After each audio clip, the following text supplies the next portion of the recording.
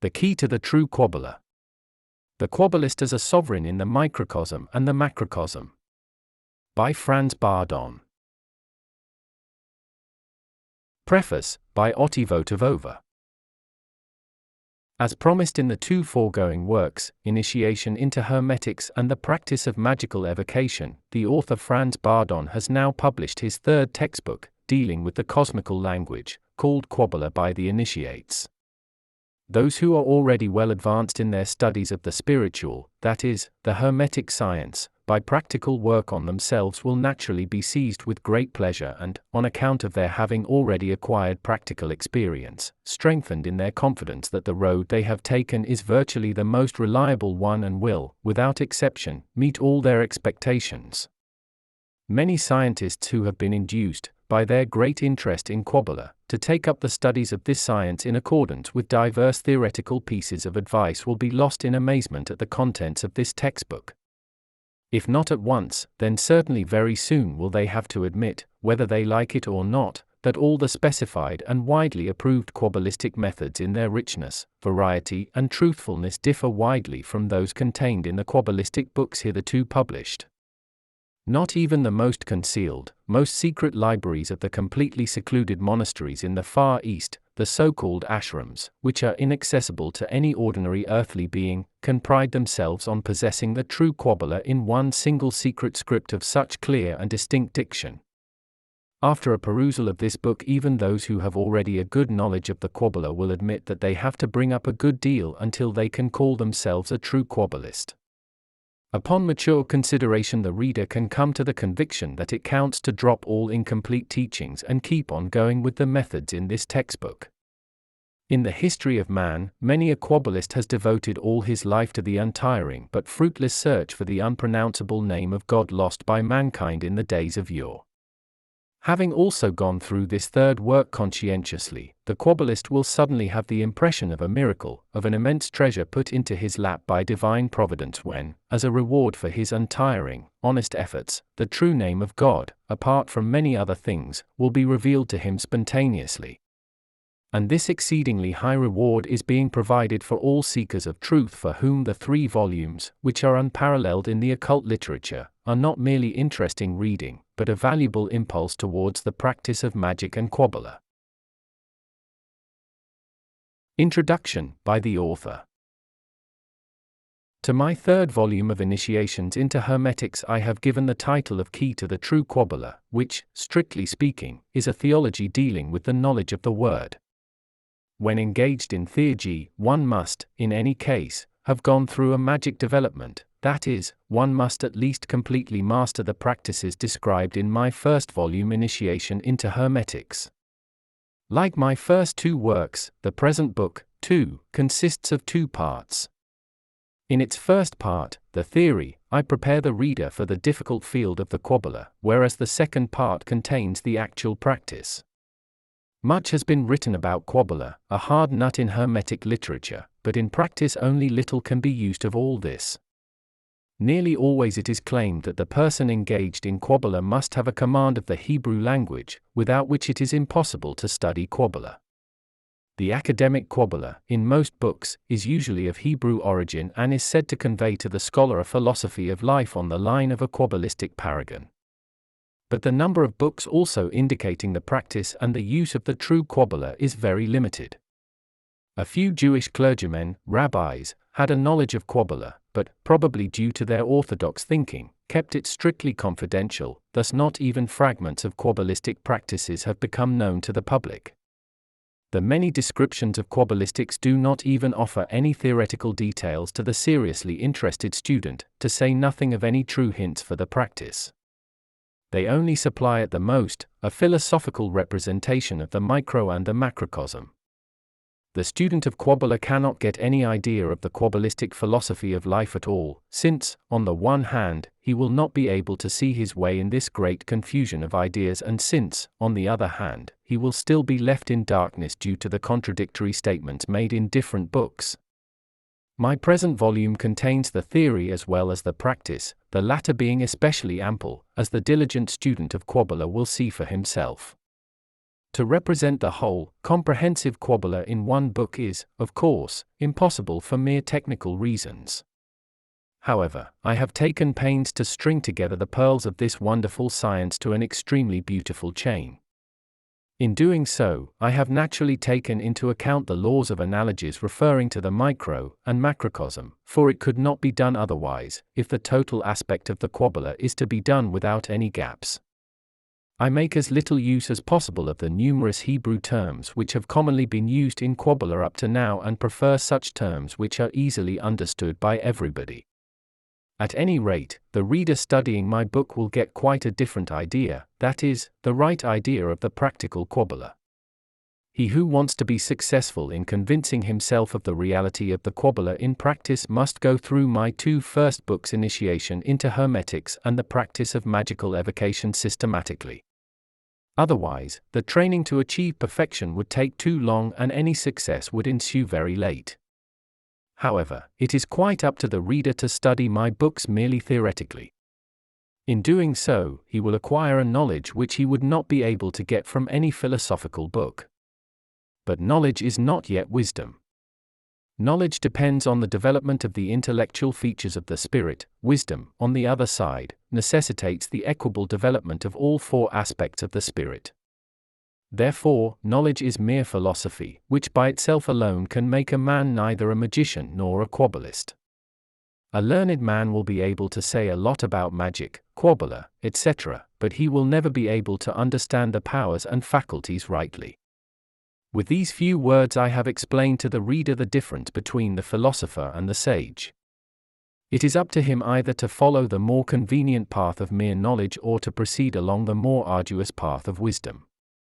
Already the primitive people, no matter what race they belonged to and which part of our terrestrial globe they inhabited, had their special religion, that is, an idea of God, and consequently also some kind of theology. Each of these theologies was divided into two parts, an exoteric and an esoteric part, the exoteric knowledge of God being the knowledge for the people and the esoteric knowledge, on the other hand, being the theology of initiates and high priests. Exoteric knowledge never contained anything of true magic or Kabbalah. Thus only magicians and Kabbalists could be the initiates of the primitive people. Since the days of yore it has been the most sacred commandment to keep this wisdom strictly confidential, firstly, in order to maintain the authority, secondly, in order not to lose the power over the people, and, thirdly, in order to prevent any abuses. This tradition has been maintained up to the present days, and although my book will convey complete knowledge to my reader, it will only be able to make him know, but it will never give him wisdom. He will have to strive for the latter by honest practical work. The stage of wisdom he is able to achieve will again depend on his maturity and personal development. My book will make the highest wisdom accessible only to the really mature, that is, the initiate, thus leaving a great gap between the learned one and the sage and not trespassing against the commandment of silence, in spite of my publishing the highest truths and secrets. To the learned man, wisdom will always remain occult, it will only be allotted entirely to the initiate. The science of Kabbalah, that is, theurgy, is very old and took its rise in the Orient. The sages of the dawn of history laid down the greatest secrets in the universal language, the metaphorical language, as can be seen from the hieroglyphs of ancient people, the Egyptians, and so on. The ancient sages could only pass on their wisdom in the metaphorical language, that is, in a symbolic style. The absorption of this wisdom then always depended on the stage of maturity of the relevant scholar. All Oriental wisdom was laid down in the symbolic language only. This wisdom remained a secret to the immature or, in other words, to the person who had not reached the necessary state of maturity by developing his individuality under the guidance of a master, a guru. That is why until today all true books of initiation are in agreement with one another on the point that without a personal guru initiation is not only impossible, but even dangerous. A true initiate had to explain the symbolic meanings of the writings to his scholar gradually, according to the development of the same, and he taught him the symbolic, that is, the metaphorical language. The scholar soon got used to his master's language and again was only able to pass on the wisdom in this symbolic language. Thus, up to the present day, this holy science was passed on from one person to another merely by tradition. Any explanation a master gave to his scholar was conveyed to the latter by inspiration, so that it suddenly became clear to the scholar what his master wanted to tell him. This enlightenment, that is, initiation, had a number of names in the Orient, for instance Abhisheka, Anka, etc. Never did a master reveal the true mysteries of wisdom to the poorly prepared or the immature. There were, no doubt, also magicians and Kabbalists who left behind some writings about the highest wisdom. But, as already mentioned, the highest wisdoms were all laid down in the symbolic language, and if, by chance, they came into the hands of an immature person, they remained inexplicable to him. However, sometimes it did happen that an immature person tried to explain these wisdoms from his own point of view. That such an explanation was far from any true interpretation goes without saying. Most writers who succeeded in getting hold of writings left behind by initiates of the Orient always made the same mistake, that is, they translated these writings into the language of the intellect, interpreting them literally. Since they were usually not mature enough to interpret correctly the symbols of a mystery or a practice, and so on, due to their lacking the necessary training and the true understanding of the metaphorical or cosmic language, they gave rise to numerous errors in hermetics. Today hardly anyone can imagine how many absurd practices have been published in civilized languages. In my present book I have transformed the symbolic language into the language of the intellect, making accessible the path to true hermetics, to Kabbalah, that is, the mystery of the word, in a manner in which the initiate may safely proceed. Part 1. Theory. The symbolism of the third tarot card. The picture on the opposite page is the graphic representation of the third tarot card. The first, or outer, circle has 10 sections symbolizing the 10 Kabbalistic keys. These 10 Kabbalistic keys, via their color symbolism, are identical with the 10 Hebrew Sephiroth. Since these 10 keys, or Sephiroth, comprise the knowledge of the whole universe with all its ways of existence, methods, and systems, they are placed in the outer circle.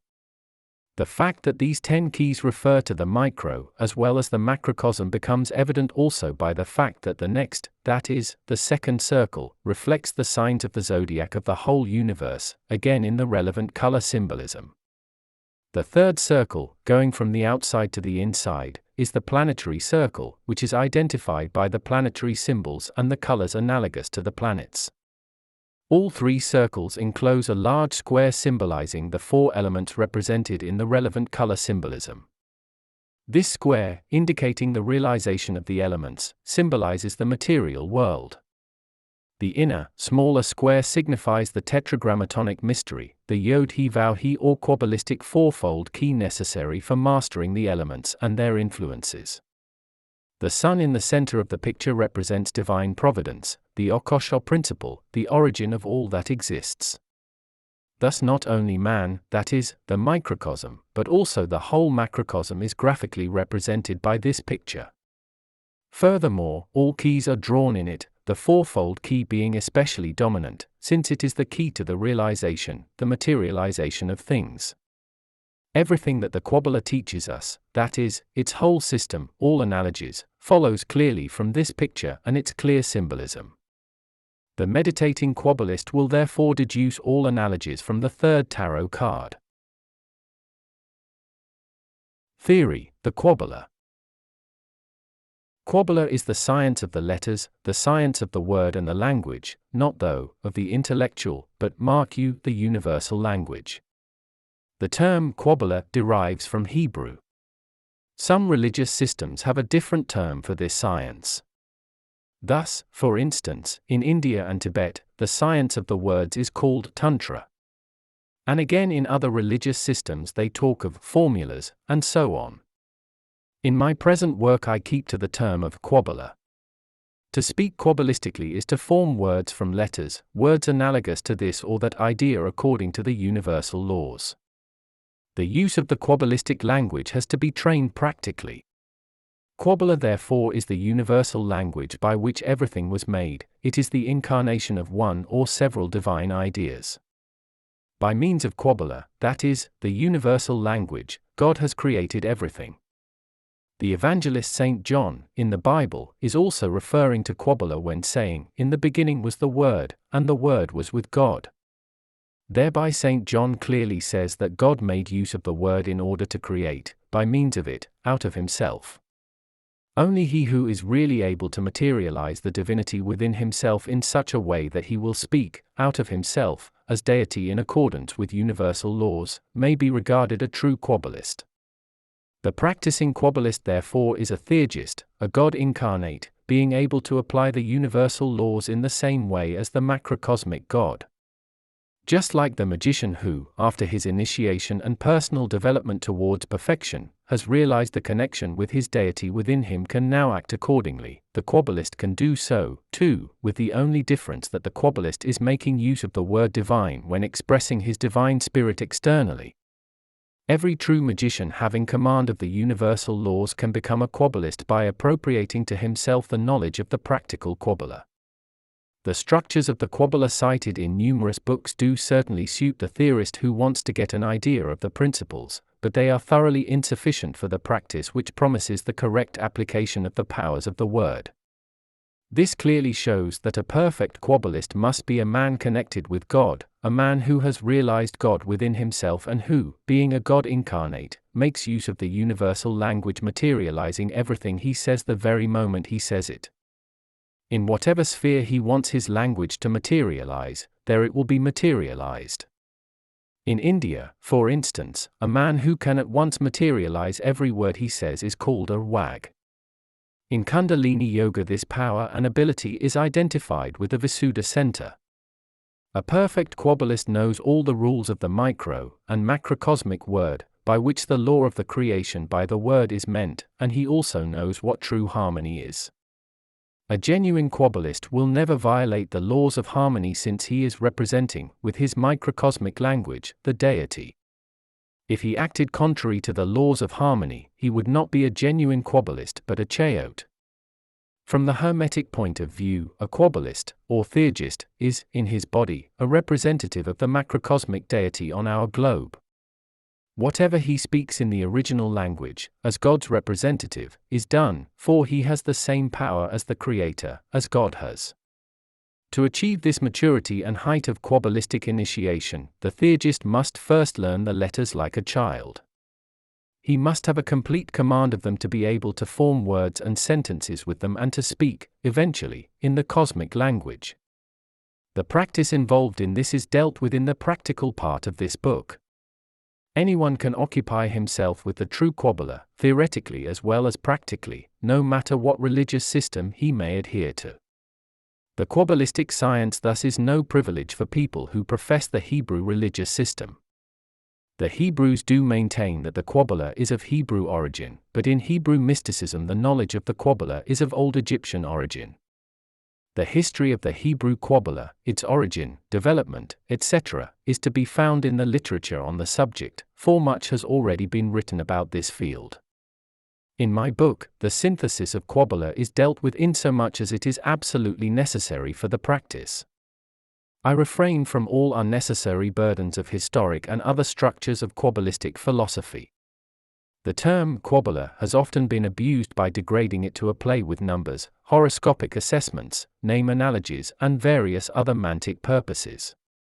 Although numbers do have a certain relation to letters, as the reader will be able to gather from the practical part of this book, this is one of the lowest aspects of the Kabbalah which we do not want to deal with in this place. True Kabbalah is no mantic science which makes fortune-telling possible, nor is it an astrology facilitating the interpretation of horoscopes or an anagram, the construed names of which make forecasts possible. Since the true Kabbalah, when applied correctly, represents the universal laws, relevant analogies of harmony in accordance with cosmic analogies are, up to a certain point, possible. This, however, is ordinary fortune-telling and has nothing to do with the true science of the universal language. The reader will agree that this science is most sacred and will never dare to degrade the universal laws to fulfill ordinary mantic purposes. Each religious system had its own genuine Kabbalah, which it was gradually losing due to the various reforms of the religious systems. It is being fully maintained only in the Orient. The ancient Celts and Druids also had their genuine Kabbalah, which was well known to Druid priests. The practical use of the runic magic by the Druid temple priests originates from their ancient knowledge of the Kabbalah. Today there are unfortunately only very few people who understand the runic Kabbalah of the old Druids and can apply it practically.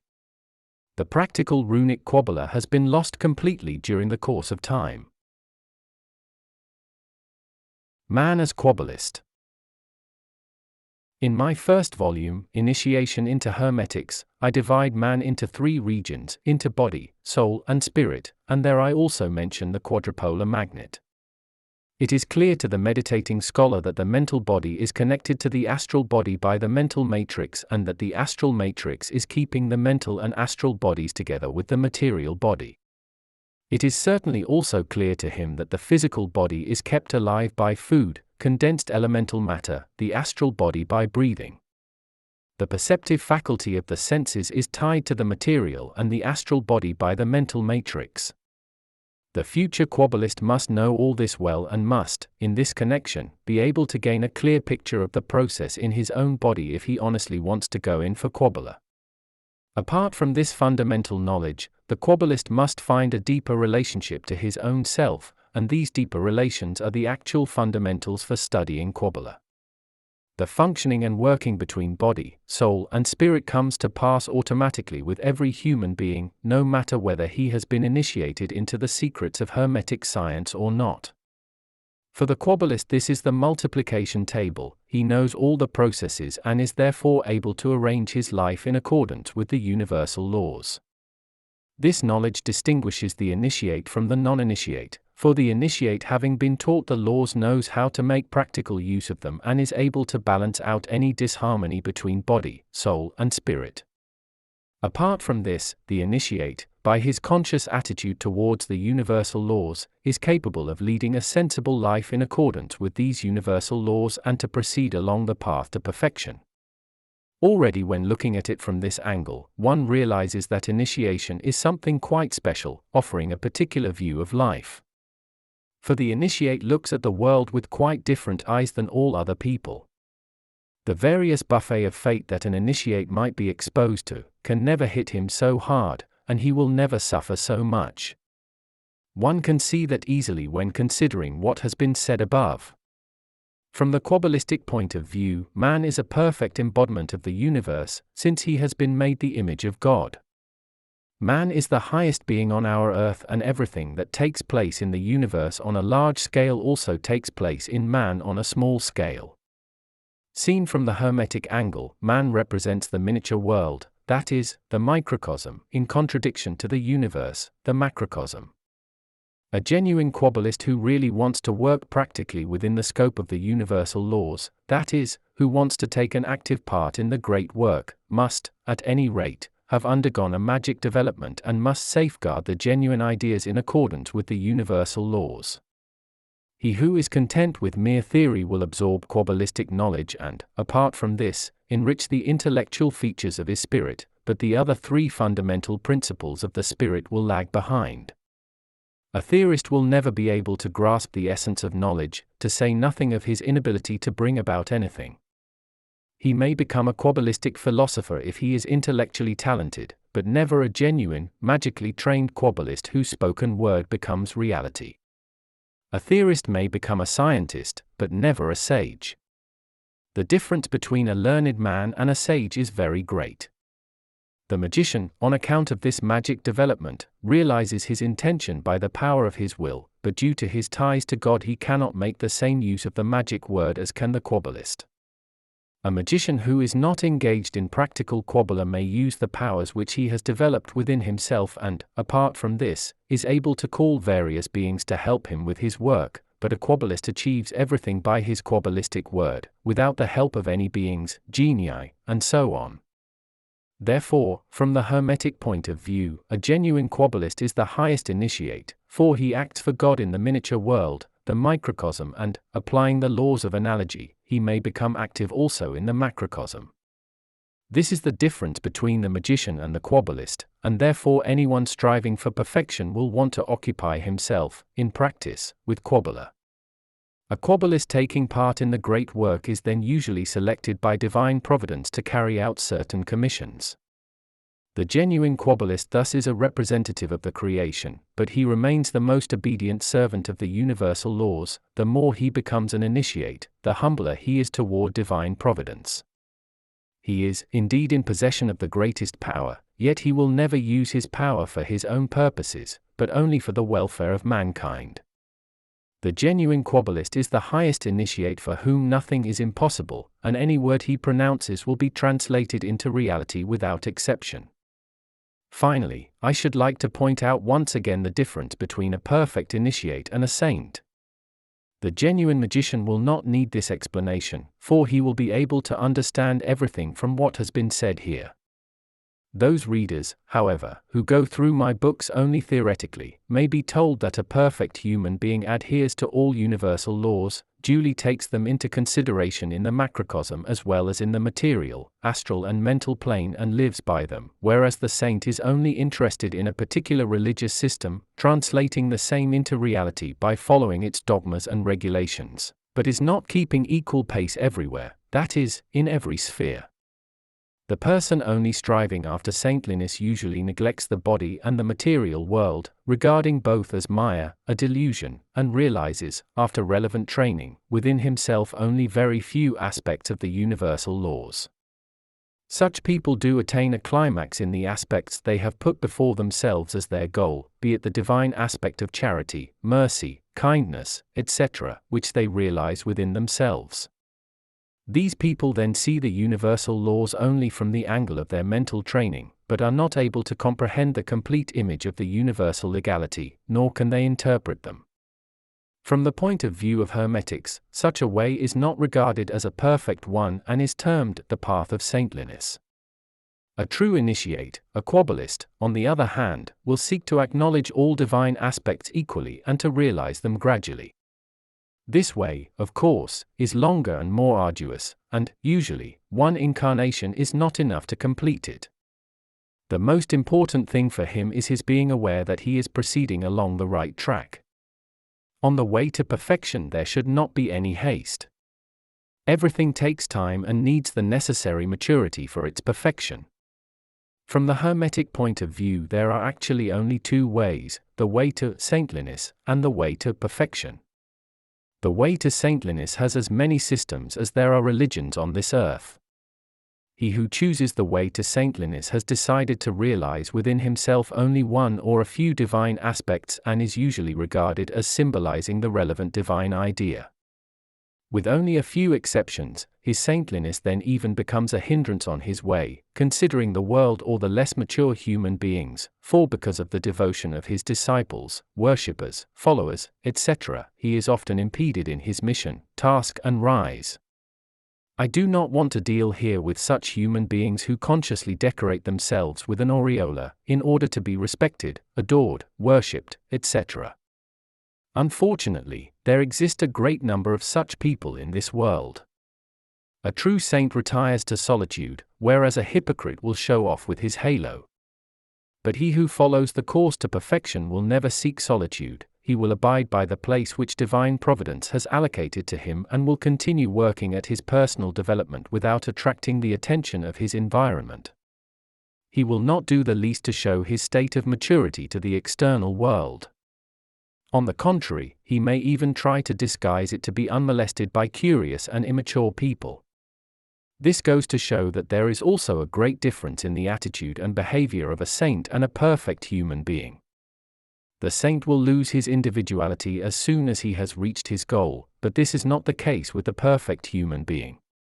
Not the individuality as a person is at stake, but the individuality as God incarnate. The laws of analogy. The laws of analogy have great significance in all true religious systems, including the science of hermetics, and therefore play a most important role. In the universe, everything was created under strict legalism, and that is why everything gears into another with astonishing precision, like a most precise clockwork. In Hermetic science, the study of the practical application of this legalism is called Kabbalah.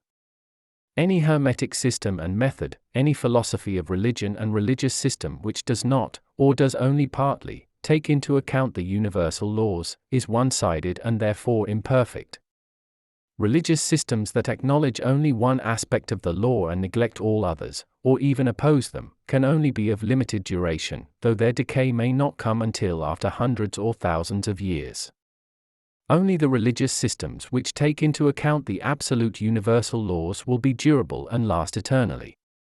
All original ideas, for example, absolute harmony, order, periodicity, etc., are reflected in the absolute legality of the universal laws.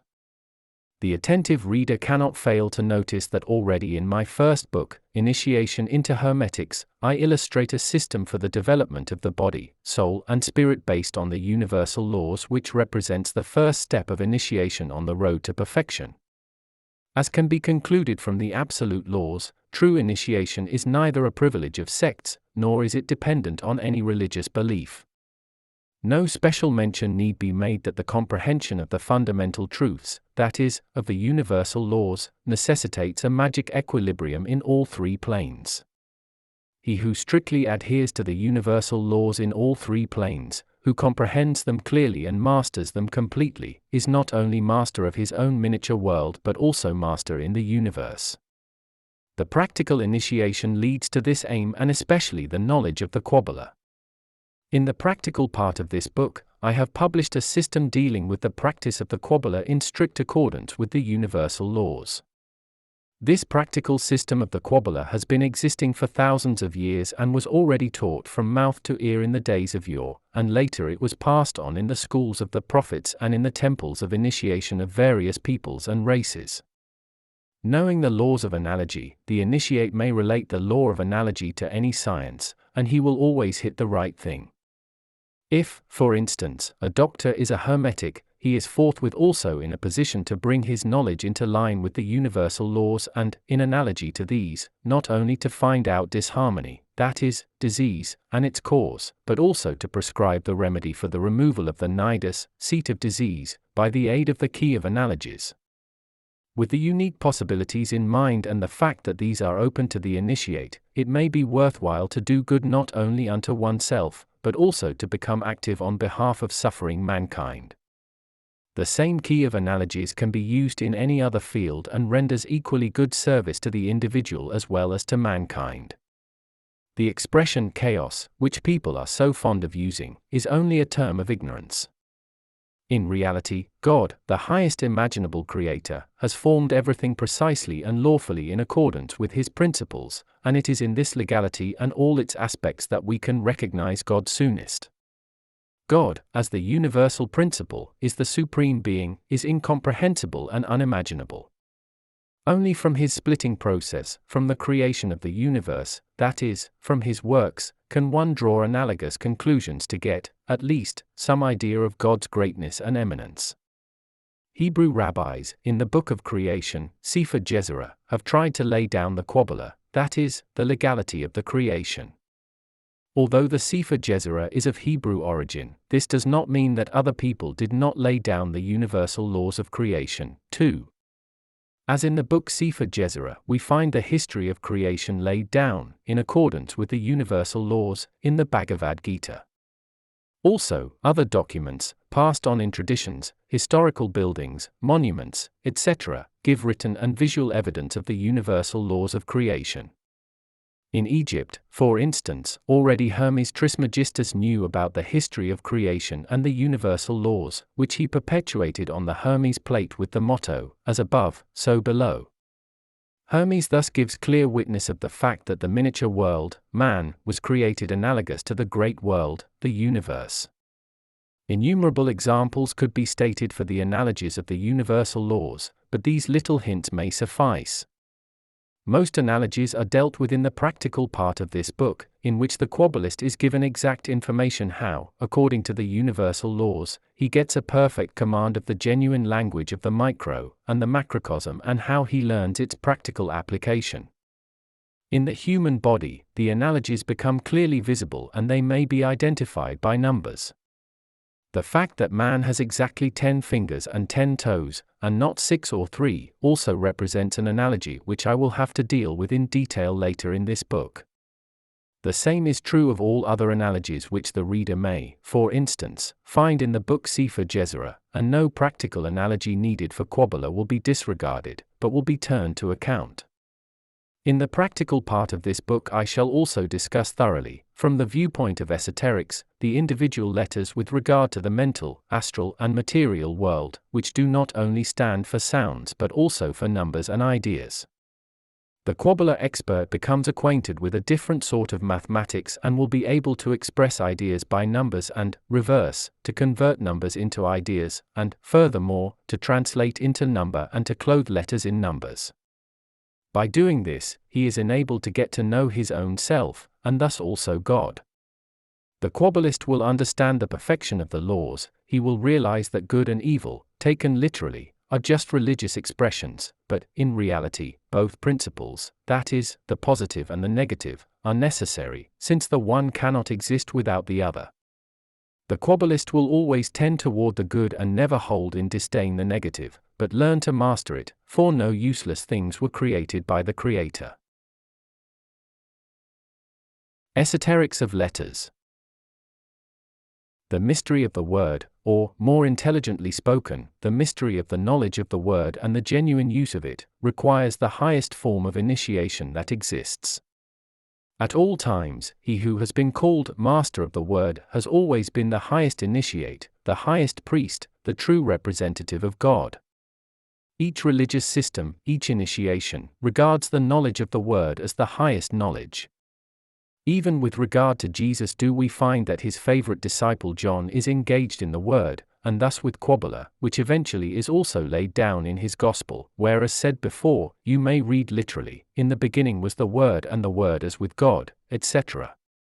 No other disciple of Christ has been so profoundly initiated into the mystery of the Word as was Saint John. Being master of the Word, he was able to work the greatest miracles, and as the Gospel says itself, this disciple was the only one who died a natural death. He himself could effect this only because he was a Kabbalist, a perfect master of the Word. All other disciples suffered death as martyrs. As tradition tells us, many other initiates have also been masters of the Word thousands of years before Saint John. Each word consists of letters and each letter, from the esoteric point of view, expresses an idea and thus some kind of power, quality, etc., which, however, may not only be expressed by the letter alone, but also by the number analogous to the universal law. Thus legality is made clear by numbers, and ideas come to light by letters.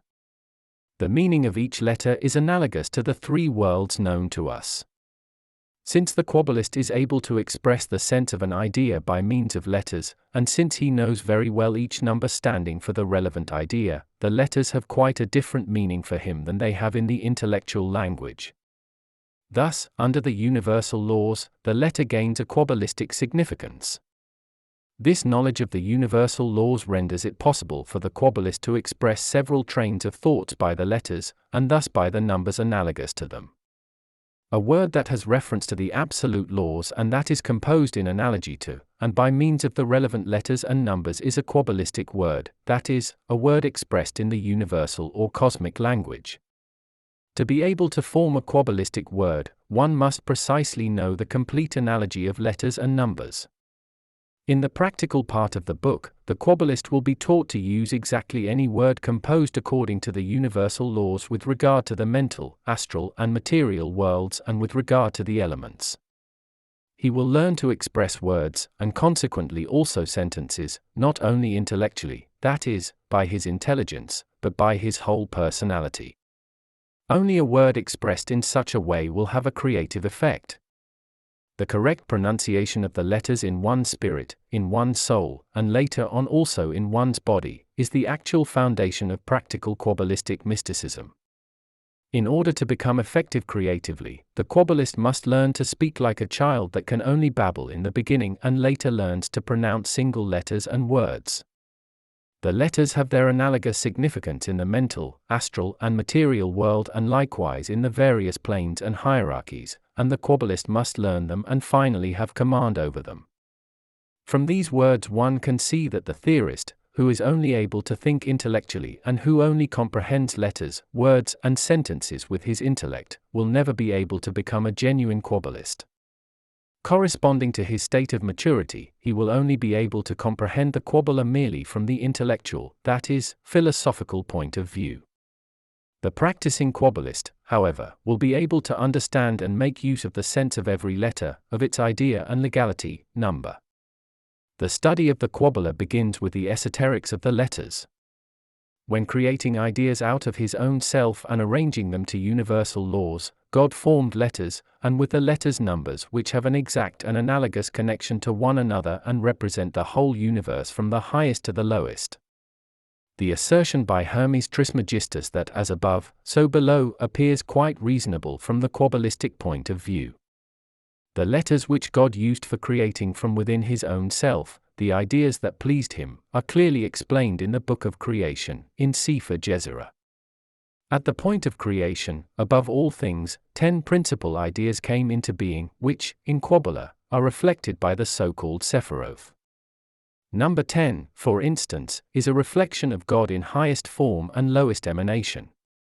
Knowing the laws of analogies, the Kabbalist will understand what I meant by pointing out that in relation to the 10 principal ideas, man has 10 fingers and 10 toes. Already at this point, the Kabbalist will conjecture a certain relation or an analogous connection between the divine principal ideas and the Sefer Jezerah. The fact that each mathematical number on our earth can be reduced to the figures 1 to 9 by addition, total of the digit, has also a Kabbalistically analogous coherence. In the Hebrew Kabbalah, for instance, numerical combinations were known as gematria. However, I shall only mention the essentials that are necessary for the practical application of Kabbalistic mysticism, that is, for the use of the Kabbalistic word. He who is only anxious to learn about the special numerical combinations regarding the verse lines in Hebrew literature may, if he so wishes, resort to the relevant literature on numerical combinations. The cosmic language. In their books, some writers make mention of the cosmic language, which they sometimes even call the Uranic language. It may well be that some letters of the cosmic language are known and intelligible to them, but up to this day nobody has dealt with it in detail. The Hermetic will know from what has been said that by cosmic language the language of God, or divine providence, is meant. By this, God, as universal spirit, has created everything that exists in the universe, starting from the tiniest up to the greatest and highest, that is, according to the unshakable laws by which God is expressing his own self. Therefore we can only understand God via his legality in the universe and clothe the synthesis of his laws into words to reveal him as the highest original principle which may ever be intelligible to man. To understand the Kabbalah and to use it practically means comprehending the cosmic language on the basis of universal legality. Thus, the cosmic language is a language of the law, a language of power and authority, and at the same time also a language of dynamics, that is, of condensation, materialization and realization. Seen from the Kabbalistic angle, to speak the cosmic language means to form and create within the scope of the universal laws. Only the initiate who understands and masters the universal laws in their absoluteness may avail himself of the cosmic language when dealing with human beings and beings of other spheres. To speak the cosmic language, to be truly creative, that is, to deputize for God as his true image, is something that is only possible for someone what is able to concentrate quadrupolarly. Why quadrupolarly? I shall explain that in detail in the next chapter. Consequently, the cosmic language is not the language by which spiritual beings make themselves understood to one another. The communication between spiritual beings, no matter of whatever hierarchy, is effected intellectually by means of the so-called metaphorical language. The thoughts are transferred by symbolic images, acoustically, telepathically, and by emotion, from being to being. The language or the spiritual beings, being imperfect, therefore is only a partial aspect of the cosmic language. It is, magically speaking, not so effective since the beings do not make use of quadrupolarity when making themselves understood. The cosmic language is the most perfect language that exists, for it is analogous to the laws, that is, it expresses the universal laws in their cause and effect. The cosmic language is therefore the great fiat, it shall be. The magic Kabbalistic word, tetragrammaton. In many writings of the Freemasons and the secret societies, the lost key, the lost word of God is much discussed. Rituals which were practiced by these societies are now largely just imitated traditionally without their deeper sense in relation to the cosmic laws being understood. Therefore the rituals which, in the days of yore, had been introduced and practiced by genuine initiates are, naturally, quite ineffective today since the key to their correct interpretation has been lost. The key to all the rituals of each society was bound to get lost since the rituals were lacking the mystery of the quadrupolar magnet. Actually, the magic word Yod-He-Vav-He is the quadrupolar magnet which has been lost and which has usually been paraphrased by the word tetragrammaton. By the use of this key, the oldest mysteries of the Freemasons and other esoteric societies which had been founded by genuine initiates long ago were said to draw their magic power and authority.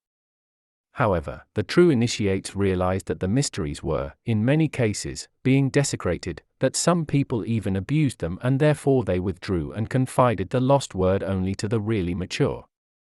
Thus the genuine use of the word Yod-He-Vav-He has been lost gradually. Regarding the creation, God has given expression to the whole universe, and thus also to his being, by his legality, that is, by the quadrupolar magnet, by 4 letters. The Hebrew Kabbalah chose, for those 4 letters, the expression Yod-He-Vav-He, which was never allowed to be said aloud and was quite often paraphrased by the expression tetragrammaton, or Adonai. Therefore also the spirit of a man, who represents the perfect image of God in the creation, is quadrupolar and has, as we have already pointed out repeatedly, 4 principles analogous to the name of God.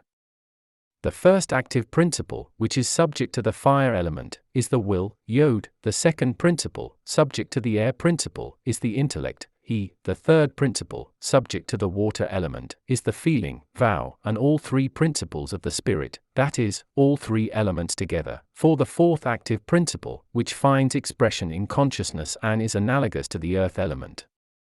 In Kabbalistic terminology, the 4th principle is expressed by the second He. The Kabbalist will now gain perfect clarity regarding the legal consecution and realize that in Hermetic science all systems of development which do not take into consideration the gradual unfolding of the 4 basic principles of the spirit cannot be regarded as universal and are therefore imperfect, irrespective of the substance of each of their methods.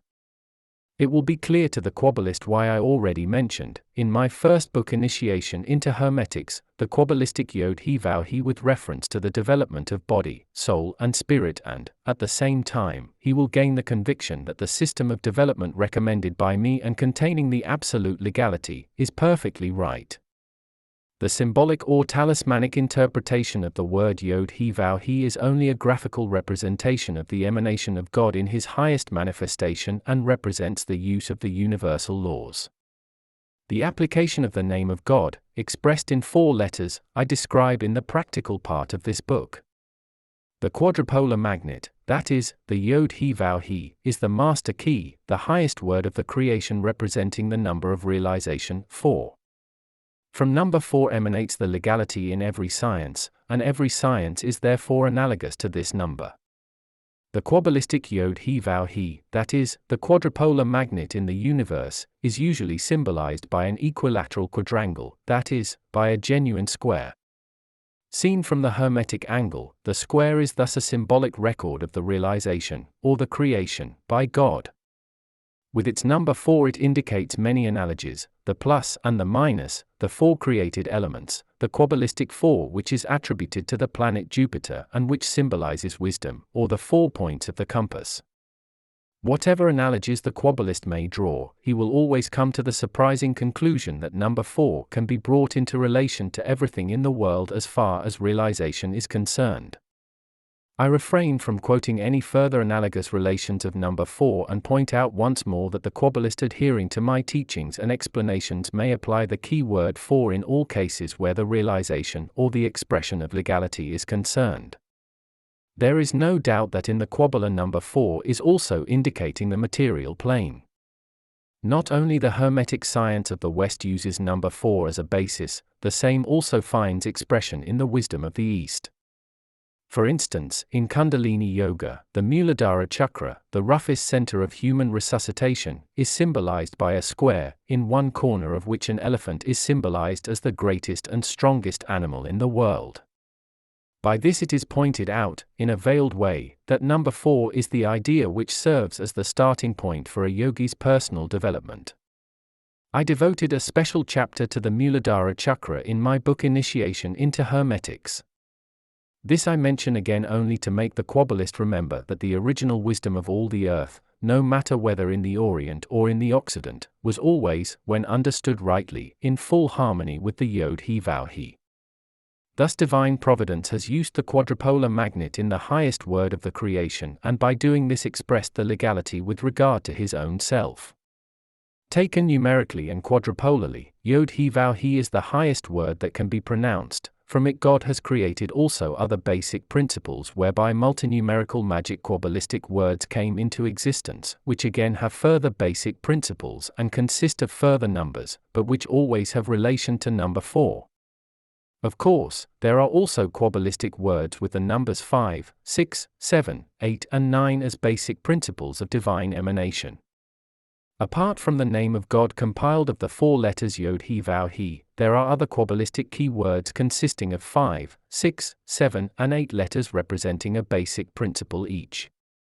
In the Hebrew Kabbalah there exist, apart from the name of God expressed by the 4 letters Yod-He-Vav-He, also names for God consisting of 5, 6, and 7, and even 12 letters which, however, can be reduced to a single basic idea by adding the so-called Shemhamphoras of the Hebrew Kabbalah, which expresses the name of God consisting of 72 letters and may be used in various directions, is reduced to number 9 by adding the figures of number 72, for 7 plus 2 is equal to 9. Also, cardinal number 9 has an analogous relation to the Yod-He-Vav-He, that is, to number 4. Its Kabbalistic analogy will at once be clear to the Kabbalist. The Shemhamphoras, however, is not only of Hebrew origin, it is also mentioned in Egyptian and Indian records. This is verified in the book Thoth, the book of Old Egyptian wisdom which is veiled in the Tarot. Also, Hermes Trismegistos, being one of the oldest sages and best initiated human beings of Old Egypt, clearly shows this in his Hermes plates and in the Book of Laws. Likewise, the Christian hierarchy had respect for the Kabbalistic at the point of its foundation and brought Christian religion with all its representations into analogous connection with the universal laws. Thus number 4, that is, the Yod-He-Vav-He, is symbolized by the 4 evangelists, the 12 disciples and the signs of the zodiac, by which number 3 is expressed at the same time, for 3 times 4 is equal to 12. Furthermore, the 72 disciples of Christ are related to the Shemhamphoras and have a secret connection to the highest number of primeval divine emanation, 9, 7 plus 2 is equal to 9. It would be too comprehensive if I mentioned all the religions which have existed, and are still existing, in our world nowadays, and if I tried to draw up their analogous connection to the 10 principal ideas. It is up to the Kabbalist to make his own investigations, should he be interested in the details. I have just given him a hint of some importance which he should not leave out of account. The mantras. Many readers will certainly be interested in the question whether by mantra mysticism some kind of Oriental Kabbalistic science is meant. Even those readers who have already occupied themselves with yoga and who have already studied some yoga systems have no clear picture of the mantras and the tantras and of Oriental Kabbalistic science. It would, however, be too comprehensive to publish a complete treatise on the mantras, and therefore I must confine myself to enlighten the anxious reader accordingly on the mantras merely from the Hermetic point of view. All varieties of the mantras have nothing to do with the cosmic language, which the Kabbalist is introduced to in this book. The mantras are sentences which contain an idea or even a number of ideas in only one sentence, in the so-called mantra formula, and which display the power or characteristics of a worship deity. We may regard therefore all mantras as sentences of prayer and make practical use of them as aids for meditation. The mantras are not magic formulas and do not evoke such or similar powers. The mantras are expressions of ideas which serve the devotion of, or the connection with, the relevant power, being, authority, characteristic, etc. In the Orient, everyone using the mantras is called a mantra yogi, no matter what way of cognition he has chosen, whether he is engaged in Hatha Yoga, Raja Yoga, or some other yoga system. The mantra yoga is the application of devotion formulas for deities and their aspects. Not only Indian philosophy teaches mantras, but also every other religion. In Christian religion, for instance, the mantras are represented by the litanies. The mantras do not merely serve the devotion but also the creation of a deep connection to the relevant deity or the expression of a divine idea with a few words. What being is worshipped is up to the individual and will depend on his mental, psychic, and karmic development. It is all the same whether the initiate worships Brahma, Vishnu, Buddha, Adibuddha, Christ, Allah, and so on, for the names play no role at all. It is, however, important that he acknowledges and devotes the basic principles of his deity in the form of their universal features irrespective of the aspect. The mantras are thus adjusted to the religious attitude of the individual. From the Hermetic point of view, it is not recommended to use mantras of religions that are unknown to the Hermetic. If someone were to use the mantras of a deity that is alien or unappealing to him, such an application would be useless. It is usually always the unattainable, the inconceivable, the unapproachable, the unknown that will attract a European, and thus he throws himself on the mantra yoga and worships, by repeating a mantra, a deity who does not appeal to him at all. He is usually induced to this practice by the assertions contained in quite a number of books writing on mantras and saying that the relevant deity will shower the person adoring him with gifts, providing he uses this or that mantra. If a religious Christian somehow decides that the mantras of the Indian kind could be of use to him, but lacks the proper religious attitude to the divine characteristic expressed by the relevant mantra, he will maneuver himself into an inconsistency and be unable to penetrate into the power sphere of the relevant deity, and he will only have little or no success at all. If, however, a Christian mystic has a strong religious belief, he will be able to form his own mantra which will contain the power, quality, personal features, etc., of the deity devoted by him, no matter whether he repeats this mantra in an Oriental language or in his mother tongue. In mantra mysticism it is, above all, important that the symbolic idea of God is expressed in only one sentence. Should, however, a Hermetic find an Oriental deity appealing to him so that he is not able to devote himself sufficiently to a religious system and its deity, existing on our continent, he is free to devote himself to an Oriental deity. This might also be an indication of the fact that the respective individual must have already lived, in one of his former incarnations, in the religious sphere that he now wants to choose. Since the genuine magician is clairvoyant, he can, by looking back with his spiritual eye into his former incarnations, make sure that this is true, should he be interested in doing so. There are two types of mantras, that is, firstly the dualistic and, secondly, the monistic type, depending, in each case, on the mental development and the purpose aimed at. Dualistic mantras are mantras that make the person revering a certain deity assume an attitude by which he is the adorer and the deity or being adored by him is outside his personality. Mantras of monistic substance make it possible for the adorer to unite with the deity or idea that he adores, not externally but within himself, so that the adorer has a sense of being a part of or even the adored deity himself. Dualistic mantras, however, may have monistic traits by personifying the adored deity either within the individual or outside the same. Such mantras are called saguna mantras in India. On the other hand, mantras expressing abstract ideas, that is, universal characteristics with which the adorer identifies himself, are called nirguna mantras in India. There the beginner is first introduced to the saguna mantras before he comes into the position of forming abstract ideas and learns to use them in a mantramistic, that is, nirgunistic sense. Indian as well as other Oriental records point out that one should not deal with mantra yoga unless one has chosen a suitable teacher, guru, for this purpose. Only the genuine guru who is an expert in mantra mysticism is capable of teaching his pupil a mantra adequate to his state of maturity. At this occasion, the teacher will also give his pupil the proper explanation of a mantra and of its power of the word, that is, of the mantra, and explain to him the practical analogous relations of the mantra to its relevant deity.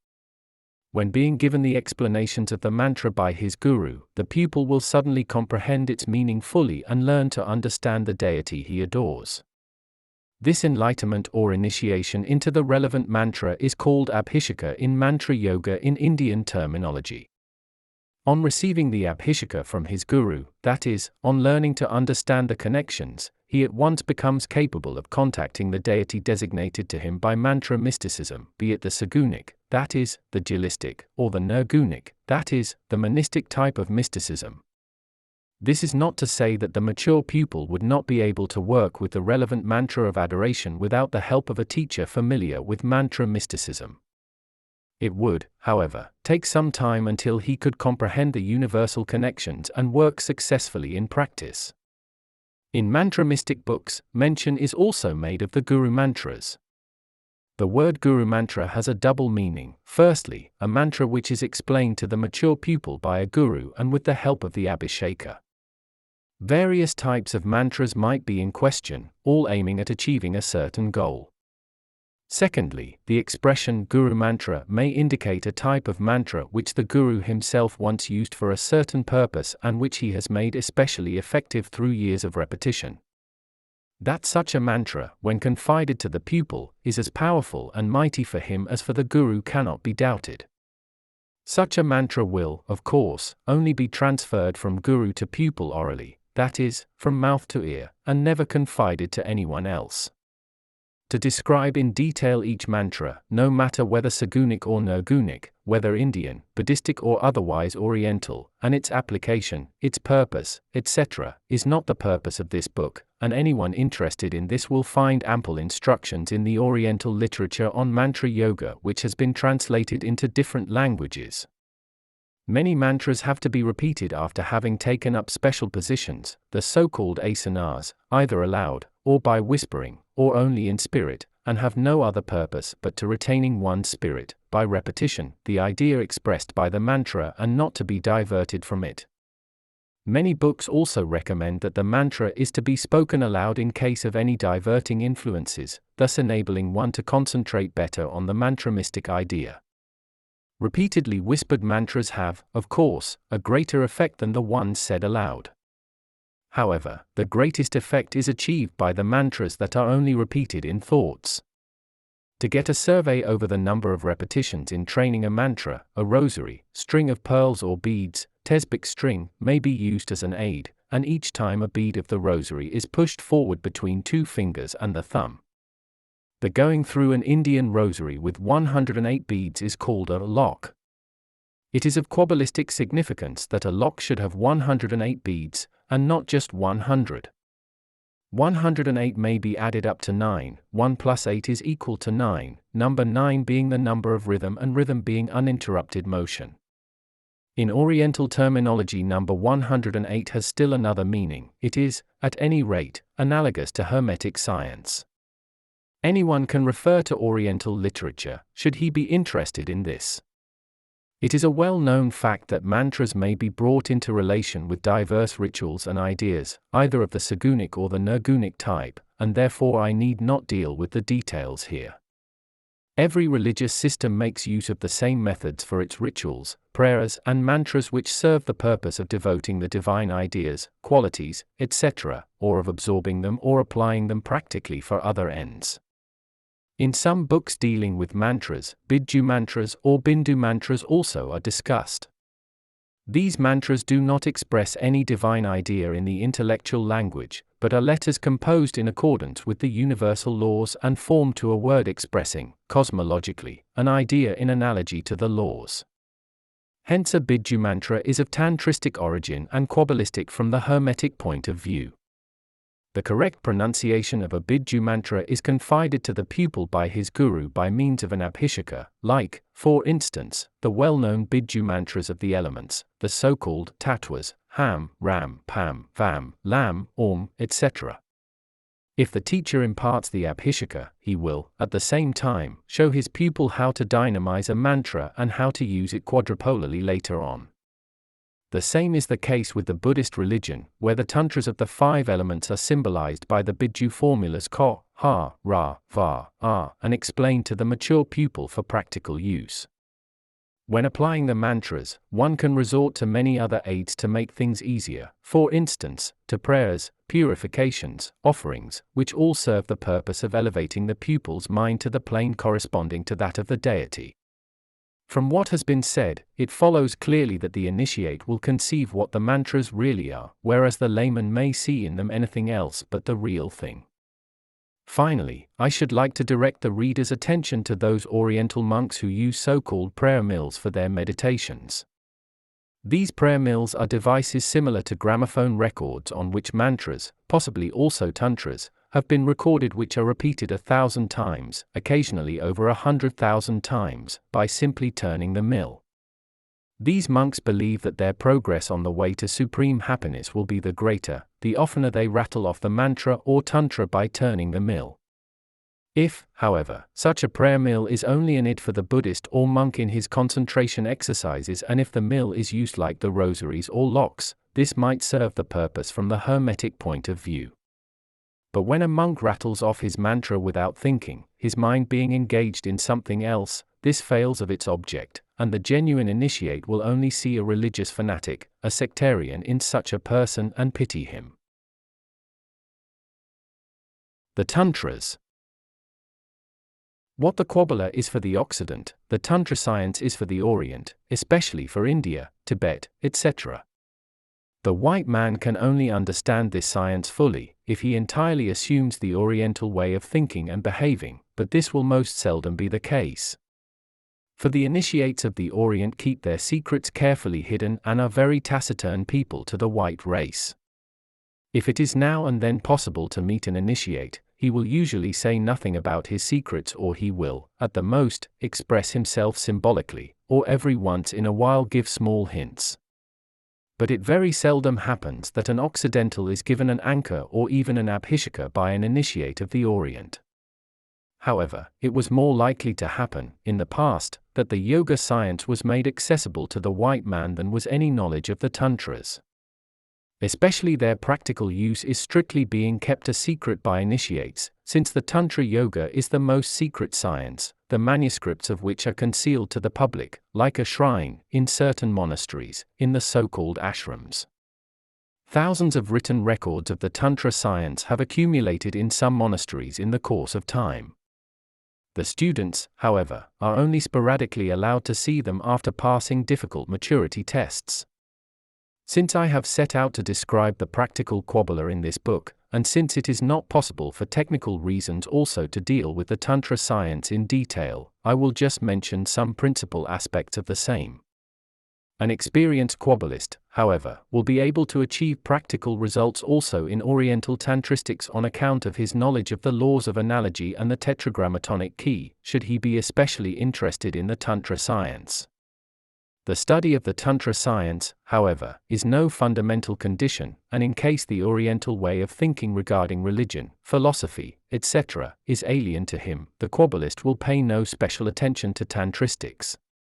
Anyhow, what the Tantra expert will achieve by means of his Tantras, the experienced Kabbalist will be able to achieve by the use of the Kabbalah. There are no differences in this. It should, however, be noted that the Oriental, and especially the Buddhist Tantra schools, for instance in Tibet, use the tetragrammatonic key when applying Tantras. Thus the quadrupolar magnet that I have described is also used there. The 5 adored Dhyani Buddhas are nothing else but relations to the 5 elements and their principles. The Buddhistic Tantra expert who has put up his mandala to work with it tantrically knows that each deity, that is, each dhyana Buddha symbol, represents an element but also an abstract divine idea, or even a number of such ideas, in analogy to the elements. In the Tantric school there exists a special Tantric formula for each element which is known to the Tantra expert working with elements. In the Buddhistic school the so-called Vairocana mantra, Ah, Va, Ra, Ha, Ko, is quadrupolar, that is, tetragrammatonic. R is attributed to the earth, Va to the water, Ra to the fire, Ha to the air, and Ka to the ether. R, earth, Va, water, Ra, fire, Ha, air, Ka, ether. In Indian tantristics, the elements have the following tantristic formulas: Lam equals earth, Vam equals water, Pam equals air, Ram equals fire, Hum equals akasha. The Tantra student will be taught by an experienced Tantra guru how to use a universal Tantra quadrupolarly in all planes and spheres. Only such a guru is able to impart the student the true abhisheka, that is, to initiate him into it genuinely.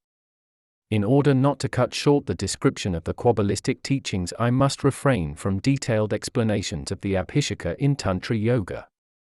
Eventually, the Kabbalist realizes from all these hints that the tetragrammatonic key plays a very important role everywhere, even in the most secret mysteries, and, furthermore, that it is applied by all systems and therefore is the absolute key to genuine realization. In Indian teachings, the elements are symbolized by deities, also the goddesses Mahaswari, Mahakali, Mahalakshmi, and Mahasaraswati are universal abstract symbols of ideas which, in certain aspects, have reference to the elements. The details about each symbol for the different deities with regard to the tetragrammatonic key will be found by the Kabbalist interested therein in any book on Oriental iconography. Consequently, the Tantras are the same thing as the Kabbalah, that is, the practical application of the letters, of their laws and analogies with regard to the different planes. Like the Kabbalah, also the Tantra Yoga has simple and compound tantras, which, considering cause and effect, may be used in all planes and applied in practice. Thus there also exist Tantra formulas that can be used for evoking mental, astral, and material powers, for creating causes or for other magic tasks. To go into details would exceed the scope of this book. Each true name of a higher being, deity, etc., has, in consideration of its qualities, ideas, and effects, its tantric or Kabbalistic analogy, and is usually expressed symbolically by the picture of the deity. Therefore you will find that some goddesses have several hands and in each hand the symbolic representation of a quality. Thus, for instance, the goddess Mahalakshmi has 4 hands and what she holds in each hand expresses an idea that appeals to her. In one of her right hands she is holding a lotus flower, being the symbol of purity, beauty, love, and divine knowledge.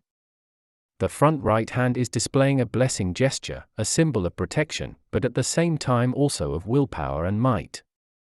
In one of her left hands she is holding a sheaf of ears expressing the idea of abundance. In the fourth hand she is holding a money bag symbolically expressing the idea of riches and wealth. The tantric name of each deity is only revealed to a Tantra apprentice by a genuine guru. This is done by means of the abhisheka and under the seal of secrecy. With the help of Tantras, the Tantra student may then be connected with the deity he has chosen and work practically with the powers assigned to her. Tantra exercises must be practiced for years, if they are to have true magic power, until the student becomes qualified to apply the Tantra practically and release the desired magic effect. In the whole of the Orient there are only few yogi who are genuinely initiated into Tantra science. On the other hand, many tricks are played and much false mysticism is done with the Tantras. Only someone who has been initiated into Tantra Yoga can fully explain a Tantra to a student by making him acquainted with all analogies of the respective ideas and by teaching him gradually how to pronounce the Tantra correctly with the full spiritual consciousness. He teaches his student the same thing that also a Kabbalist must be able to do, that is, to apply the Tantra quadrupolarly. Each Tantra expert, no matter if Oriental or Occidental, must be capable of pronouncing the Tantra with the 4 fundamental qualities of his spirit, that is, with the will, the intellect, the feeling, and the consciousness, the getting aware of the respective idea. How it has to be pronounced in its Kabbalistic form by a man who does not adhere to any Oriental religion or philosophy will be taught in detail in this book. In the Orient, the credulity of the people, who are, at any rate, strongly predisposed to religion, is often misused.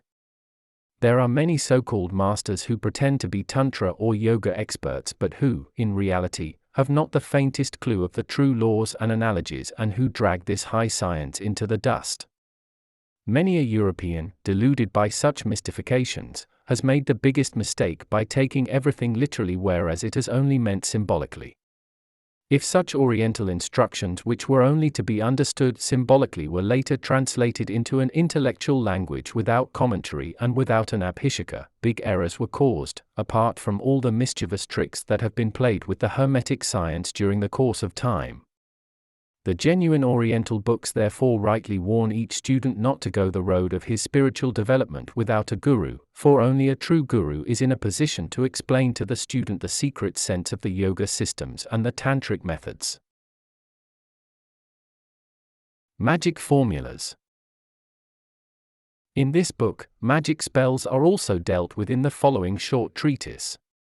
I am doing this because, firstly, they have a certain relation to the Kabbalah and, secondly, because I want the true Kabbalist to know what a magic formula really is, and how it differs from tantric, mantric and other formulas. There are tantric spells which are based on the universal laws, but which are primarily used for selfish purposes on the material plane. The tantric spells are compiled strictly in accordance with the universal laws and each letter contains its adequate legal basis regarding cause and effect. Also, the sorcerer must use the formula confided to him quadrupolarly if he wants to bring about the desired effect. Furthermore, there are magic formulas which have been confided to the sorcerer by certain beings, but which have nothing to do with true Tantra formulas. Such formulas are not necessarily analogous to the universal laws since the sorcerer got them from a being. Usually, when the magic formula is used, it is not the formula itself which brings about the desired effect but the respective being and the servant subjected to it. I have written in detail about this in my second book, The Practice of Magical Evocation. Another type of magic formula is the one used ritually by several people for a certain purpose, and thus charging a battery or vault within the invisible world. This type of magic formula can also be used by people with no spiritual training. But it has the disadvantage that the person using it will be spiritually tied to the respective power sphere so strongly that he will hardly be able to free himself of it again. The use of such spells is therefore dangerous and is not recommended to any Kabbalist. There exists still another type of magic formula. It is the type by which a single word, no matter whether it expresses a legality or whether it appeals to the respective idea, is so often repeated that it becomes dynamically effective and releases the desired effect. No special mention need be made in this connection that such a dynamization will require much time and patience. Thus there are tantric, that is, universal magic formulas of a legal character and relative magic formulas created by an individual, or by several people. As already mentioned before, a magic formula usually serves personal purposes, all the same whether the accumulation of riches and power or the supremacy over beings, etc., is in question. That the magic formulas may also be used in other plans to carry out tasks of egotistical motives, is a matter of course, irrespective of the effect being brought about by a being, a vault, or any other power. There exist no magic formulas for high spiritual purposes as such. For these there only exist Kabbalistic or Tantric compilations which may also be regarded as some sort of formulas, but which contain a certain universal legality, and for the application of which the tetragrammatonic key must naturally be made use of. The numerous conjuring formulas indicated in the grimoires on the conjuration of demons and other negative beings have nothing to do with the true Kabbalah or the pure and true Tantra science. These magic formulas either originate from beings or they were formed by ritualistic, vaultic powers. Any true magician or Kabbalist will regard it beneath his dignity to occupy himself with magic formulas of any kind. I have made it my duty to write about this for the reader's information and to explain the difference between a tantra and a magic formula in order to prevent mistakes. The magic formulas contained in fairy tale books, in connection with sorcerers, witches, etc., naturally also embody a bit of true hermetics, for fairy tales are not just tales, they are symbolic reproductions of many hermetic mysteries. For someone initiated into magic and Kabbalah who understands the symbolic language, fairy tales reveal many mysteries, since he is used to looking at all events with quite different eyes than common people do. A hermetic will not be surprised to realize that he was already fond of fairy tales in his childhood, and that he still likes to reflect on their content in later years, since he understands their high and true sense which can only be read between the lines. Theory of Kabbalistic Mysticism. I have already pointed out several times that the interpretations of Oriental books on yoga, tantra, and other spiritual fields is insufficient, and I have emphasized that nearly all writers who translated these works from an Oriental language into a language of the Occident did not consider the fact that the contents of these writings are to be understood symbolically. A true hermetic finds it easy to tell a symbolic language from an intellectual one. He will never translate Oriental writings literally and will always be able to comprehend the true sense of the teachings, especially of the Hermetic science, and to elaborate it for practical use. Therefore, the many books written on Kabbalah, mysticism, etc., were partly, if not completely, misunderstood and passed on that way. Since numerous works during the many centuries have been written on the Hermetic science, most of them of Oriental origin, and one translator has taken over the science from another, sometimes changing it speculatively, it is easy to see that the true laws and the true science became occult, or has been lost nearly completely during the course of time. Naturally, many mystic societies have been founded in the course of time which all claim to have been initiated into the true science. A true magician, however, will never tie himself to any society, whatever name it might have, by oaths and the like. He will remain free from any fetters of the world in order to make his spiritual way without any compulsion and appreciation of his authority. In all genuine circles of initiation, the master is the teacher and friend of the pupil and will never try to influence his student's spiritual way by his authority or try to force him to acknowledge his supremacy. Wherever some kind of compulsion is exercised upon the seeker, either by means of oaths or by other obligations, one can hardly assume that true science is being taught. Much could be said about this, but this reference may suffice to make the reader realize that the numerous mystic societies that exist in our world are not always the place where one may gain the purest and most perfect knowledge, and that a student must always strive after his own way to initiation. The first beginning of many societies is usually established on financial motives, and their members will sooner or later make the sad experience that they can achieve there anything but genuine knowledge. Above all, the Kabbalist is interested in the practical application of the word, that is, the use of letters, which leads to the comprehension of the cosmic language. The origin of the Kabbalistic mysticism is to be found in the Far East and dates back to the days of yore. Right from the beginning of mankind, initiates have passed on, by tradition, the Kabbalistic mysticism from one race to another. Recently, the mysticism of letters as propagated by J.B. Koenig has roused the interest of many. The concept of this mysticism also originates from the Orient. Koenig refers to the Bible from a religious point of view when he interprets the washing of the disciples' feet by Christ symbolically, by spelling. It is not my intention to criticize Koenig's system. Everybody should act according to his personal conviction and stick to the system he has chosen, if nothing better is accessible to him. A genuine hermetic will not want to combine letter mysticism with the washing of the disciples' feet by Jesus, for this has quite a different meaning from the hermetic point of view. It indicates that each individual has to begin his personal development from the lowest sphere or plane, that of the earth. Only very little has been written about the mysticism of letters in the civilized world, so that nobody has a clear idea about its right use.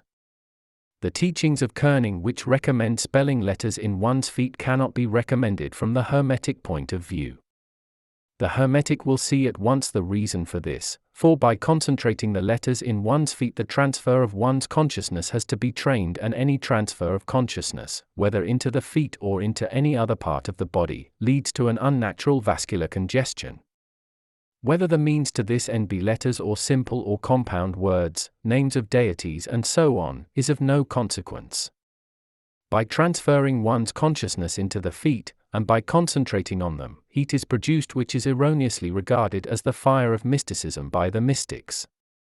This transfer of one's consciousness has its psychological and physiological attendant symptoms and the like, which are also erroneously taken for mystical experiences, special states of the soul and the spirit.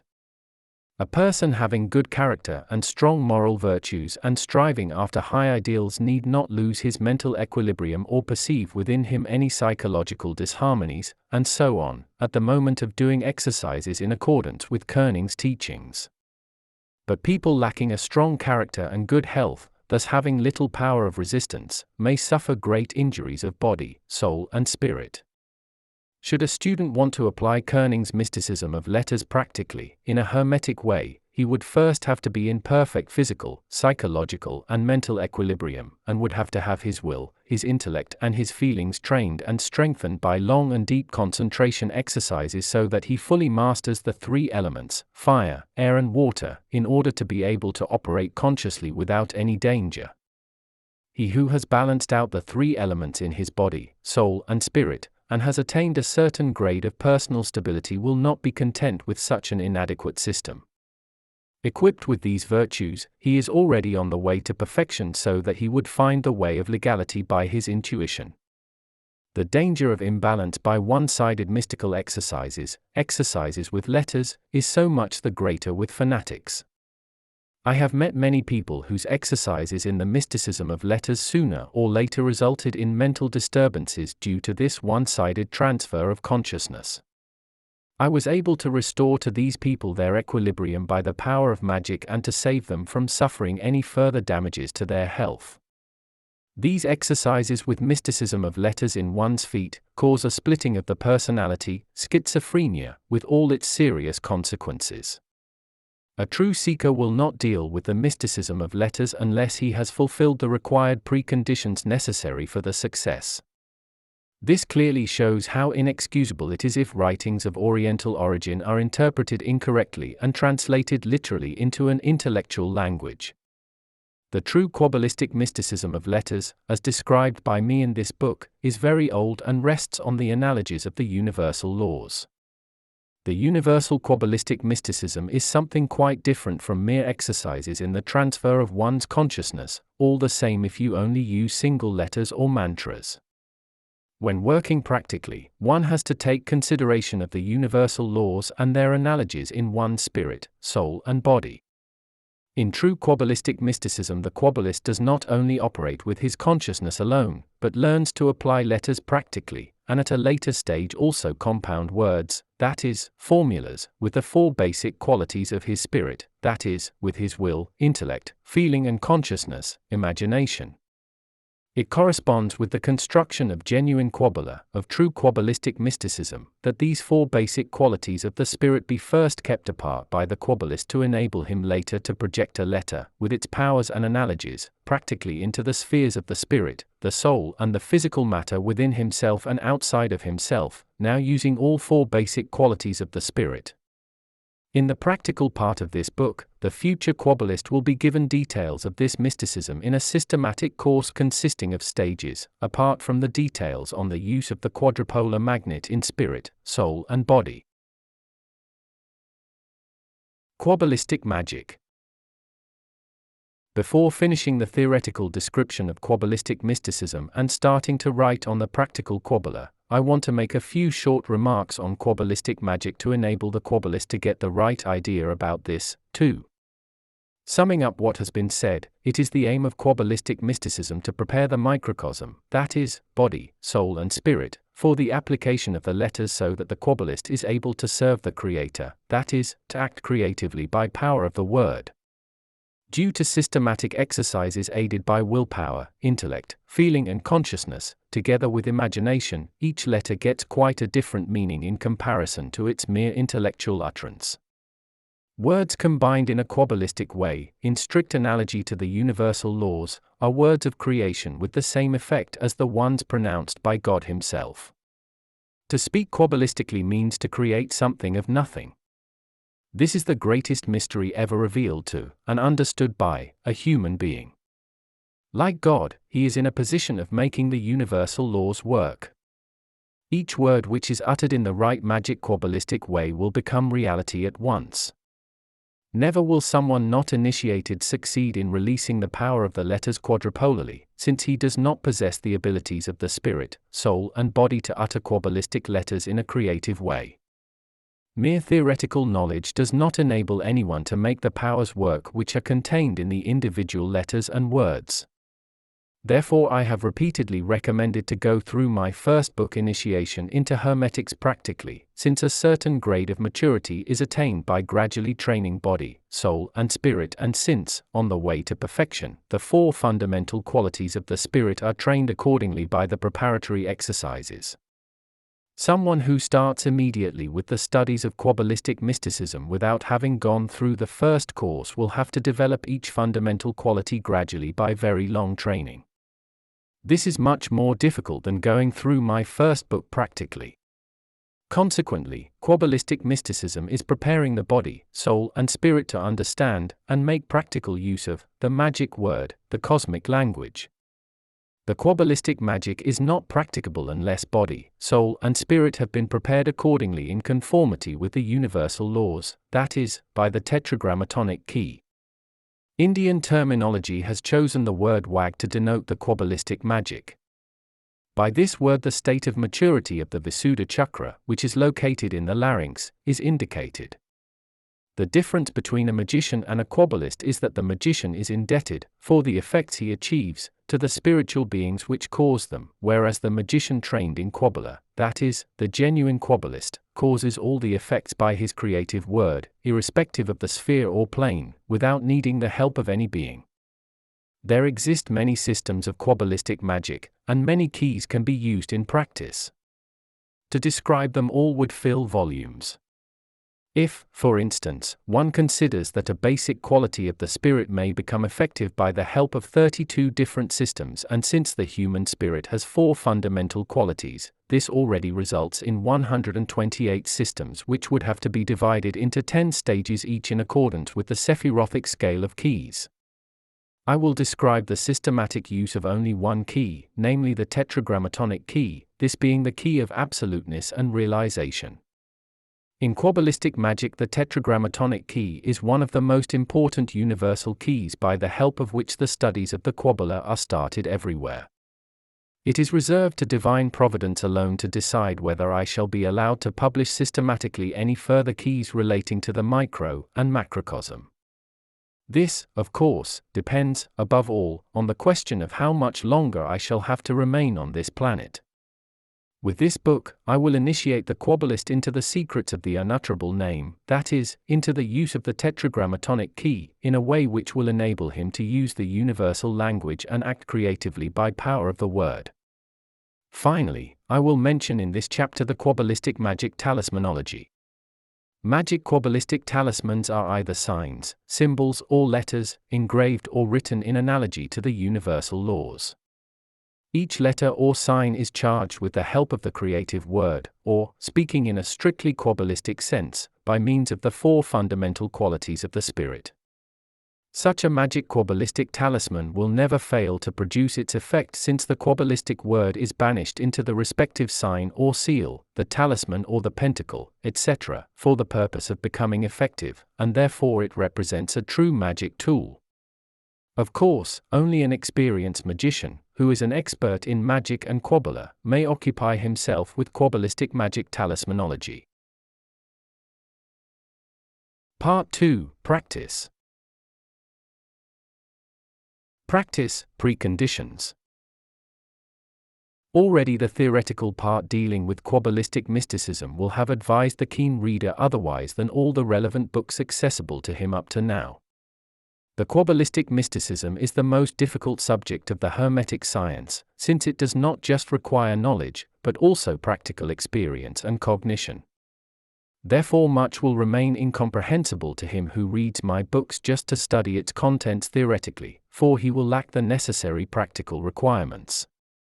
This is why I pointed out at the beginning of my 3rd volume that it is absolutely necessary to have completed the practical side of my 1st volume, Initiation into Hermetics, at least up to step 8, to be able to attain satisfactory results in the Kabbalistic mysticism. Having trained his spirit, soul, and body quadrupolarly step by step, the student has been given, apart from many magic powers and abilities, a high grade of intuition by the occult principle. Consequently, he will not only be able to comprehend the profoundness of the universal laws, and thus also of Kabbalah, but he will also be able to apply the same practically. Without a quadrupolar training of spirit, soul, and body, it would be impossible to become master of the Kabbalistic, that is, the universal language. To speak Kabbalistically does not mean speaking with one's mouth or intellect, but speaking a quadrupolar language. And the ability of quadrupolar expression is thus called the true Kabbalah. If someone wanted to study the Kabbalistic science only by his intellect, he would never be able to get the right idea of the same, so much less would he be able to make practical use of it. The future Kabbalist must learn to speak almost like a little child by acquiring, little by little, the quadrupolar use of a Kabbalistic letter, and later of a Kabbalistic word, sentence, and so on. To occupy oneself with Kabbalah without having undergone a magic training would naturally require a gradual development of the quadrupolar ability of spirit and soul necessary for the genuine utterance of the Kabbalah. However, this would mean losing a lot of time and exerting oneself extremely, as any reasonable man will admit. Therefore, nobody should start the practice of Kabbalistic mysticism unless he has gone through my compendium of the first tarot card, my Initiation into Hermetics, practically. Someone who masters the steps described in my first book in practice will soon be pleased about his good results in the Kabbalah science. But someone who wants to apply the methods on the use of the genuine Kabbalah at once, out of mere curiosity or inconsiderateness, exposes himself to various dangers. For in practice he would get in contact with various powers which he would not be able to control, and thus he would be in danger of ruining his health. Therefore, anyone not sufficiently prepared for this step is herewith warned in time. People of high moral and ethical standards with noble qualities of spirit and soul may engage in practical Kabbalah, but also they, like anybody else, would have to acquire the abilities necessary for this. The teaching method of Kabbalistic mysticism aims at the use of letters enabling one to speak Kabbalistically, that is, creatively. Just as the visionary, acoustical, and emotional exercises laid down in my first volume Initiation into Hermetics contributed to the development of the spirit, the future Kabbalist must now drill the individual letters first visionarily, later acoustically, and finally emotionally, in order to be able to pronounce a letter Kabbalistically in a fully conscious way. The first step is therefore the visionary practice of pronouncing a letter. The visionary aspect of a letter refers to its light, its color, that is, to the eye, and is analogous to the principle of volition. Thus the student again starts with the first characteristic of the spirit, the principle of volition. Before describing the exercises with the individual letters, I should like to premise once more that I do not ascribe to any religion of the world the right of claiming to be the original source of this high science. The student of the practical Kabbalah need not have any knowledge of Hebrew or any other language. The universal expression of a letter is not its form but its color or, to be more exact, its color oscillation. Since the color oscillation of the letters is their best perceptible form of expression, anyone can engage in Kabbalah irrespective of the intellectual language he speaks. An Occidental is just as capable of imagining the right color of a letter as an Oriental. Imagining a letter in its true color is, at the same time, pronouncing it with a certain oscillation of light in the mental world, the mental sphere. Someone might argue in this connection that there exists different shades of color and that therefore color cannot be the most decisive form of expressing a letter. Objections like these, however, will only be made by non-initiates, since an initiate knows very well that the idea of color one has depends on one's state of maturity. Depending on your individual voice, you pronounce an A with a higher or a deeper voice, causing a typical sound oscillation which is different from anyone else's, but in reality you are just pronouncing an A which will be perceived as an A by everybody who hears it. The same is true of a color imagination. Whether you get a darker or a lighter color oscillation is not so important, the basic tone of the color always plays the most important role and will denote the respective letter. Though it is possible to record color oscillations by the aid of physical instruments, it must be stressed that the human eye's susceptibility for colors depends on one's individual sensibility. Thus the above objection goes amiss for, depending on his individuality, the future quabbalist will learn to pronounce each letter accompanied by its respective color, that is, with his own plastic imaginative faculty. Since he has practiced the principle of volition, he will be able to transfer into the color the power that is due to the respective letter. The exercises of the first step of the Kabbalah course consist of learning to express the whole alphabet by colors. Step 1. Mysticism of letters.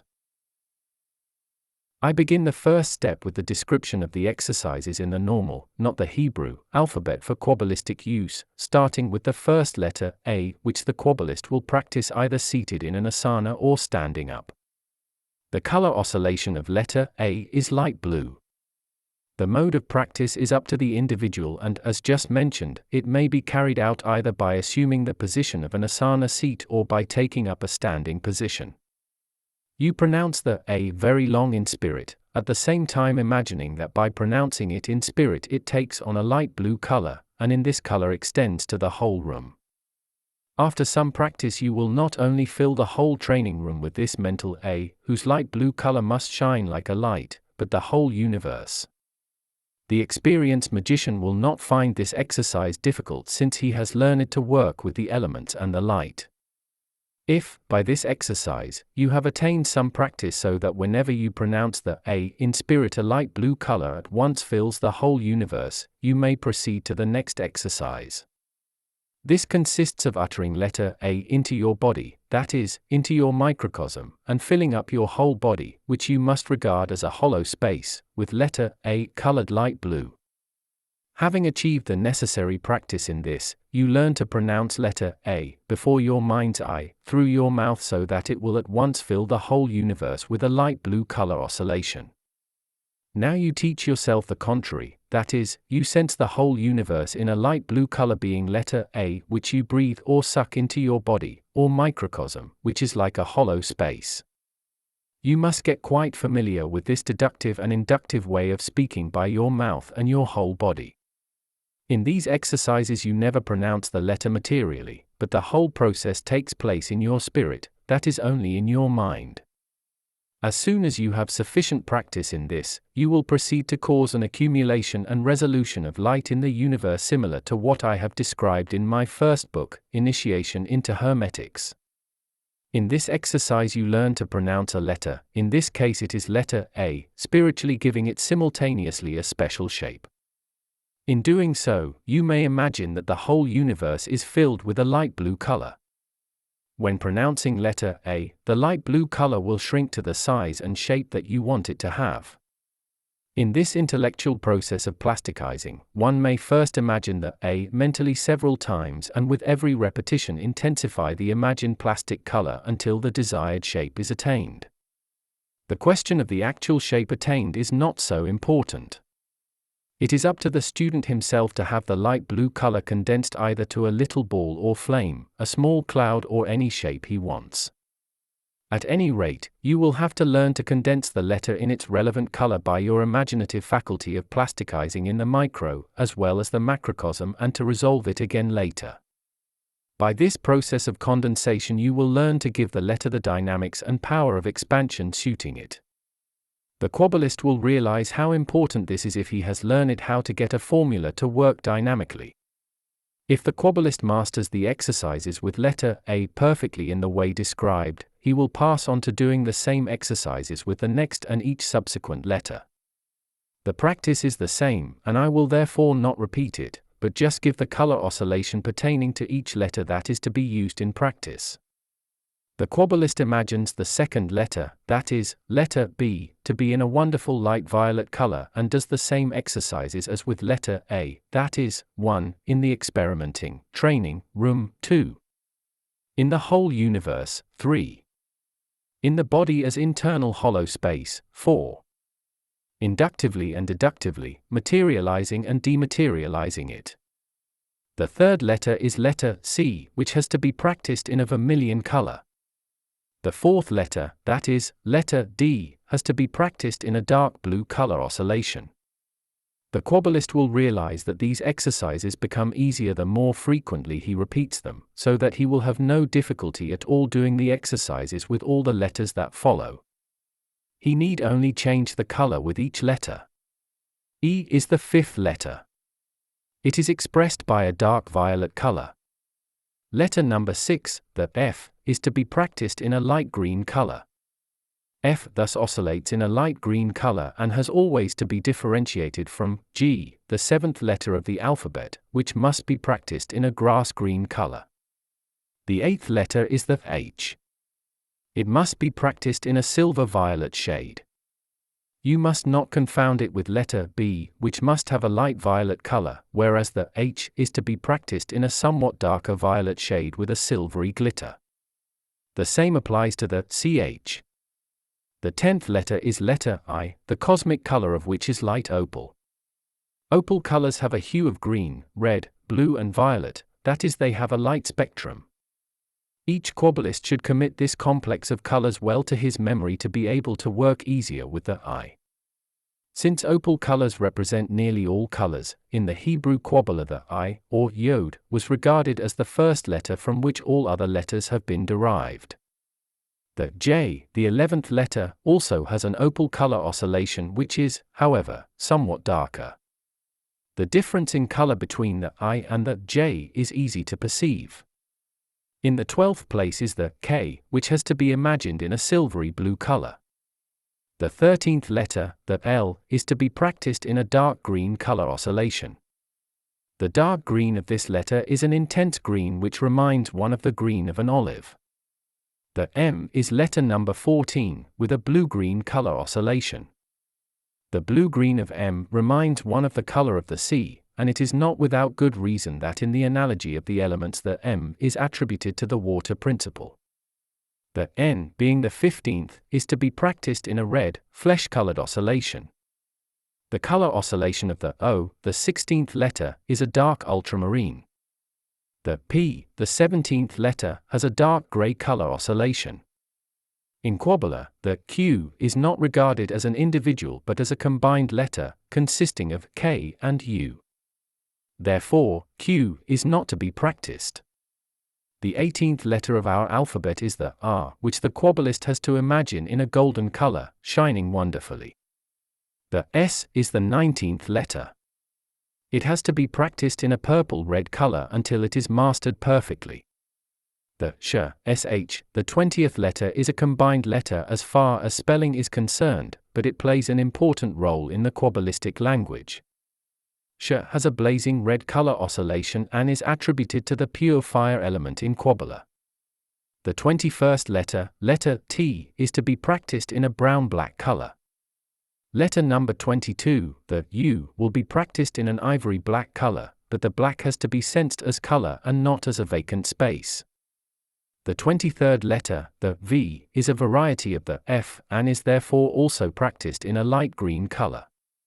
The W, the 24th letter, must be practiced with a lilac color oscillation. V is only a phonetic variety of W and is no letter of its own, seen from the Kabbalistic angle. The same is true of the X, the 25th letter, for it is a combination of K and S, and is not regarded as a single letter from the Kabbalistic point of view. The Y or UE, the 26th letter, has to be practiced in a pink color oscillation. Letter Z is to be practiced in a lemon yellow, that is, a light yellow color oscillation. Finally, the umlaut OE, O, and the AE are diphthong combinations of letters in spelling but only single sounds, monophthongs, when spoken, namely like in pert, and A, like in rack. The OE has to be practiced in a dark orange shade and the AE in a light brown hue, color of loam. If the Kabbalist has gone through all the letters in the way described, so that he is able to evoke each letter that he pronounces in his spirit in its respective color oscillation, he may begin with the next exercises. As soon as the student of the Kabbalah has gone through all the letters in the colors indicated and has learned to apply them deductively, that is, to project them from his body into the universe and, vice versa, to lead them from the universe into his body and condense them. He carries on as follows: he conducts the letters, in the same way, into the different regions of his body, taking into consideration their analogous relationship to the elements. Note of the publisher, Dieter Ruggerberg. Unfortunately, this textbook contains some mistakes, particularly concerning the relation of the elements to some letters. The original manuscript is no longer available, therefore a correction cannot be undertaken at present. Since the practice of Kabbalah should only be started by magicians of the 8th step of initiation into Hermetics, real dangers are not to be feared. Nevertheless, it is recommended as a precaution to consult a suitable head of the Earth Zone before stepping into practice. Note of the editor. The following tables offer a comparison of the elemental attributes listed by Franz Bardon in 3 sections of The Key to the True Kabbalah, 1986 edition. The student can make his own determinations of the correct allocations. Pages 72 to 75. Fire, C-E-K-N-O-O-E, Sh, S-Y. Air, A-F-K-L-W-L. Water, B-F-H-M-R. Earth, D-G-I-J-P-T-U. Okosho, C-H-R-U. Pages 87 to 91. Fire, C-D-H-K-S, Sh, T. Air, A-C-L-Z. Water, G-C-H-J-M-N-W. Earth, B-F-I-O-O-E-P-Y. Okosho, E-O-E-U-Y. Pages 94 to 96. Fire, C-D-H-K-S, Sh, T. Air, A-H-L-Z. Water, G-C-H-J-M-N-W. Earth, B-F-I-O-P-R-Y-O-E-A-E. Okosho, E-U. Page 250. Fire, H-S, Sh, T. Air, A-C-H-L. Water, G-M-N-W. Earth, F-I-R-A-E. Step 1 continued. The student starts again with letter A, appertaining to the air element, and conducts it to the air regions of the body, that is, into the chest, where he pronounces it intellectually and imagines it to be there in a light blue color. Having imagined the existence of the light blue color in his chest for a longer period, he may resolve it again by his imagination. He must have the impression that the light oscillation of the blue color has completely disappeared from his chest. In a further exercise, he starts to speak the A in his mind and to invoke the light blue oscillation in his chest. Whenever pronouncing the A in his mind, the light oscillation of the blue color will be intensified in the region of his chest. However, this condensation must not have any influence on the color. It must only retain its power of expansion, which will increase from exercise to exercise. All these exercises must, of course, not affect his breath. They must not make the student try to hold his breath at the moment of accumulation. The student will be overcome by this temptation only at the beginning. Later, when he has gotten used to evoking dynamics of whatever type inside or outside of his body, obstructions like irregular breathing or undesirable muscle tension, and so on, will not occur anymore. After having condensed the A in its light blue color to a point where it resembles a pneumatic tire pumped full, he makes it resolve again in the universe by pronouncing it. In a further exercise, the student imagines the cosmic A, in its light blue color, expanded into the whole universe and tries to get it into the region of his chest by breathing it in through his mouth or nose. A few quiet breaths will suffice and the student will have filled the chest region with the light blue color oscillation. When breathing in the color oscillation of the letter A, one has to breathe in the normal manner, that is, without any special effort or holding of one's breath. Also, deep breathing has to be avoided, for the student would find this disturbing later on. Having succeeded in doing this after a number of exercises, the student passes on to no longer getting the light blue color oscillation of letter A into his chest by breathing it in through his mouth or nose, but through the circumference of his chest region, similar to breathing through the pores. Also in this case, the student must try to achieve sufficient dynamics by repeatedly using his imaginative faculty. In short, the student must be capable of drawing any letter oscillation into the respective region of the body and emitting it again, inductively and deductively, in a simple or condensed state. These exercises have to be repeated until such a proficiency is achieved that the student can do all the Kabbalistic tasks mentioned so far with effortless ease.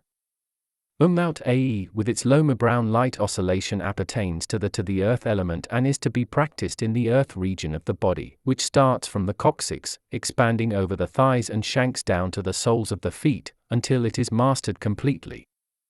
Letter B with its violet light oscillation is analogous to the water element, which influences the whole region of the abdomen. The exercises are similar to the ones described for letter A concerning the region of the chest and have to be repeated until mastered faultlessly. The C with its vermilion light oscillation is assigned to the fire element, to which pertains the head region. It has to be practiced in the same way as letter A. I may point out once more that the student must charge the relevant region of the body with the respective color oscillation dynamically and must later resolve it again into the universe. If he omits the dissolution, he will cause a disturbance in the harmony of the elements in his microcosm, and the dynamics, the power of expansion, may have discordant effects in him, which could have detrimental consequences not only for his mental and astral, but even for his material existence. He need not become ill right away, but he would certainly get the feeling of disharmony. This remark is to warn and, at the same time, to encourage the student that he should always carry through his exercises conscientiously. The future Kabbalist is dealing with powers whose full scope he will learn to know at a later date. The next letter to be practiced is letter D, with its dark blue color oscillation. D is subjected to the earth element and has to be trained like umlaut A, that is, from the coccyx down to the soles of the feet.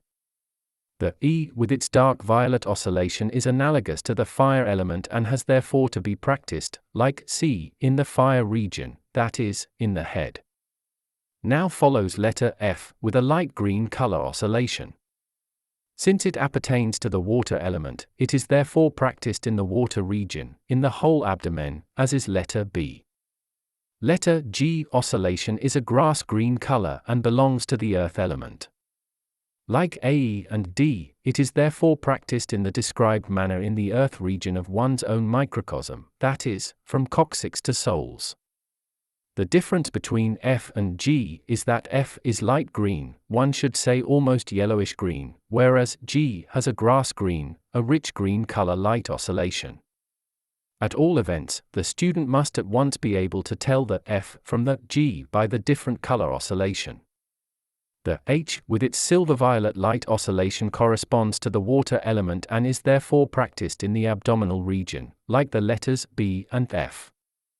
The CH has a violet color oscillation and thus appertains to the occult principle and is to be practiced in the region between abdomen and chest, in the so-called pit of the stomach or solar plexus.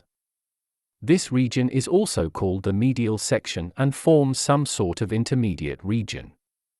The student imagines letter I in an opalescent color light oscillation in which the light hues are dominating.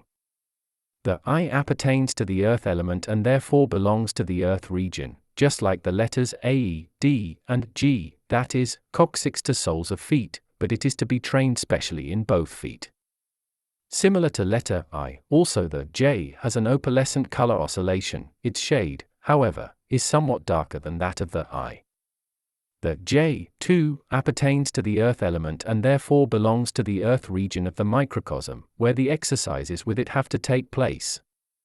Letter K has a silver-blue color light oscillation and does not appertain to just one pure element, but is controlled by two elements, namely the fire and the air principle. The relevant regions of the body are the head and the chest. Exercises with K have therefore to be concentrated on these two regions. Now follows letter L, which has a dark green, let's say, olive green color light oscillation. It appertains to the air element and thus belongs to the air region, like the A and the K, that is, it has to be trained in the chest. Going by the alphabet, the exercise with letter M, which must have a blue-green light oscillation analogous to the water element, comes next. Like the letters B, F, and H, the M has to be practiced in the abdominal region. Then follows letter N in dark red color light oscillation. The N is subject to the fire element and, like C, E, and K, must be practiced in the head region until mastered perfectly. Also, letter O with its ultramarine color light oscillation appertains to the fire element and is practiced in the head region like C, E, K, and N. Its ultramarine color has to be discriminated from light blue and dark blue. The OE is the second umlaut and has a dark orange colored light. It is subordinated to the fire element and is practiced in the fire region, that is, in the head, like C, E, K, N, and O. The next letter in the alphabet is P, which has a dark gray color light oscillation and appertains to the earth element. Like the letters A, D, G, I, and J, P is to be practiced in both legs starting from the thighs and down to the soles of the feet. The R with its golden light oscillation has first to be practiced in the occult principle, that is, the intermediate region or solar plexus, and later, when this is mastered perfectly, in the water region, the abdominal region, like the letters D, F, H, and M. Letter S with its purple light belongs to the fire element and must therefore be practiced in the fire region, the head, like the letters C, E, K, N, O, and OE. Sh has a blazing, red light oscillation and is subordinated to the fire element. Like the S, it is to be practiced in the head. There is a difference between S and SH in color. The S has a purple color coming very near to brick red, whereas Sh has a blazing red, or glowing red, shade. In the Sefer Jezerah, Sh is attributed to the pure fire element.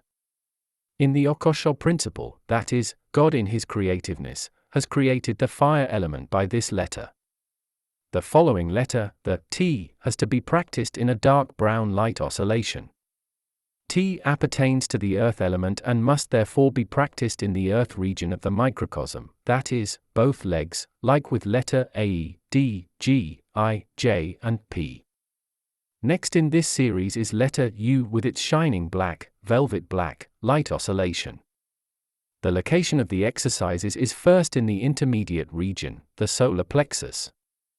After the exercises in the occult region, letter U has to be practiced, like A, D, G, I, J, P, and T, in the earth region.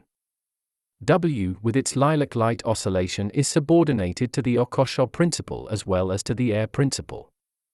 Therefore, this letter has to be practiced first in the occult region, that is, the intermediate region or solar plexus, and after having learned to master this, in the air region, that is, the chest, as has been done with letter A, K, and L.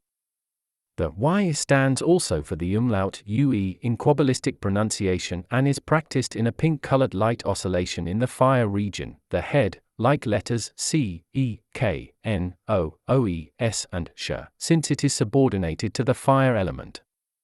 The last letter of the alphabet, the Z, has a light yellow or lemon light oscillation. It is controlled by the air element and must therefore be practiced in the air region, the chest. Z must not be confused with C, which has a vermilion light oscillation. Z with its light yellow or lemon light oscillation has to be pronounced with a humming, that is, a soft voice, similar to S.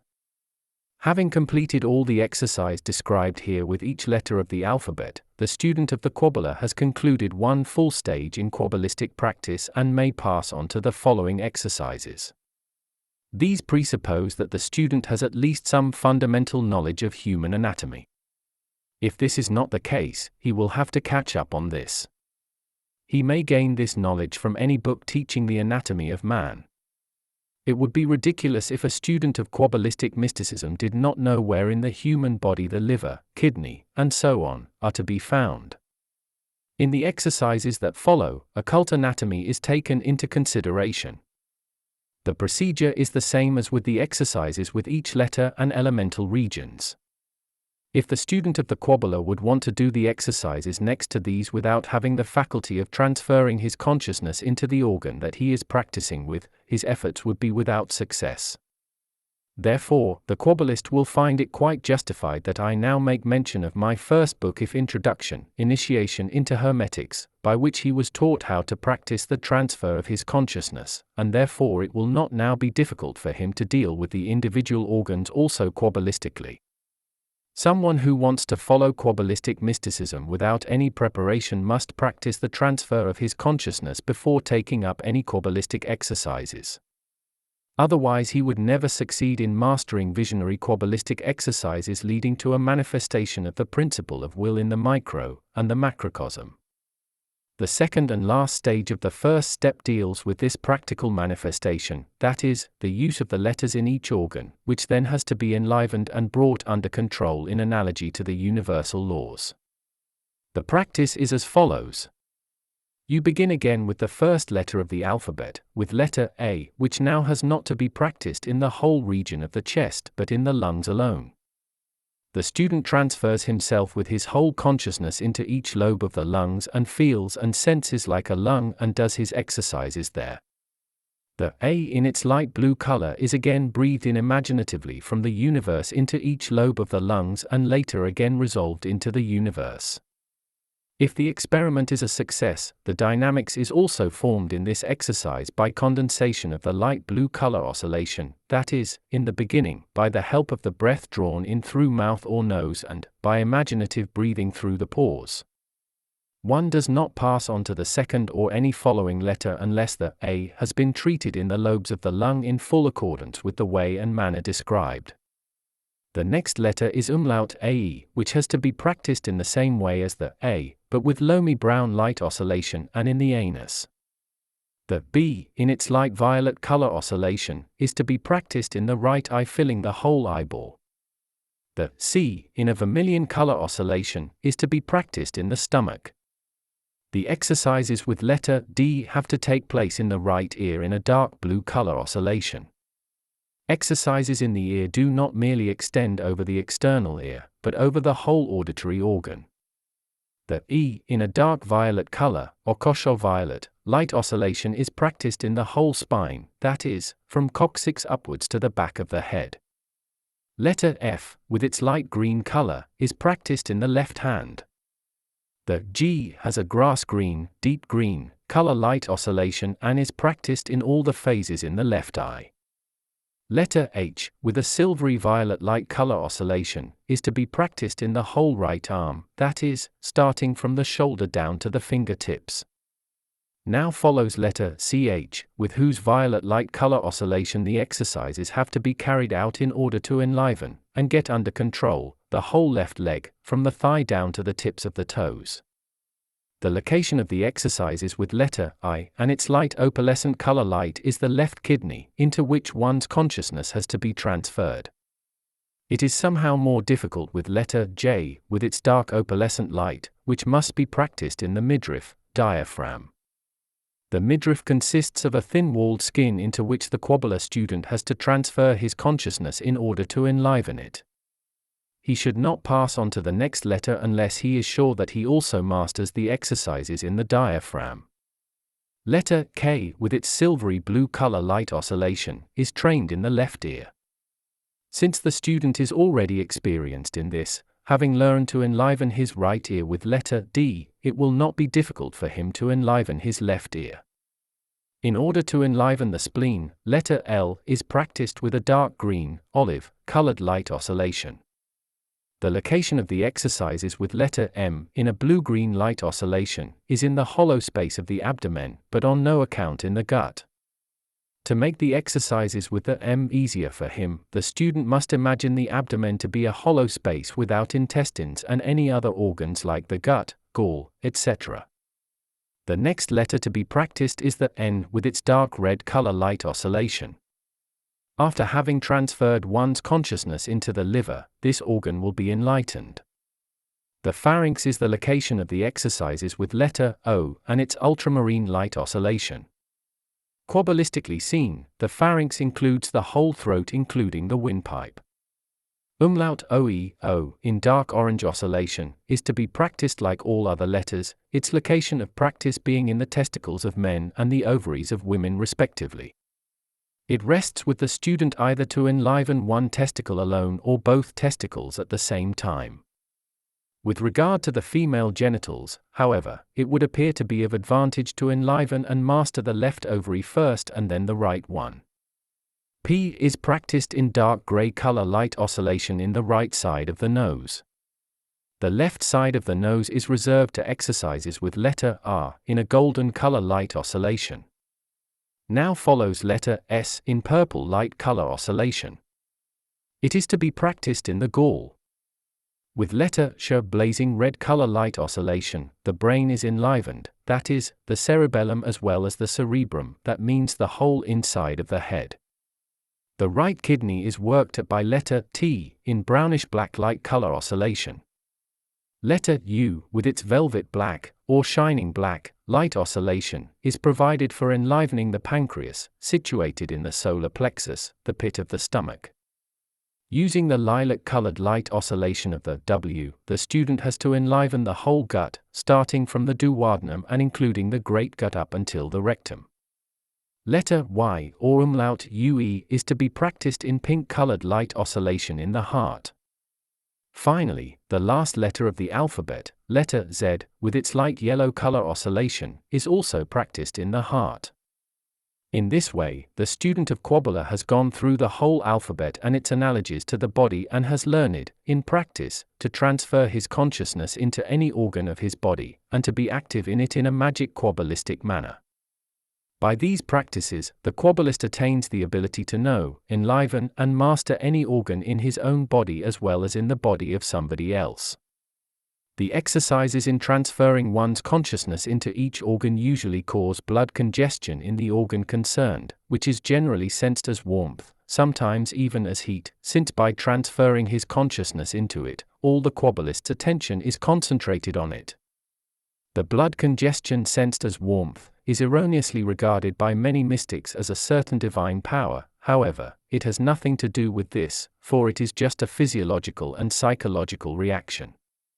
The Kabbalist will therefore pay no attention to this overpressure with blood and regard the warmth as a natural attendant symptom of his exercises.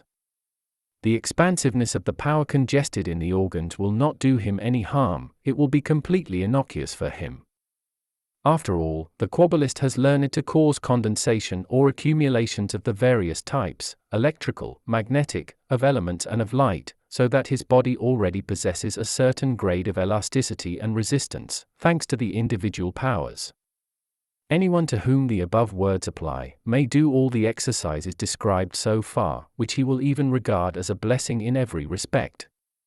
The student may query why the exercises are not carried through in the body, taking one organ after another, that is, from head to foot, or vice versa. The answer is that it is more advantageous for the practicing Kabbalist if he follows the sequence of letters, and thus changes over by bounds from one organ to another, evading a gradual congestion of blood in the organs of his body. By changing over from one organ to another, for instance to an opposite one, the feeling of congestion will drop in the preceding organ. It may happen now and again that by transferring one's consciousness into a certain organ and enlivening it, apart from a feeling of warmth, there arises a feeling of pain.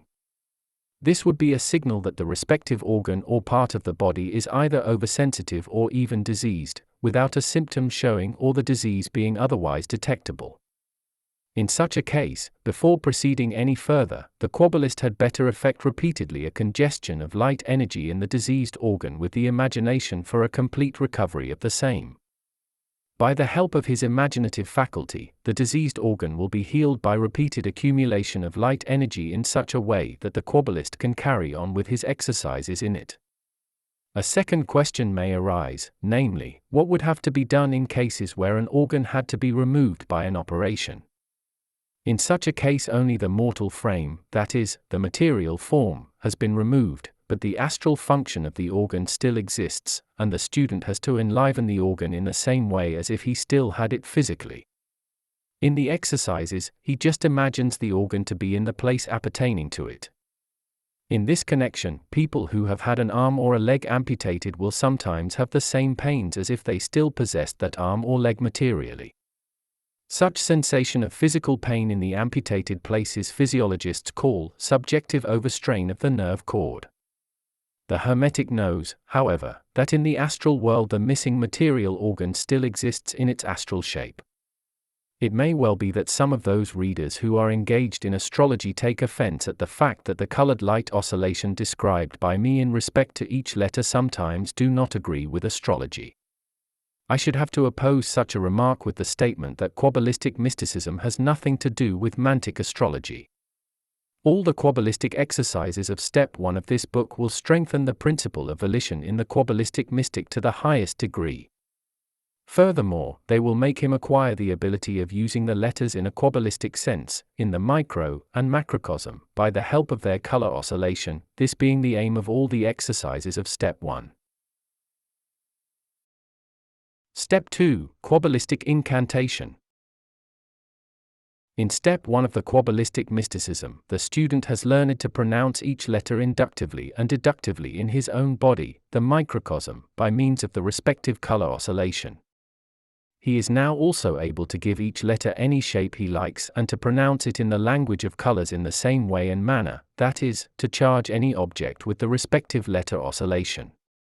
Already at this point he is able to see, maybe not quite clearly, the scope of effects on body, soul and spirit since he has learned to pronounce each letter quadrupolarly. This way of using words to make the magic dynamically effective can only be taught to a student by a genuine initiate. The student will now realize that everything he has had to learn up to now has been absolutely necessary, 1. For mastering the use of the cosmic language, and 2. For attaining the ability to actually speak quadrupolarly later on. Upon completion of Step 2 of this course, the student will have taken a further step forward, since he will have learned to make use of the second aspect of his personality, his intellectual faculty, that is, the air principle. When learning the cosmic language and using the letters in connection with tones, the letters come to life by the tone, and it will be the student's next task to use, that is, to pronounce each letter, by means of the sound note analogous to it. The practice is just the same as with the visionary exercises, that is, the exercise is just the same as with the visionary exercises, in other words, the exercises with the colored light oscillations, with the only difference being that each letter does not have its own note, but instead one and the same note is repeated with a number of letters. Only in connection with the colored light oscillation does each letter get its respective peculiarity. In the following exercises with letters and notes, the color oscillation is to be brought in harmony with the sound vibration in order to be able to express the letter. The exercises with the sound vibrations, in connection with colored light oscillations, have also to be carried out inductively and deductively in the micro and the macrocosm. The student starts with the exercise extended over his whole body, then he concentrates them on the individual organs of the body, proceeding in the same way as he did in respect of each letter with its colored light oscillation.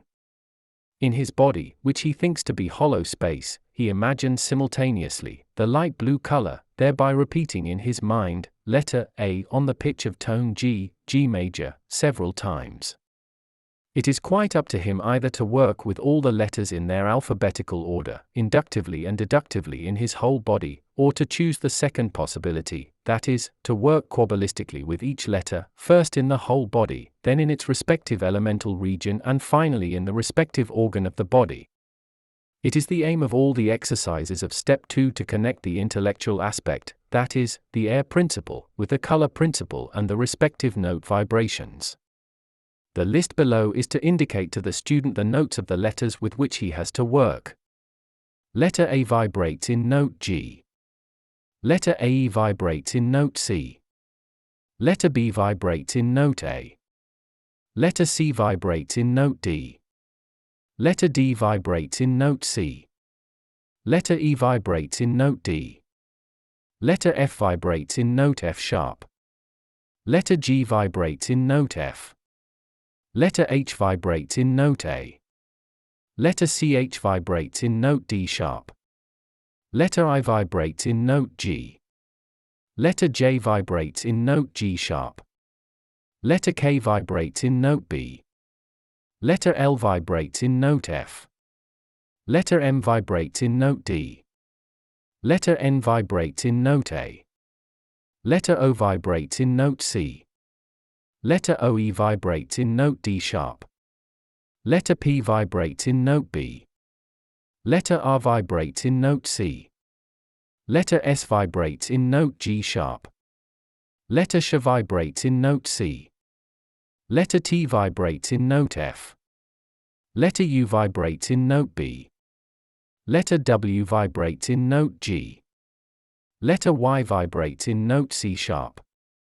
Letter Z vibrates in note G. When practicing the combinations with notes, it's not a basic condition that the student should be musically gifted.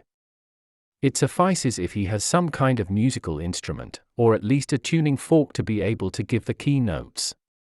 In the last resort, it may also suffice if the student just hums the scale of notes to find out the pitch of the respective note. The reproduction of the notes need not be so exact, for not everybody is musically gifted. The main thing in the application of notes is to evoke the letter in the relevant light oscillation and sound vibration. Later on, it will be quite clear to the student, and he will appreciate it, that the sound causes a special effect on the mental world with each letter pronounced in his mind. Furthermore, that sound vibration and color oscillation, when applied together and pronounced low, that is, in an undertone, as a letter, have their influence on the astral senses, in other words, on the astral body, and when pronounced aloud, affect the material world, which is the physical body. This knowledge will be of great advantage to the student at a later point when he will want to cause certain effects either in the mental, the astral, or the material world. Mental pronunciation equals mental plane, low pronunciation equals astral plane, loud pronunciation equals physical plane.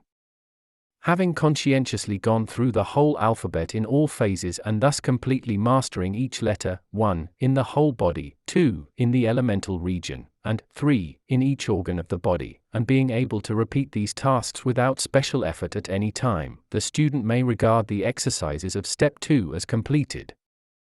It is recommended not to do the exercises in a rush, for conscientiousness is very important in this case, and the greater the perseverance of the student in his work, the greater will be the success that will crown his diligence.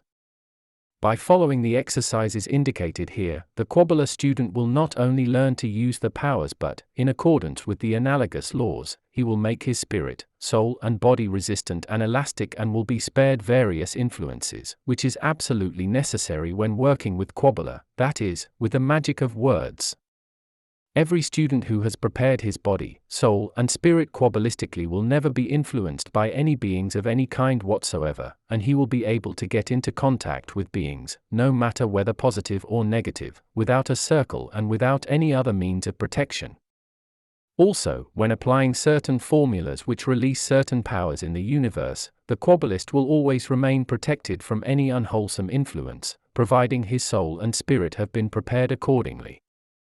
Therefore, the student should not proceed any further unless he has conscientiously completed just these exercises.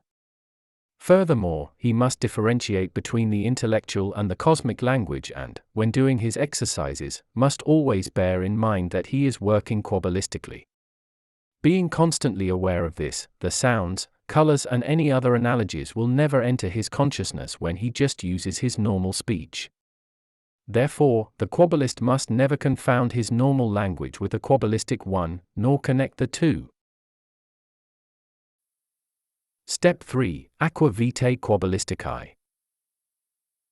In the two preceding steps the Kabbalist has been taught how to pronounce each letter Kabbalistically, one after the other, 1, in their color oscillation, that is, by the principle of volition which is subject to the fire element, and 2, in the vibration of the air principle, that is, how to dynamize each letter bipolarly. The inductive and deductive procedures enable the Kabbalist to apply the oscillations and vibrations of a letter outside of himself in the universe, or any other place, or inside himself. By learning how to condense the power of expansion gradually, he attains the necessary resistance and toughness to resist and withstand these oscillations and vibrations. That this ability is of great importance from the Hermetic point of view will be quite clear to any Kabbalist who has got so far. Now I am going to introduce the student of the Kabbalah to a third oscillation of the letters which he must also learn to master by the help of the suitable exercises. In this third type of oscillation, the elemental features of the letter plays an important role, which the Kabbalist has to appropriate to himself by feeling. Editor's note.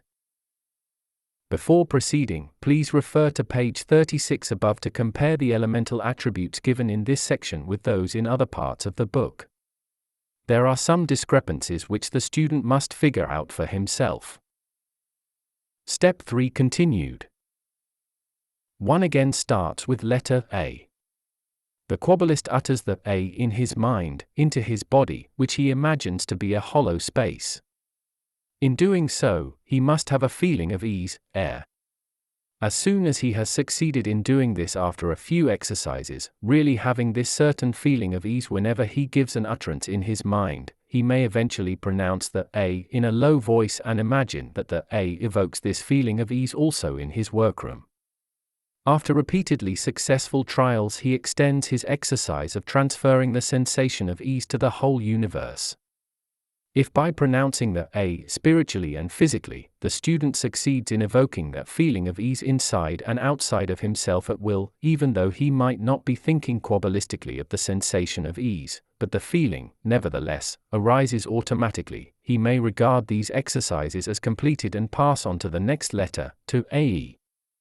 The exercises with the AE are the same as with letter A, but instead of the feeling of ease, the student must have an opposite sensation. He must have the feeling of a leaden weight, earth, and stand it through. He must be able to extend the feeling of weight to the whole universe and vice versa, pass through this feeling of weight, represented and affected by letter AE, from its expansion over the whole universe down to a very small dot. When mastering the exercises with letter AE, the student may go on to letter B. Letter B also has to do with the earth element, with gravity. The exercises have to be repeated until they are perfectly mastered. The C is subordinated to two elements, that is, to the fire and air principles. Thus, the student must sense and pass through two different sensations, the feeling of ease combined with a feeling of warmth. This means that he learns to evoke letter C double elementally, by causing a sensation of warmth and ease inside and outside of himself when pronouncing this letter. Letter D is controlled by the pure element of fire, thus the Kabbalist must have a feeling of warmth when he utters it. Depending on his ability of concentration and imagination, he must intensify this feeling up to a sensation of heat. The E has the specific characteristic of the occult principle, which is revealed, in its elemental effect, in a feeling of power of penetrating all. F appertains to the earth principle and thus has the elemental characteristics of gravity. The exercises have therefore to be combined with the oscillation of the feeling of weight. G is subject to the water principle and the exercises have to be combined with a feeling of chill, which has to be increased to a feeling of iciness. Letter H appertains to the fire principle, and the oscillation of feeling is that of warmth. The CH is a letter of the water principle, to be practiced with a feeling of chill. Letter I is a letter of the earth element and must therefore be practiced with a feeling of weight. The J, the Kabbalistic Yod, is attributed to the fire principle in nearly all Kabbalistic writings. Only few people know that it is not J that appertains to the fire element but the keyword Yod, which represents number 1, that is, omnipotence, in the creation. In Malkuth the 1 is reflected as keyword of number 10, by which the kingdom of earth is meant. The experienced Kabbalist will take this for granted. The J of the alphabet is therefore not controlled by the fire principle but by the water principle and must consequently be practiced with a feeling of chill. The K, with its fire principle, has to be connected with a feeling of warmth. Like letter A, the L is analogous to the air element and requires a sensation of ease. Letter M corresponds to the original principle of water and is to be practiced with a feeling of chill. In the Sefer Jezerah, the Book of Creation, it is said that the Creator made the water with letter M. The N, like letter M, is subject to the water principle and must therefore also be connected with a feeling of chill. The O is a letter of the earth element and must be trained with a sensation of weight. The work with umlaut OE is most difficult. This umlaut seems to have two elemental features opposing each other, requiring the feeling of penetrating all, okosho, and the feeling of weight, earth. The all-penetrating feeling is caused by the grade of condensation of the okosho principle. The okosho principle corresponds to our ether, which is the carrier of electrical and magnetic waves. The intuitional perception of the okosho principle is that of penetrating all, which may even be condensed, and is expressed, in its stability, by umlaut OE. In the beginning of this exercise, the Kabbalist will find it somewhat difficult to find the right harmony between these two opposing feelings. To make things easier in practice, the student should first practice the feeling of penetrating everything with the consciousness that, by the oscillation of letter OE, stability and its concentration is expressed. Next is P with the earth principle, which is connected with the feeling of weight. The letter R is missing in the original German edition. The original manuscript is no longer available. Letters S and Sh are controlled by the fire element and, consequently, they have to be practiced with sensations of warmth, one after the other. According to the Sefer Jezerah, Book of Creation, the active principle of the fire element was originally created by means of letter Sh or Shim. Letter T, appertaining to the fire principle, too, is connected with a feeling of warmth.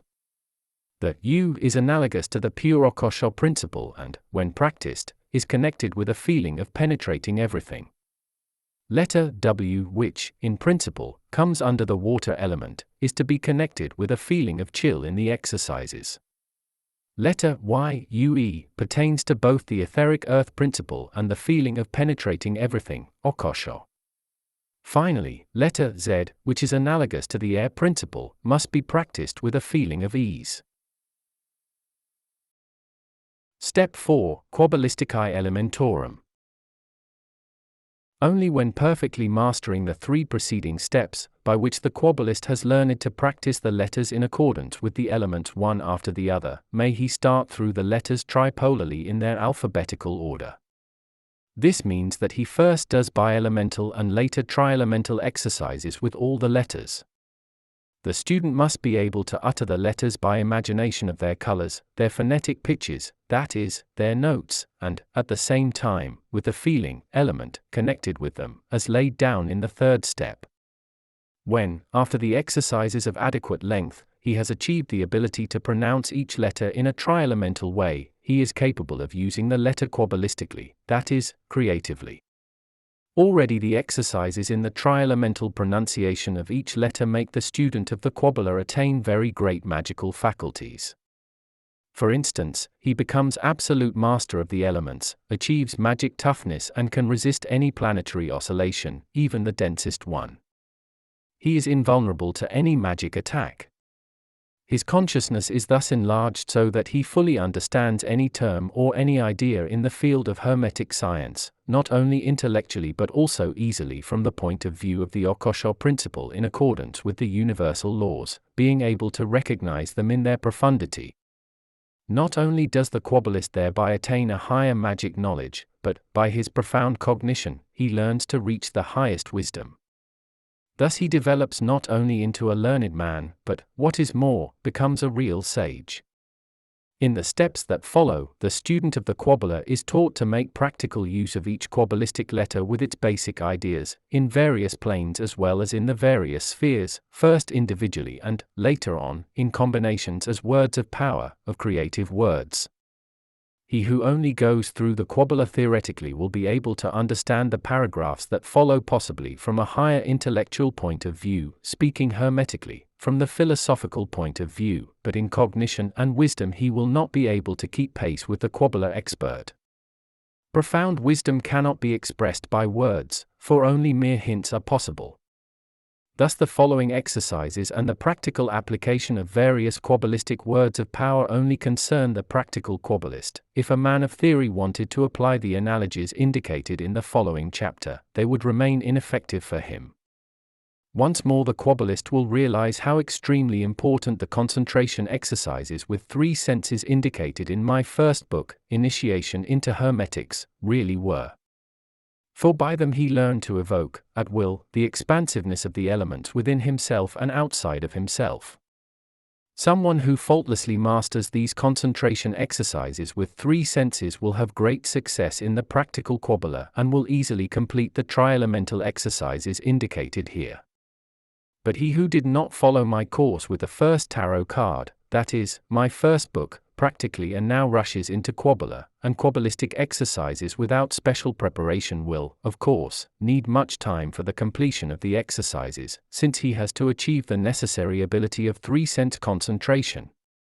In step 4 the Kabbalist begins with practicing each letter, one after another, tripolarly, that is, visionarily, acoustically and emotionally, in his whole body, like a hollow space, by making them vibrate in their full resonance, by condensing them and, finally, by resolving them again.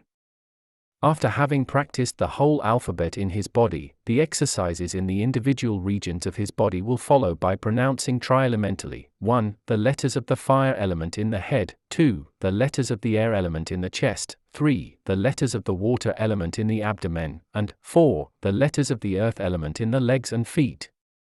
It will be his next task to detach the regions of his microcosm one by one in the consciousness. Editor's note. Before proceeding, please refer to page 36 above to compare the elemental attributes given in this section with those in other parts of the book. There are some discrepancies which the student must figure out for himself. Step 4 continued.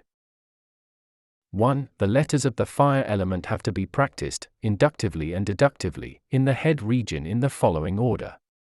First letter, sh, and then letter, s, are pronounced phonetically, that is, as hissing sounds. Then follows the h, which must be sensed and practiced as hot breath. After that comes letter d with the accompanying sensation of expansion, and finally the letter k and t with the feeling of a strong, explosive power.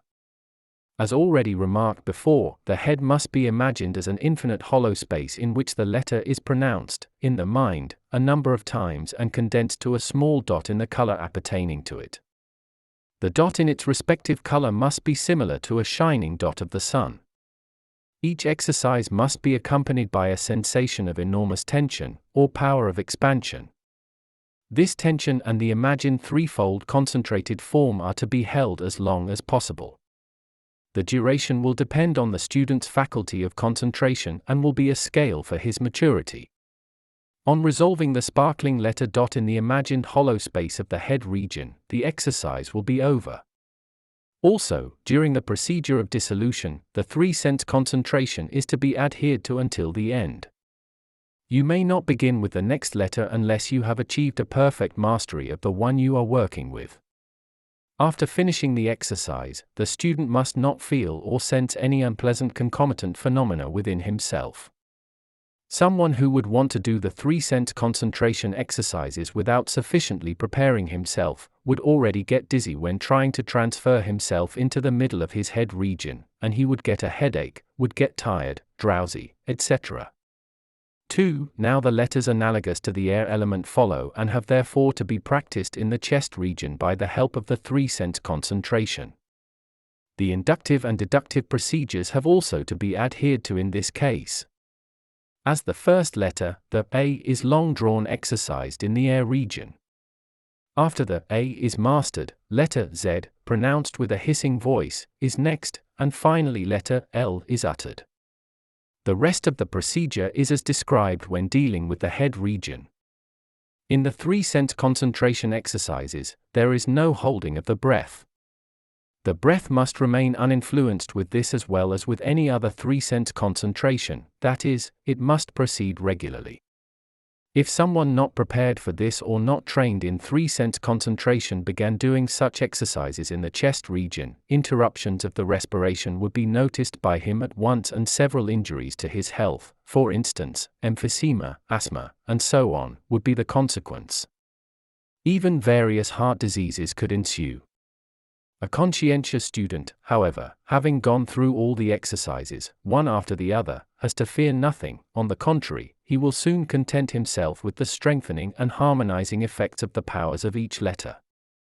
3. As soon as the student of the Kabbalah also perfectly masters the air region with its 3 letters inductively and deductively, he can approach the region of the water element, which is the abdominal region in man. He must imagine the whole abdominal region to be a hollow space, 2, in which he will go through the letters appertaining to the water element one after another, inductively as well as deductively.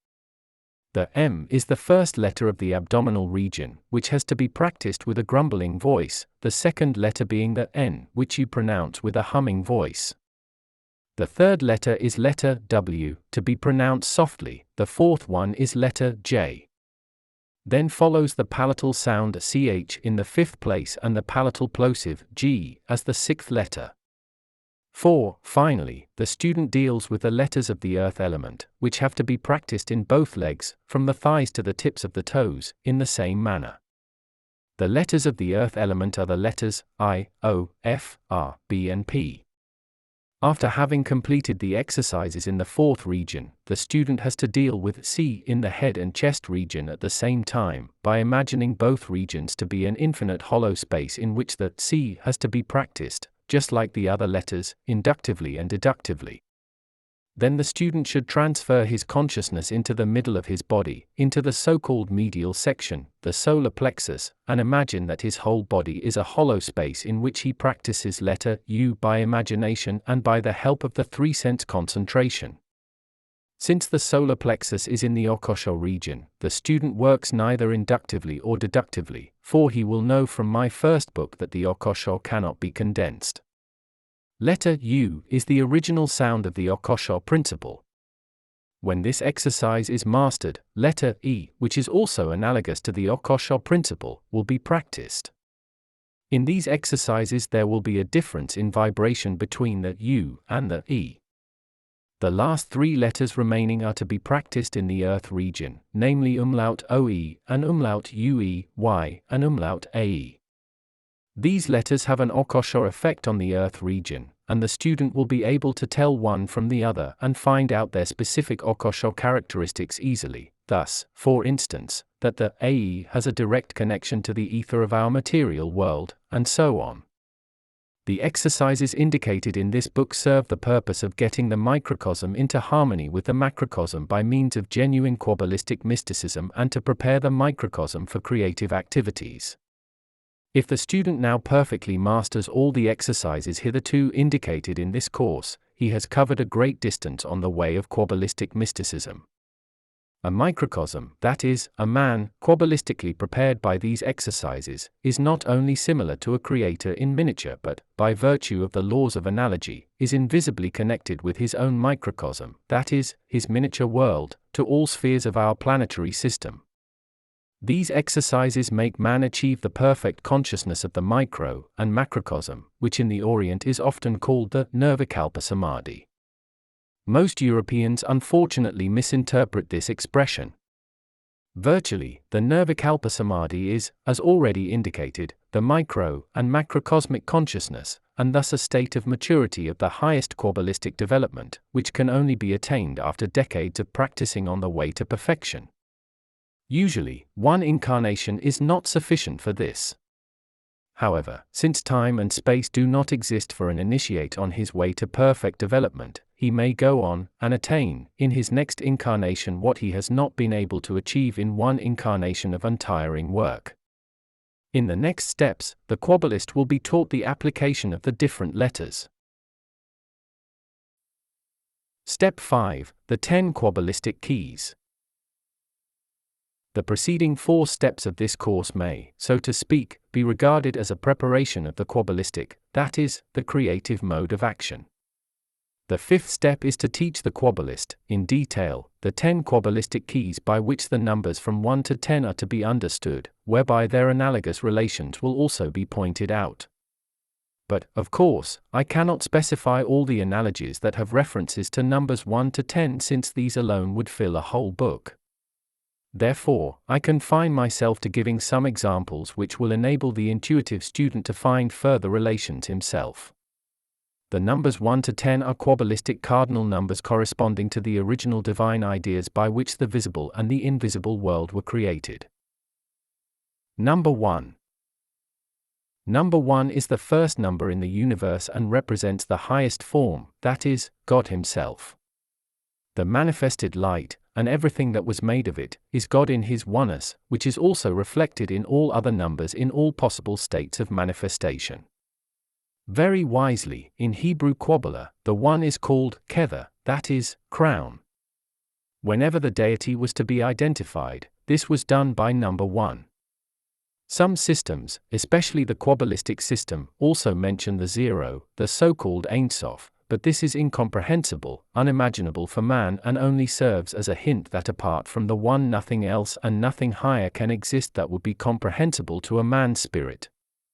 Graphically speaking, number 1 is symbolized by a dot which represents, in the different systems, the symbol of divine unification, of becoming one with God.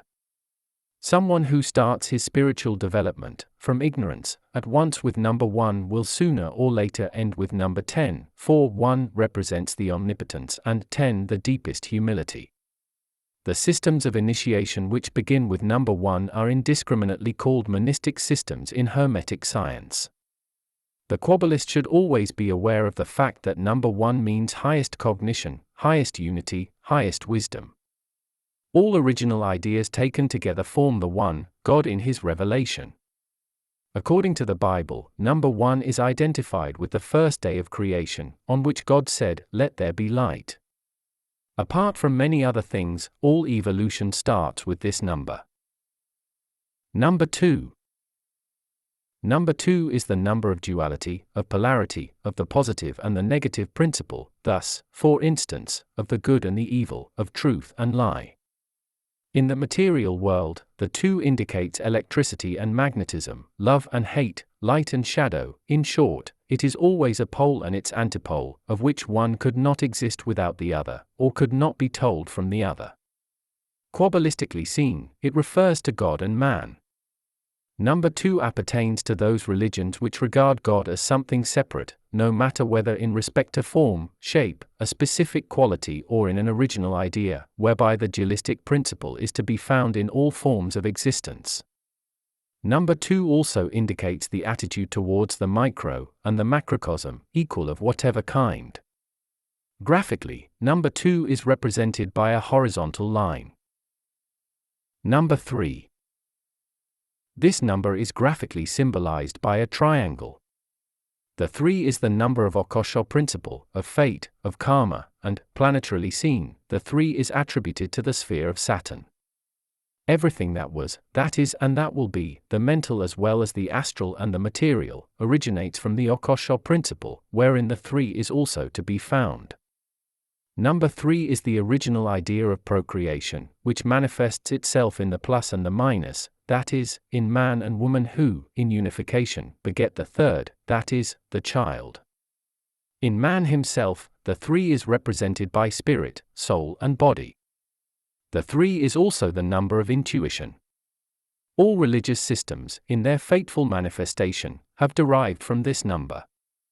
3 is the number of life and death. It is the number of cognition in its highest form. Number 4.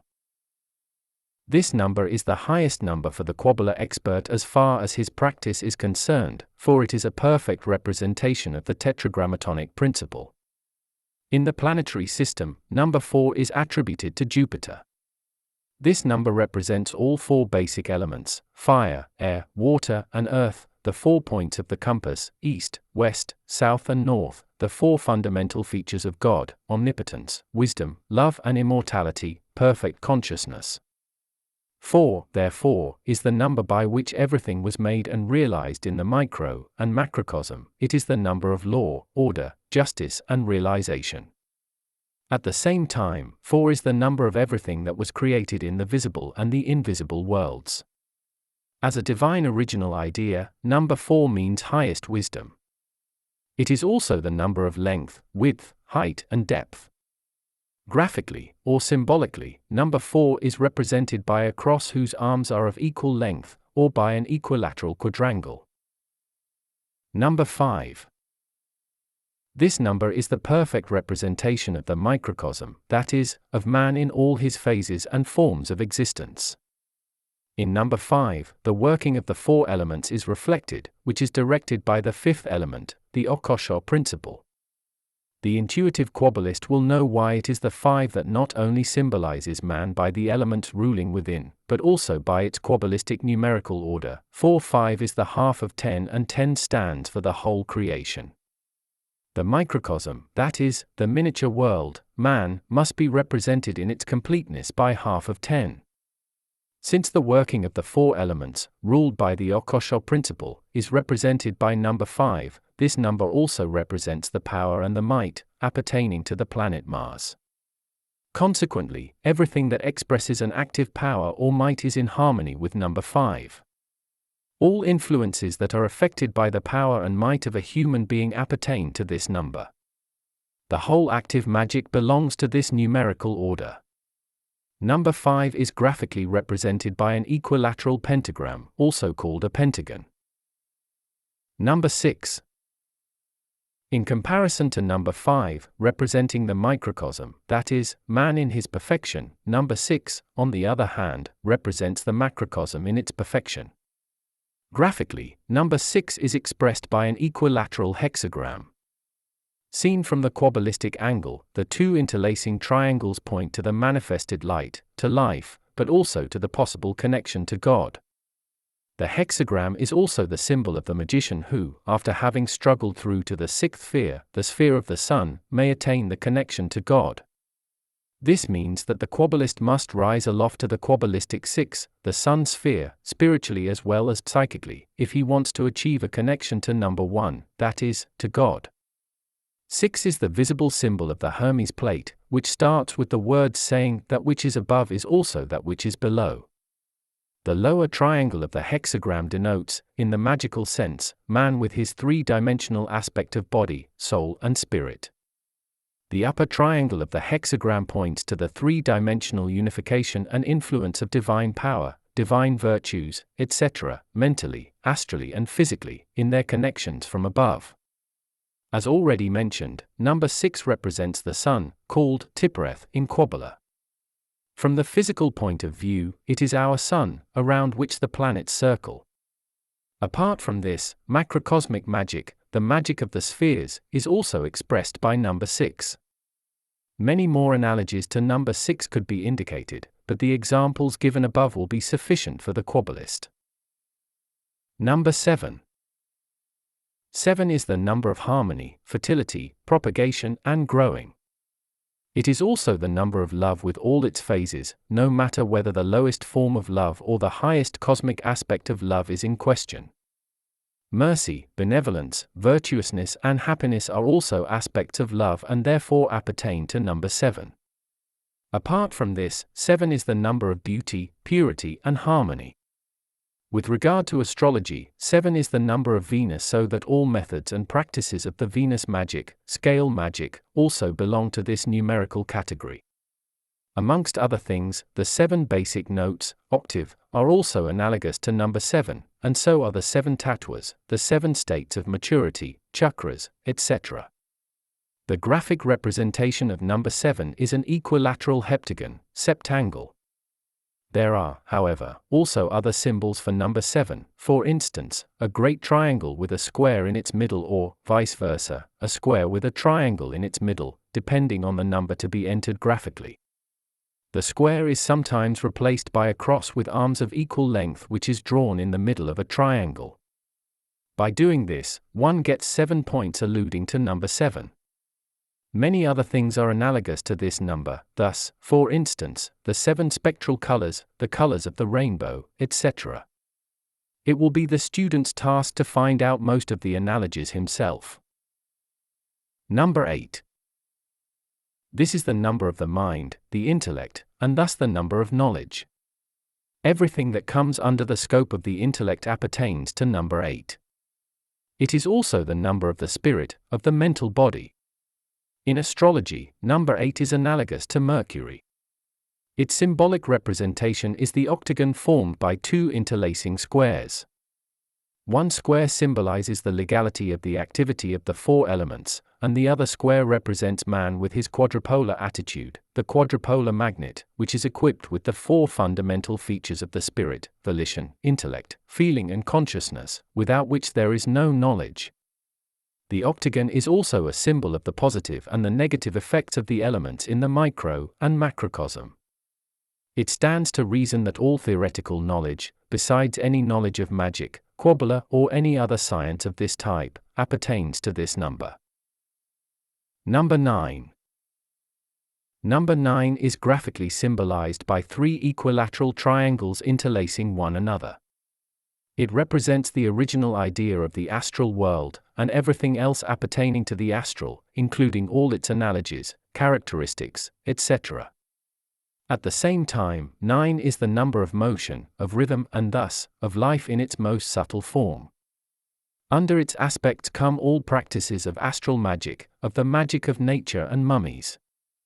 The 9 is the number which prepares every situation in the astral world for the material world.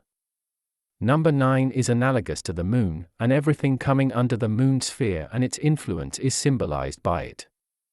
9 is, of course, the highest number, too, and any number can be brought to the units 1 to 9 by addition. Although number 9 has also many analogies, these few indications will have to do for the student of the Kabbalah. Number 10. In the order of the 10 Kabbalistic keys, which correspond to the numbers 1 to 10, number 10 is the last number. It is the reflection of number 1 in its roughest form. 10 is the number of physical matter, the number of realization, of the cohesion of the earth element with all its aspects. Not without good reason is number 10 called the kingdom in Hebrew Kabbalah. 10 is the number by which everything that has been created physically, that is, the matter in its densest form in the micro and macrocosm, is to be understood. The whole human body in its material form is subject to number 10, logistically also the mineral kingdom with all its states of density, raw materials, iron ore, etc. Furthermore, also the vegetable kingdom and the animal kingdom, in short, everything that we can perceive with our material senses. Number 10 points to the beginning of physical matter. It is the starting point on the way to God. All the influences of the original ideas described earlier in this book, starting from the incarnation of God on earth down to the deepest materialization, that is, condensation, are expressed by number 10. Number 10 is graphically figured by the alchemical symbol of a circle with a cross consisting of 8 arms in its middle, contrary to number 1, which is usually symbolized by a dot or a circle as a sign of infinity. However, number 10 may also be expressed symbolically by a square with a circle drawn in its middle. Each science, including Hermetics, proceeds from number 10. Kabbalistically seen, 10 is not only the number of the material world, but also of the zone girdling the earth. These few analogous conclusions must be sufficient examples for the Kabbalist to enable him to find further analogies himself. The 10 Sephiroth which are mentioned in any Kabbalistic book and which also have reference to the numbers 1 to 10, are attributed to the original divine ideas. The experienced Kabbalist will see that all religious systems, all magical working systems and all Kabbalistic keys may be reduced to the numbers 1 to 10. To count Kabbalistically means to understand, and master perfectly, all these keys, that is, all these numbers and their analogies. How great this science of the Kabbalistic numbers from 1 to 10 must be and what profound wisdom must be packed into them, will become clear from the words that have been said. When the Creator made his perfect image, that is, man, he gave him the shape by which the 10 fundamental ideas become visible, that is, by the 10 fingers on his hand and the 10 toes on his feet, which are the evidence of his perfection. The Kabbalah therefore justly regards the numbers from 1 to 10 as the most perfect of numbers. It has already been said in one of the preceding chapters that man's 10 fingers have a certain relation to the original ideas of the 10 Sephiroth. The 5 fingers on his right hand have reference to the numbers 1 to 5 and the 5 fingers on his left hand to numbers 6 to 10. The hands with their 10 fingers are, therefore, analogous to the original ideas expressed by the numbers 1 to 9, and the 10 toes alone refer to number 10, by which the lowest plant, that is, the earth, is expressed symbolically. There are gesticulations, mudras, with the fingers held in certain positions, accompanied by Kabbalistic words of power, by which one can work magically, in analogy to the 10 original ideas. From what has been said, a well-experienced Kabbalah expert is able to compile his own working methods for magic Kabbalistic practices by the help of finger positions. These short hints are sufficient for him. If anyone should be especially interested in Kabbalistic gesticulation magic, he is, of course, able to get the detailed methods on this from spiritual beings who know about it. This is just to draw his attention to this possibility.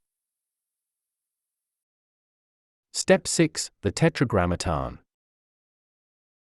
After adequate completion of all 5 steps of this course, the Kabbalist will certainly have to assent that it is important to master the indicated numerical analogies well if he wants to comprehend, by numbers, not only all ideas, but also everything that seems desirable to him, for due to analogous connections, the legality of an idea is expressed by a number. Kabbalistically seen, numbers are laws. The Kabbalist must be able to arrive at the numbers 1 to 10, that is, at the relevant original idea by combinations of numbers called gematria in the Hebrew Kabbalah. The individual numbers 1 to 10 represent all original ideas in their purest and highest form. 2-figure numbers stand for everything astral.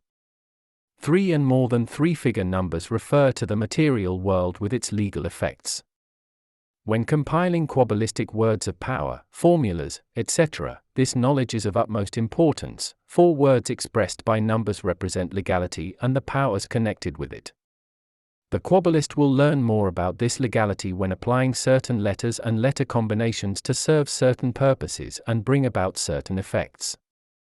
As soon as the Kabbalist, after diligent studies, has learned to count Kabbalistically from 1 to 10, so that he is able to classify, in a Kabbalistic sense, each thing, each idea, each cause and effect with regard to their respective basic idea, he has achieved a lot. However, unless the Kabbalist has attained this faculty, he should not proceed.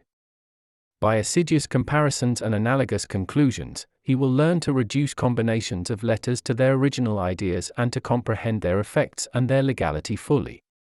In doing this, his intuition will help him a great deal. By speculative procedures and mere knowledge, that is, by intellect alone, he will hardly be successful in trying to conceive the legality of the numbers from 1 to 10 with all their analogies. In the passages that follow, we are going to reflect on the alphabet, in its known order, from the Kabbalistic point of view. The Kabbalistic application of the letter and their analogies will depend on the understanding of the Kabbalistic keys, that is, the numbers from 1 to 10, indicated earlier in this book. The reader and Kabbalist will find it understandable that, merely for technical reasons, I am not able to deal with all the analogies of all of the letters. He will then, of course, be able to be creatively active with all these letters, by the help of 3-sense concentration. The application of the first key serves the purpose of pronouncing letters Kabbalistically out of the occult principle so that they are realized either in the mental, astral or material plane.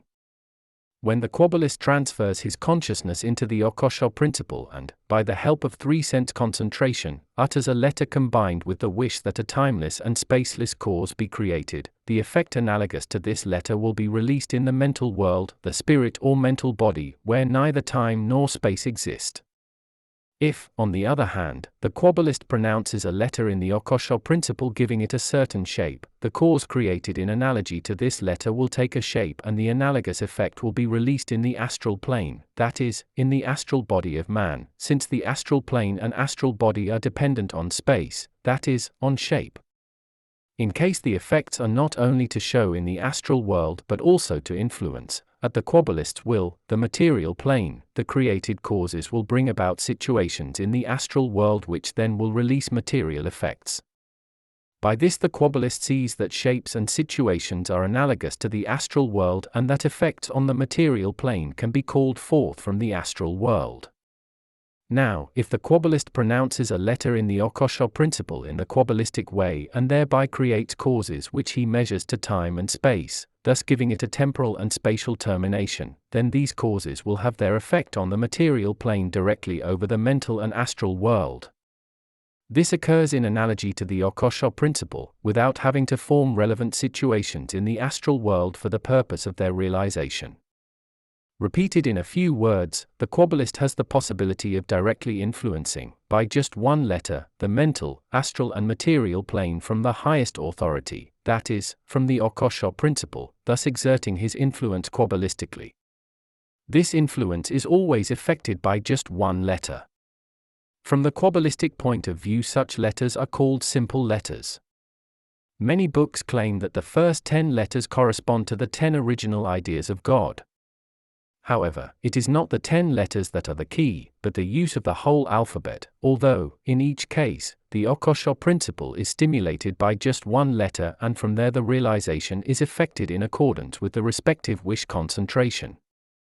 The space and time relation is thus the first key, when creating causes by means of only one letter, with which the Kabbalist can work creatively in all three planes of the small and the great worlds, that is, in the micro and the macrocosm and in all planetary spheres. Only when the Kabbalist can work faultlessly with this first key, may he proceed to appropriate to himself the practical application of the second.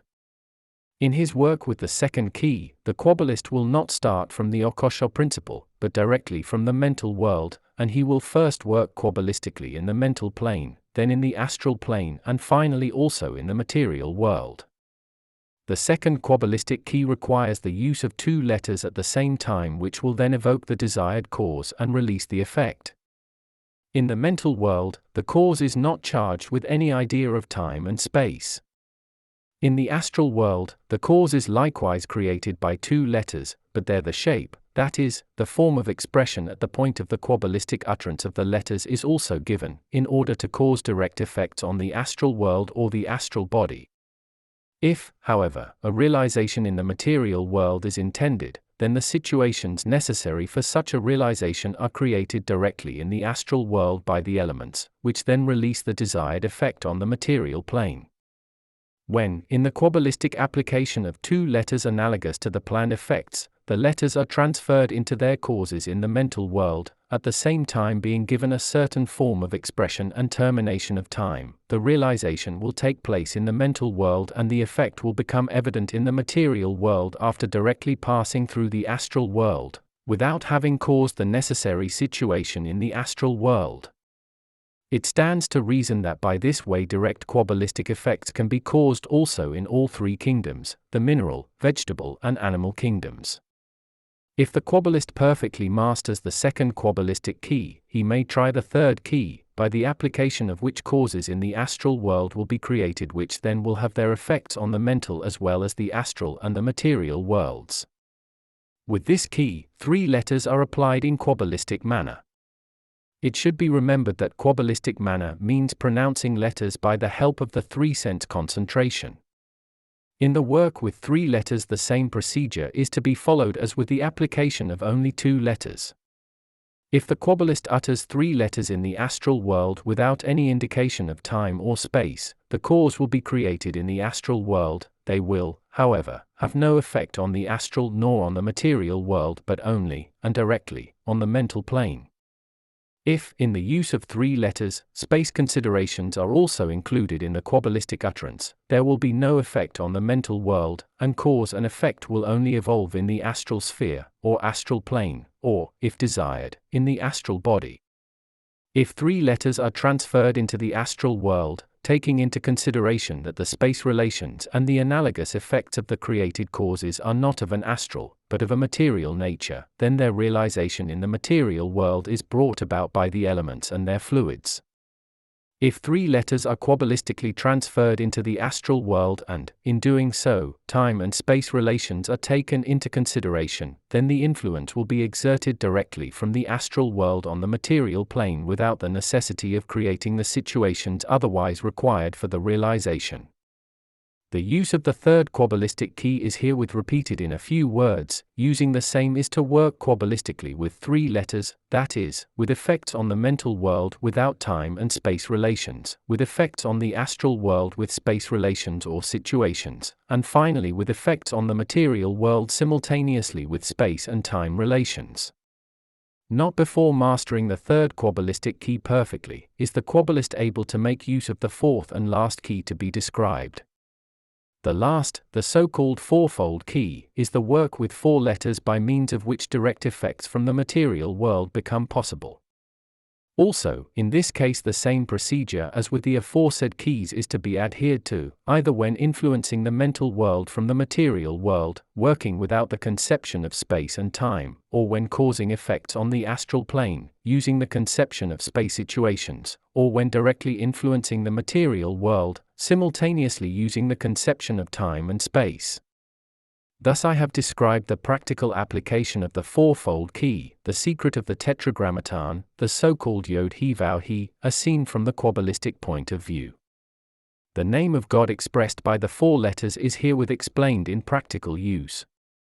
The quabbalist who has honestly fought himself through to this point is now virtually able to work creatively, by use of the fourfold key, that is, the tetragrammatonic key, in all spheres, all planes, in the microcosm and the macrocosm. From the quabbalistic point of view, he has attained the same power that was applied by the Creator himself in his act of creation, that is, when creating the world in all 3 kingdoms.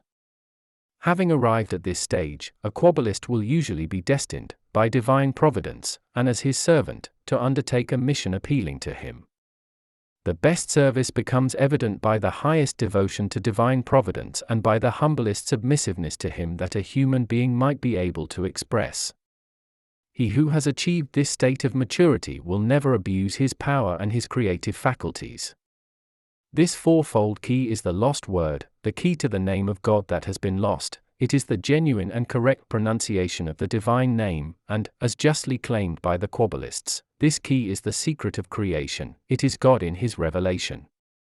There exist 6 more keys, which are, however, not apt for a quabbalistic application on our earth or in our zone girdling the earth, but which only serve the spheric quabbala. I have not been allowed by divine providence to give any details on these keys. However, the quabbalist who masters the fourfold key, that is, the tetragrammatonic key, the true Yod-He-Vav-He, and is able to apply it will also be trusted with the other keys by divine providence, especially in the case of the quabbalist's designation for certain missions that have to be carried through in the spheres lying outside our zone girdling the earth. To give a better survey, it is pointed out once more that the single key is the simplest key, the key that you will be able to make your own most easily of all. When applying it, the quabbalist need only pronounce the letter quabbalistically in his spirit, that is, with the consciousness of his spirit. In case of the twofold key, or the threefold key, the letters will have to be pronounced with the consciousness of the spirit and of the astral body. When the fourfold key is used, the letters have to be pronounced quabbalistically with the consciousness, that is, concentration, of the spirit, the astral and the material bodies. The quabbalist must thus be aware of these 3 forms of existence in his body. In this step I have put the greatest secret into the quabbalist's hands, that is, the practical application of the fourfold key, the key of realization by the word. For thousands of years this secret has been guarded. With the permission of divine providence, this secret of how God has created the earth, of how he works creatively, may now be confided to the mature man. He who will deal with this book not only theoretically will conceive the depth of its power. Step 7. The Quabbalistic Mysticism of the Alphabet, First Key. In this step I shall indicate some analogies of letters which are most important for Kabbalistic and magic purposes. If I wanted to describe all the analogies of letters that have reference to the mental and astral kingdoms and to the material world, I should, at the same time, have to give an account of the whole world in all its forms of existence, but, of course, this would be impracticable. However, by the keys he has been given so far, the Kabbalist has already reached a point where he is able to find out further analogies himself by logical conclusions, depending on the powers that he wants to get into contact with, or that he wants to work with. The advanced Kabbalist also knows that the letters may be related to everything that has been created.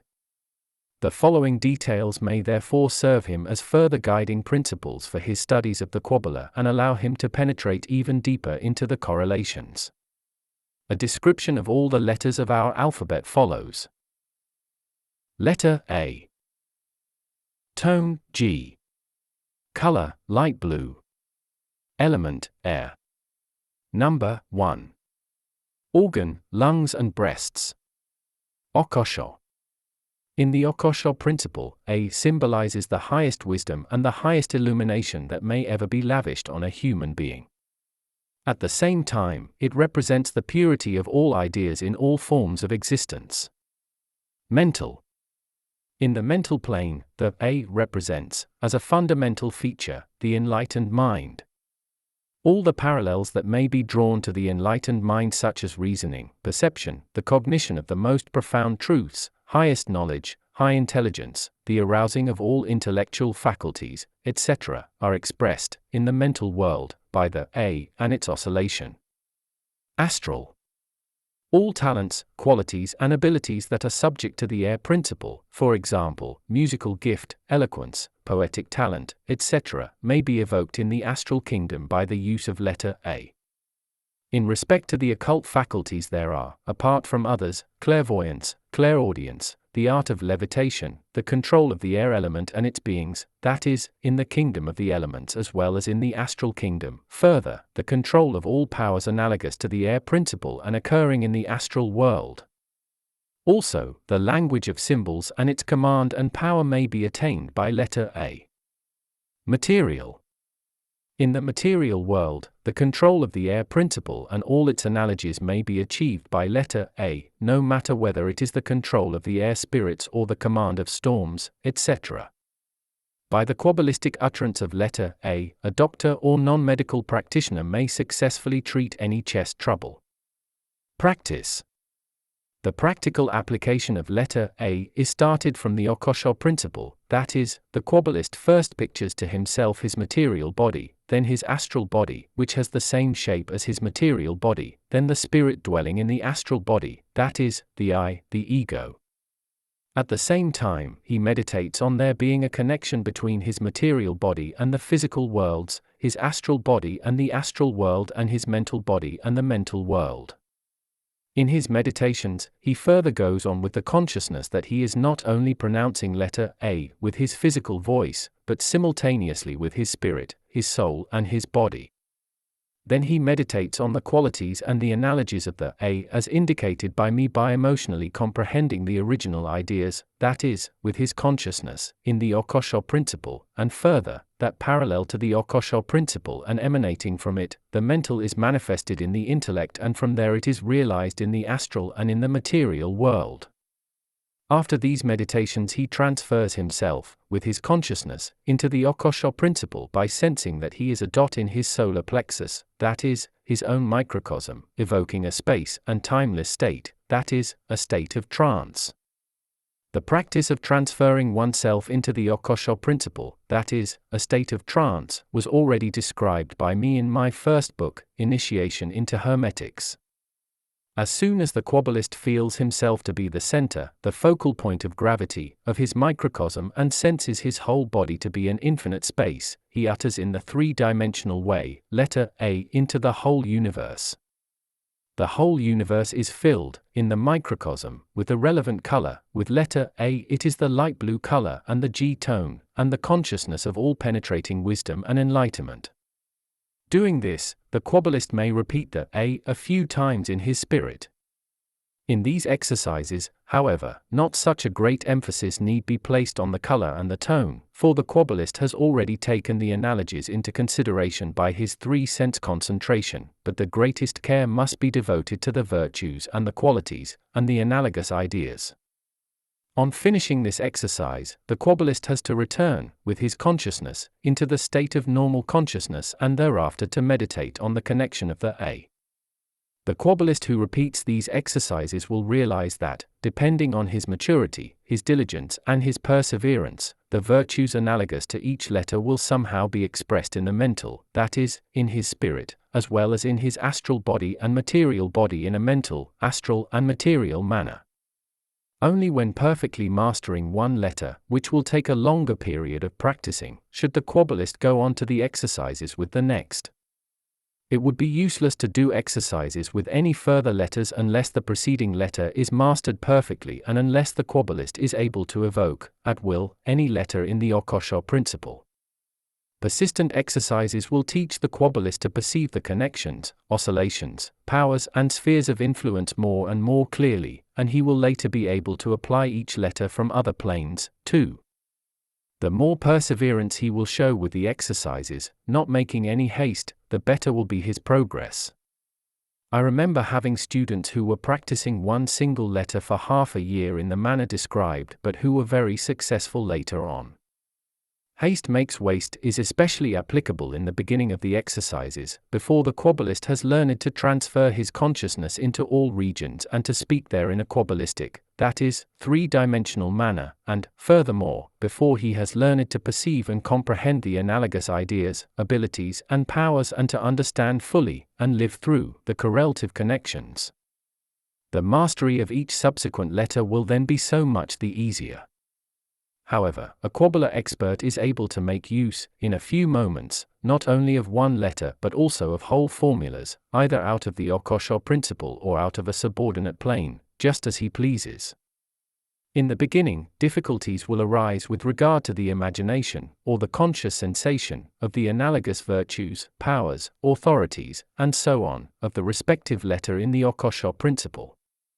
Frequent repetitions of exercises will enable the Kabbalist to picture to himself the relevant virtues and to perceive them consciously.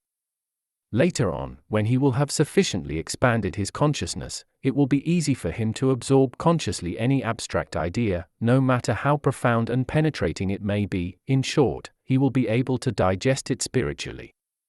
It was already said earlier in this book that letter A appertains to the air element and is controlled by the electrical fluid, influencing breast and lungs in the material world. Letter B. Tone A. Color violet. Element earth. Number 2. Organ right eye. Occult. In the occult principle, letter B indicates the perception of universal life, furthermore, the cognition of polarity, plus or minus, in all forms of existence which will lead to the profoundest wisdom. By letter B the Kabbalist will learn to perceive fully the plus and the minus. It will become quite clear to him that nothing has been made in vain and that the negative as well as the positive must exist, for without these contradictions the one could not be told from the other. Mental. His mastery of letter B will give the Kabbalist perfect control of the electric and the magnetic fluids in all the spheres and planes. The Kabbalist will thereby become master of life and death and will be given the power to change any fate. But he will never cause a change in the planned karma of a human being without good reason and approval by divine providence. He will not cause any chaos. Astral. The mastery of the letter B in his astral body will impart to the Kabbalist the faculty of evoking volts by magic and QBL, of charging Kabbalistic talismans and of bringing about sexual magical effects. Everything that is connected to polarity in the astral kingdom will become quite clear to the Kabbalist. He will get acquainted with the profoundest mysteries and attain a faculty of intuition that cannot be described by words. Material. Letter B represents all laws of polarization on our earth and gives expression to them in matter. The Kabbalist thereby becomes perfect master over the physical world. Apart from that, by mastering letter B, he is given the power to remedy any disharmony in the human body, that is, to cure any disease, and to charge analogous remedies Kabbalistically. Furthermore, he obtains the power of controlling life and death also in the three kingdoms of the material world. Letter C. Tone, D. Color, vermilion. Element, fire or air. Number, 3. Organ, stomach. Okosho. In the Okosho principle, letter C embodies all the mysteries of the Eucharist with all its aspects. The C oscillation symbolizes the mystery of self-spiritualization. He who masters this mystery well will comprehend and understand the profundity of the Eucharist and its aspects well, and will master all the practical methods relating to the Eucharist. From the Hermetic point of view, the practices mentioned in my first book Initiation into Hermetics, in the chapter dealing with the magic of water, belong to the practical application of the Eucharist in its lowest sense. In the Kabbalistic use of letter C, however, a higher aspect of the Eucharist is the point in question, for it has to do with the transformation or incorporation of a divine idea, a higher virtue, into a certain form. Mental. All practices dealing with the question of influence of one's own mental body or the spirit of somebody else by a divine idea, virtue, quality, power, might, etc., come into the field and the oscillation of letter C. Astral. In the astral body and the astral plane, the Kabbalist learns to know the profound mystery of the Eucharist, that is, the astral impregnation with one of the said virtues, qualities, etc., by the oscillation of letter C. However, the oscillation of the C does not only influence the impregnation of the astral body but also the mummification of the same and the control of the astral aura. Material. By the C oscillation, the Kabbalist learns to enliven the whole of the matter and to equip it with mental as well as with astral virtues, powers, etc. By this letter, he also learns to impregnate Kabbalistically any material form at will. Furthermore, the true Kabbalistic alchemy is also influenced by this letter oscillation. By the term Kabbalistic alchemy, the modification of matter by the word is to be understood, which is equivalent to giving it another quality. Letter D. Tone, C. Color, dark blue. Element, fire. Number, 4. Organ, right ear. Okosho. Letter D, or rather its oscillation, influences, in the Okosho principle, all mysteries of creation, especially the mysteries of the art of creation in the micro and macrocosm. Not only are the laws of creation expressed by this letter, but the Kabbalist is also revealed all knowledge when mastering the D oscillation. Since the macro and microcosms fall within the scope of the same laws, the Kabbalist learns to know, and to master, the micro as well as the macrocosm from the standpoint of the profoundest wisdom with regard to the creation and all its analogies. Mental. By this letter oscillation, the Kabbalist learns to know and master perfectly in the mental plane, or rather the mental body, the mental matrix of himself and other people with the full ego consciousness. The profoundest wisdom of the spirit in all the phases, elemental analogies, and the profoundest cognition with regard to the ego consciousness will be revealed to the Kabbalist by the oscillation of letter D. Astral. All erotic aspects that are analogous to the astral body will be revealed to the Kabbalist by the D oscillation. All the methods of the magic of love, of sex magic, in every aspect of the four elements are accessible to him, not only theoretically but also practically, by this letter oscillation, so that he becomes a perfect master of love in all its phases and aspects. Material. In the material world, the oscillation D controls everything related to fertility.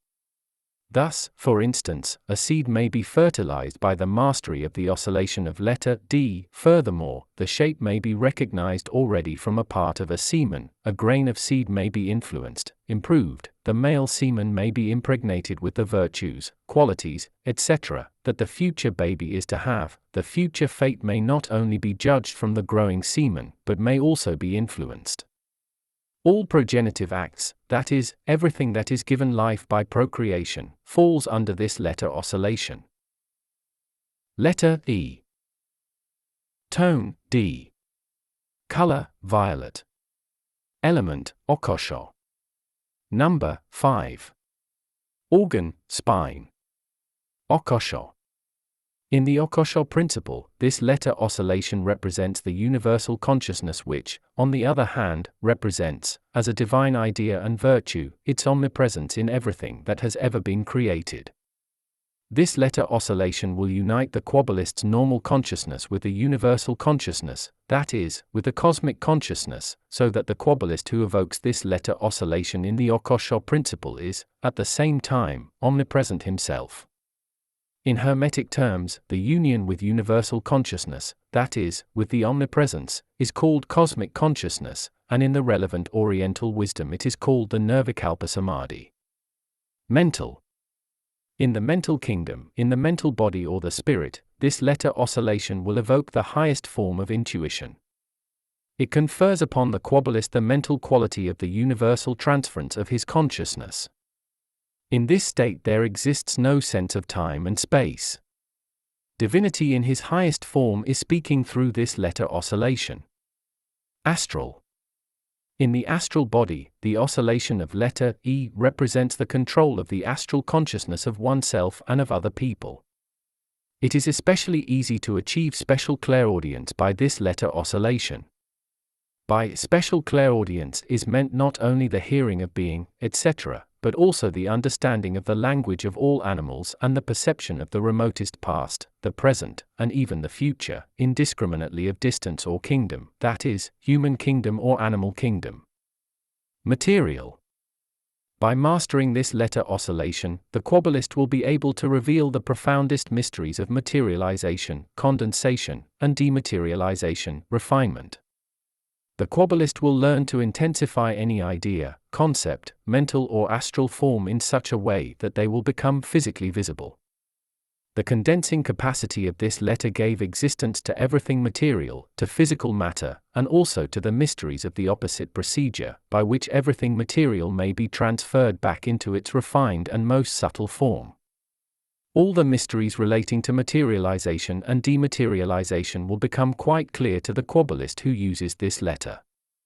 At the same time, he is given the ability to apply this knowledge in practice. Letter F. Tone, F sharp. Color, light green.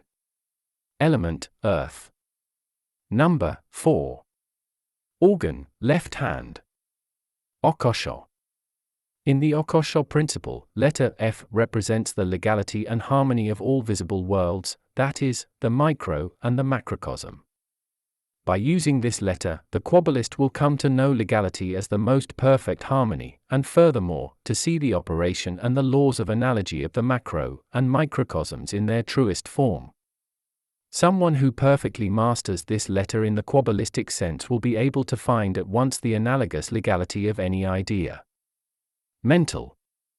In the mental kingdom, this letter oscillation represents the unification and the interdependence of the 4 basic qualities of the spirit, namely, willpower, intellect, feeling, as in life, and consciousness in their entirety.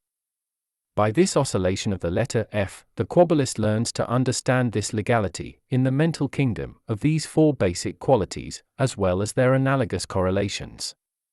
Astral. The mastery of this letter oscillation makes the Kabbalist perceive and control the mysteries of the quadrupolar magnet and the sphere of influence of the 4 elements in the astral kingdom. The Kabbalist acquires the ability of mastering any characterological quality, any virtue, by its respective element. Also, the mystery of magic equilibrium will become entirely clear to the Kabbalist, and he will be able to comprehend all the universal laws, all abstract ideas in their purest state. Material. In the material world, the mystery of the magic quadrature of the circle, that is, the quadrupolar magnet, is revealed to the Kabbalist by the oscillation of this letter. The Kabbalist not only gets to know this in its relation to the human body, but he also learns how to apply it indiscriminately, whether he wants to bring this mystery into relation with intellectual knowledge, with physics, or with metaphysics.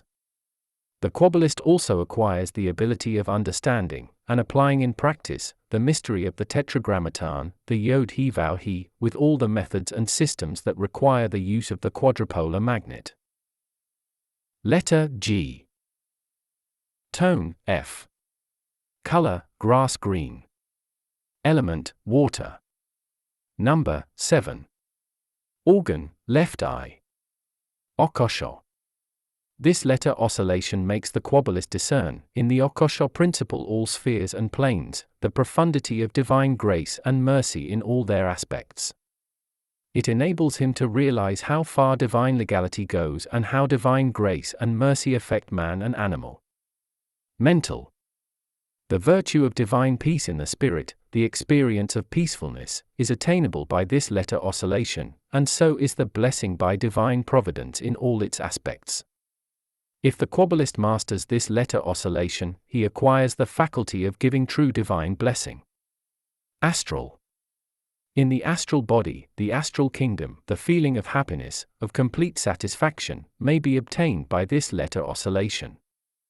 Likewise, when mastering this letter oscillation, situations may be created by means of the elements and the electromagnetic fluid in a Kabbalistic manner, causing happiness, success, and wealth in the material world. Material. In the material world, this letter oscillation represents all the phases of riches and wealth, of happiness and satisfaction. By this letter oscillation, divine providence has created abundance and, like the Creator, the Kabbalist may also bring about, for himself or other people, abundance in everything, should he wish to do so. Letter H. Tone, A. Color, silver-violet. Element, fire. Number, 8. Organ, right arm. Okosho. In the Okosho principle, this letter represents the power of the word. The Kabbalistic application of it in the Okosho principle makes the Kabbalist understand and use the cosmic language, QBL.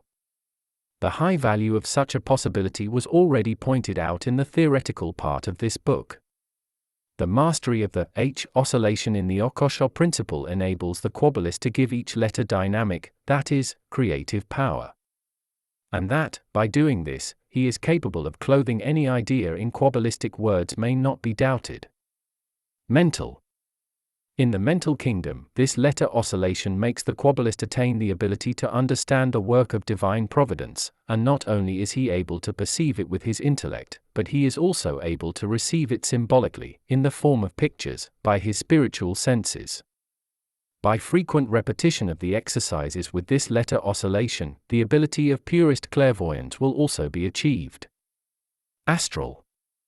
The mastery of the H oscillation makes the Kabbalist attain the faculty of influencing each fate at will, and furthermore also the faculty of fully comprehending, understanding and applying all the Kabbalistic systems, all the mantra and tantra practices in their truest forms. He who is able to evoke this letter oscillation also in the astral body, which is very difficult to master, may confidently believe that he becomes a perfect Kabbalist. Material.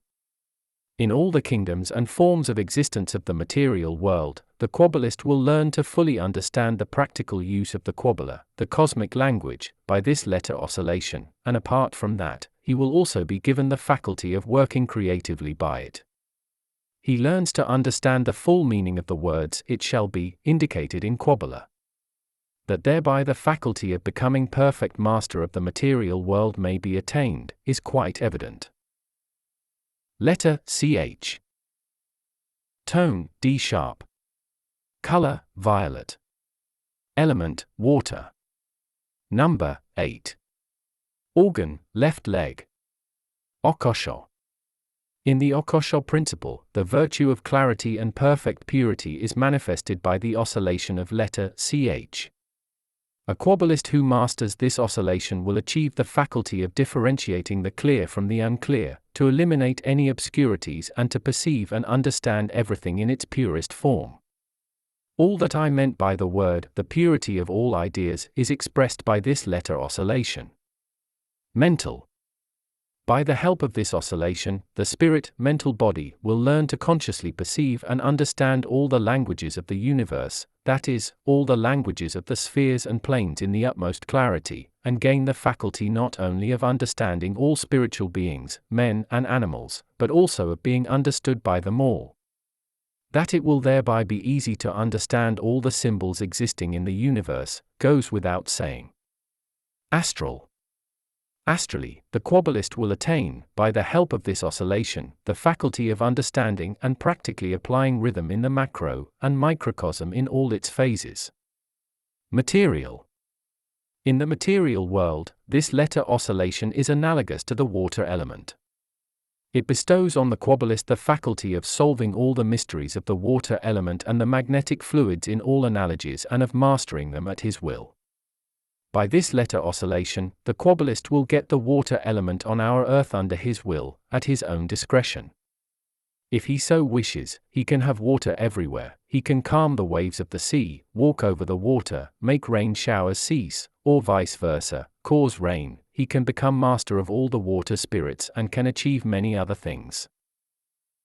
Letter I. Tone, G. Color, opal. Element, earth. Number, 10. Organ, left kidney. Okosho. In the Okosho principle, this letter oscillation is subject to fate, that is, to the karma law, which is the law of cause and effect. All doings and all actions, all life, come under this letter oscillation. Likewise, the law of evolution of everything that has been created is expressed by it. At the same time, divine providence in his most subtle form is manifested in this letter oscillation. In the alphabet, letter I is the 10th letter and number 10 represents the one as its highest form in the Okosho principle. Mental. In the mental body, this letter oscillation is analogous to memory, remembrance and conscience. By the I oscillation, the rhythm of 10, the Kabbalist is able to enliven everything as he pleases, and thus master it. At the same time, he achieves the spiritual ability to evoke any remembrance in his memory or the memory of someone else and, furthermore, to sharpen or weaken the conscience of a human being, that is, the subtlest form of divine providence, depending, in each case, on what the Kabbalist intends to achieve by the help of this letter oscillation. In short, all the faculties regarding memory and conscience in the mental plane may be comprehended and mastered by this letter oscillation. Astral. In the astral kingdom, this letter oscillation corresponds to the astral matrix with all its functions. As you know, the astral matrix is the connecting link between the material body and the soul. That is, the astral body, it is the so-called principle of life. It is also a known fact that the astral matrix, and with it the whole body, is kept alive by breathing. By the help of this letter oscillation, the Kabbalist is also in a position to get under his perfect control the breath with all its aspects and ways of application. Likewise, by this letter oscillation, he is able to make a body that is already dead breathe again by banishing the astral matrix back into the dead body and by reuniting body and soul. After this, it will be easy for him to tie the desired spirit or mental body to the matter and to restore the human being to life again. Material. In the material world, this letter oscillation corresponds to all laws of analogies between the micro and the macrocosm. Everything that has shape, measure, number and weight has been created by the help of this letter oscillation. If the Kabbalist can master this letter oscillation, he will be able to evoke the greatest miracles in the material world by using the respective analogies to shape, measure, number and weight. As one can see, shape, measure, number and weight are the chief components of the material world, and by getting this letter oscillation under his control, the Kabbalist becomes their absolute master. It stands to reason that he will also be able to become a perfect metaphysician too, and furthermore, to comprehend all laws presently still unknown to our physical world and to apply them, as he pleases, in all fields. Letter J. Tone, G sharp. Color, dark opal. Element, water. Number, 1. Organ, diaphragm. Okosho. In the occult principle, the J oscillation is the oscillation of the highest, all-embracing love, that is, of cosmic love, number 7. The J oscillation enables the Kabbalist to comprehend and feel this love, which is one of the highest divine virtues, in all its aspects, in the microcosm as well as the macrocosm. Mental. Mentally seen, this letter oscillation expresses the mystery of rapture or ecstasy in its highest form. This oscillation makes one comprehend, master and evoke at will the mystery of all 4 forms of ecstasy that are analogous to the elements. If the Kabbalist masters this letter oscillation, he is able to invoke any ecstasy, especially ecstasies that are analogous to the love element, the water element. It should be noted, however, that an ecstasy evoked by Kabbalah has nothing to do with a hypnotic ecstasy or with a state of trance which usually serves somnambulistic purposes.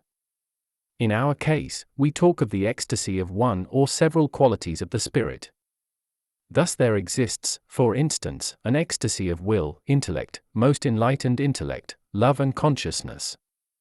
By the oscillation of letter J, 2 of these states, if necessary even all 4 of them, may be evoked at will, either in one's own or in someone else's spirit.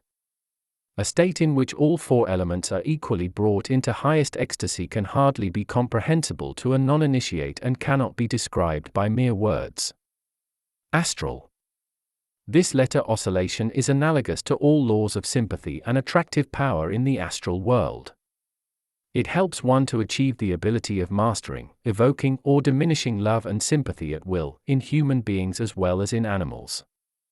All the mysteries of love magic relating to man, beings and Godhead are revealed to the Kabbalist who commands this letter oscillation.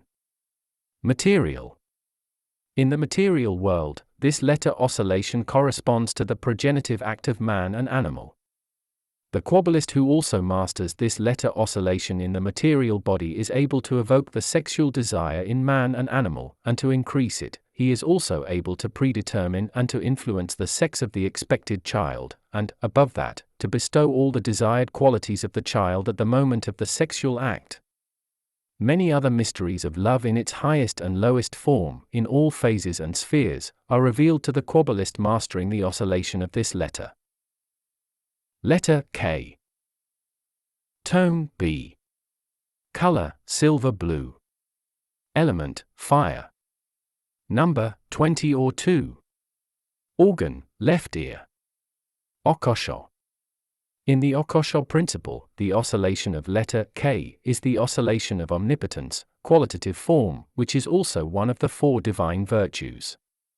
There, omnipotence manifests itself as the highest power imaginable. To the Kabbalist who masters this oscillation, this virtue will reveal itself as the all-embracing power by which he will be able to work direct miracles in the micro as well as the macrocosm. This virtue is manifested in the occult principle as the highest and purest light, which is analogous to the original fire principle. Mental. In the mental world, this letter oscillation corresponds to the state of manifestation of faith.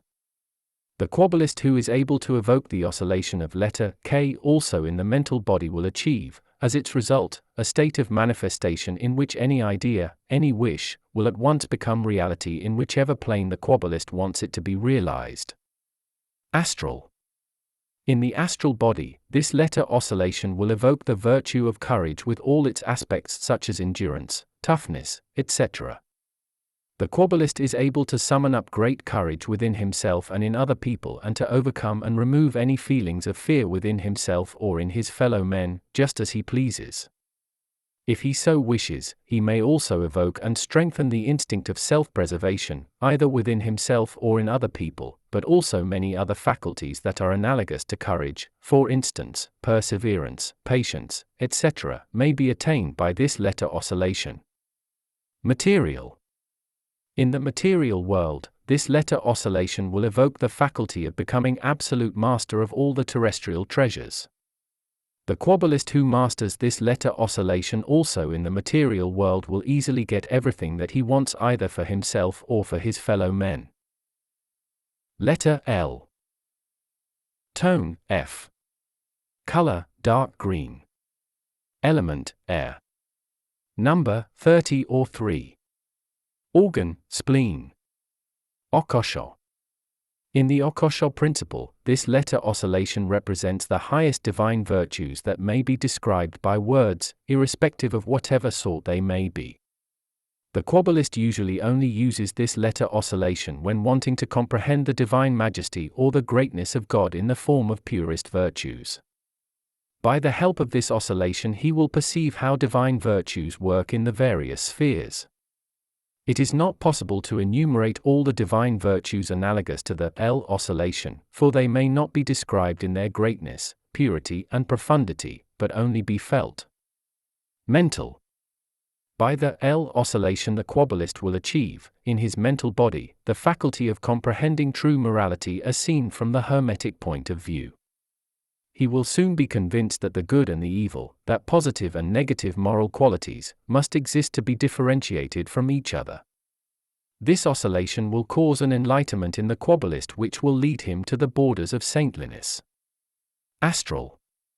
In the astral body, the mystery of magic equilibrium with regard to the character of any human being will be revealed to the Kabbalist with the help of this oscillation.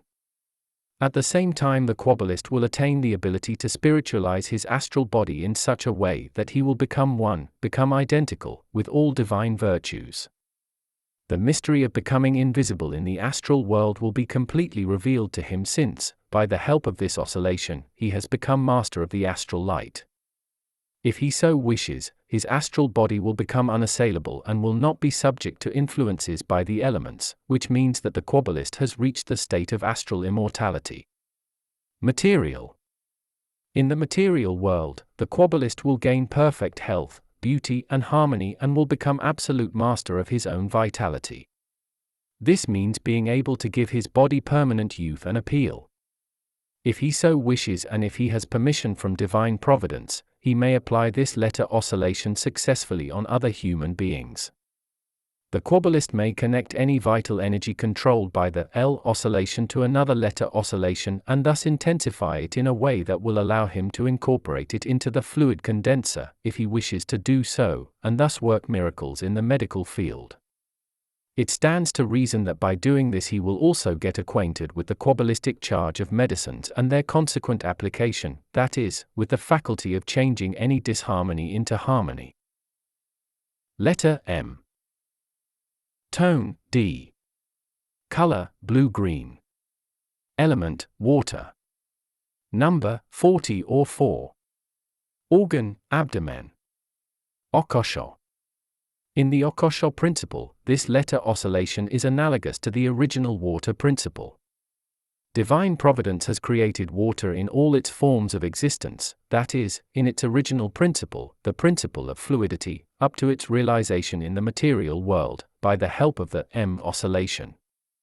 The Kabbalist learns to comprehend, recognize, and control the original water principle fully from the viewpoint of creation by the help of this letter oscillation in the Okosho. Mental. Since in the mental kingdom, mental body, the original water principle is manifested as life, feeling and sensation, the Kabbalist, by mastering the M oscillation, is given to mental faculty of becoming perfect master of his feelings, sensations and life spirit. This faculty also enables him to penetrate into the life, feelings and sensations of any man with his own consciousness, and to study and master them. Astral. The oscillation of letter M helps the Kabbalist to comprehend and master the astral water element in all the spheres of action of the astral world. At the same time, the Kabbalist thereby becomes absolute master of the pure magnetic fluid, which is analogous to the water element, which is to say that the magnetic fluid originates from the original water principle. Material.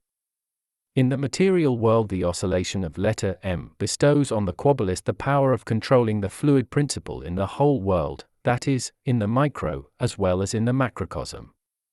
Not only is the Kabbalist able to comprehend, with his consciousness, everything fluid in its original principle, but he is also made absolute master of it. This faculty, when acquired by this oscillation, also makes him master of the magnetic fluid and of everything that is connected with it. Thus, for instance, he may, if he pleases, control the laws of gravitation, and many other things. Letter N. Tone, A. Color, red, flesh. Element, water. Number, 50 or 5. Organ, liver. Okosho. In the Okosho principle, the highest state of happiness may be evoked by the mastery of this letter oscillation so that the Kabbalist is really able to transfer himself, so to speak, into the seventh heaven of delight. In this state of happiness, all the virtues, sensations, etc., that have reference to the material, astral and mental worlds are eliminated, and the Kabbalist experiences supreme happiness, which cannot be described by words at all. Mental. In the mental body, this letter oscillation corresponds to the mental matrix and to the mental aura. The mental matrix is the spiritual bonding material which connects the astral body to the mental body, that is, to the spirit. The mastery of this letter oscillation will reveal to the Kabbalist all the mysteries relating to the mental matrix and bestow on him the ability to comprehend, see, sense and control the mental matrix with its sphere of action, either in regard of himself or others. The Kabbalist is also able to see the mental aura of himself, or of other people, and to define it with regard to its scope of action. He recognizes his own mental maturity and that of other people, and thus the state of development of any spirit. He is given the ability of knowing exactly which state of condensation the spirit of a man, with his astral body, will dwell in the astral kingdom after his death. Furthermore, the mastery of this letter oscillation furnishes him with the faculty of enlightening any man whom he deems worthy, on account of his state of maturity, by transferring the letter oscillation on him so that the person concerned is able to solve any problem corresponding to his grade of development without difficulty. It stands to reason that the Kabbalist is able, if he wishes to do so, to see through and master any spirit, via the aura or the mental matrix, in our material world as well as in the astral kingdom. Astral. In the astral body, dwelling in the astral kingdom, this letter oscillation evokes the drive for self-preservation which links the astral body to the zone girdling the earth, and makes it depend on the operation sphere of the elements in the astral kingdom. This letter oscillation makes it possible for the Kabbalist to get the drive for self-preservation, in the astral world, completely under his control so that he cannot be assaulted by any element in the astral world. This faculty is especially appreciated by those magicians who are in the astral plane with their astral body, enjoying a state of absolute freedom and independence in the astral world which enables them to look up the genii or principles in that zone girdling the earth, without having to identify themselves with the astral emanation of these genii first. Magicians who perfectly master this letter oscillation and, by their abilities, enjoy absolute freedom in the astral world are held in high esteem by all principles of the zone girdling the earth, since they can never be influenced by any principle, neither in a positive or in a negative sense. Such magicians are absolute masters of all beings in the zone girdling the earth, and need not identify themselves with any original quality or any divine idea for this purpose. Material. In the material world, everything that is related to the gait and movement of all human beings and animals is influenced by this letter oscillation. If the Kabbalist masters this oscillation, he becomes absolute master of all people and animals on our earth, and the gait and movement of all men and animals come under his power. This is to say that the Kabbalist may, for instance, make lame persons healthy and able to walk again. In our microcosm, in the whole material world, in all planes and worlds of the created cosmos, this letter oscillation is identical to cohesion, or power of coherence, and therefore has a certain connection to specific gravity and attractive power of everything material. Similar to letter M regarding gravitation and attractive power of matter, the oscillation of letter N also makes the Kabbalist gain mastery over laws of the power of coherence in any material thing. Letter O. Tone, C. Color, aquamarine. Element, earth. Organ, throat or thymus or larynx. Okosho. In the Okosho principle, the oscillation of letter O is the oscillation of justice as an original principle, as appreciation and recognition of the divine laws. The Kabbalist evoking the O oscillation in the Okosho principle, and identifying himself with it, attains divine justice. He will never do anything unjust and will never slip, for if he has worked himself up to this state, he is completely filled with the legality of divine providence, that is, with an absolute sense of justice. Wherever the principle of justice is in question, it is controlled by the oscillation of letter O. Mental. In the mental world, the oscillation of letter O gives expression to the absolute legality of harmony in all four basic qualities of the spirit, and its fate, that is contributory determinant in all future incarnations. By the mastery of the O oscillation in the mental body, the Kabbalist attains a high power of judgment and the ability to comprehend spiritually any legality, any interference by divine providence for the sake of justice. Having become incarnated justice himself by the oscillation of letter O, the Kabbalist who has proceeded thus far will never condemn anyone unjustly. Astral. This oscillation evokes absolute astral contentment and poise in the astral body and bestows on the Kabbalist the power to evoke, by Kabbalah, any situation in the astral world, without being made responsible for it by fate in any sense, which then will have its effect on either the occult principle in the mental world, that is, in the spirit, or in the astral world, or in the material world, just as the Kabbalist wishes. Since the Kabbalist has now become incarnated justice himself, he will never want to bring about unfavorable situations in any sphere without the strict order by divine providence. Fate has no influence on the Kabbalist who has developed thus far, and he has only to justify himself before divine providence. This letter oscillation gives the Kabbalist a sense of satisfaction, absolute security, infallibility, and unimpeachability. Material. This oscillation will evoke situations in the material world which will bring about absolute success and happiness in every respect. The Kabbalist mastering this oscillation learns to understand, and eventually control completely, the working and functioning of the electromagnetic fluid in the human body and material world, in their relation to the higher spheres. Endowed with this ability, the Kabbalist will become perfect master of astrophysics and metaphysics. Letter P. Tone B. Color gray. Element earth. Number 80 or 8. Organ right nostril. Occult. In the occult principle, this letter oscillation evokes a longing for spiritual progress, spiritual perfection, and highest spiritualization, in general. The highest form of expression of the law of evolution of any spirit is embodied in it. The Kabbalist who calls upon this oscillation in the occult principle will feel the desire to strive upwards to the divine light. He will sense an ever-increasing profound longing for his unification with the four basic divine qualities and will realize how divine love, which is incarnated into every human being, will constantly urge him to be connected to divine omnipotence, love and wisdom and to have these incarnated within himself. The longing for unification with the four basic divine qualities is a specific sensation which is only comprehensible to the practical expert and which one may live through but never be able to explain. Mental. In the mental body, this oscillation evokes a deep religious sensation, a feeling of devotion towards highest infinity, which is, however, also manifested in a deep humility, number 10, of the spirit. The deeper and the more frequent the Kabbalist is penetrated by this letter oscillation, the deeper will be his feeling of humility, and it is in this state that he will find himself in the greatest and most powerful proximity of his divine majesty, of divine providence. At the same time, he will have the feeling that by this most profound humility he is nearest to omnipotence, universal love, universal wisdom, and omnipresence.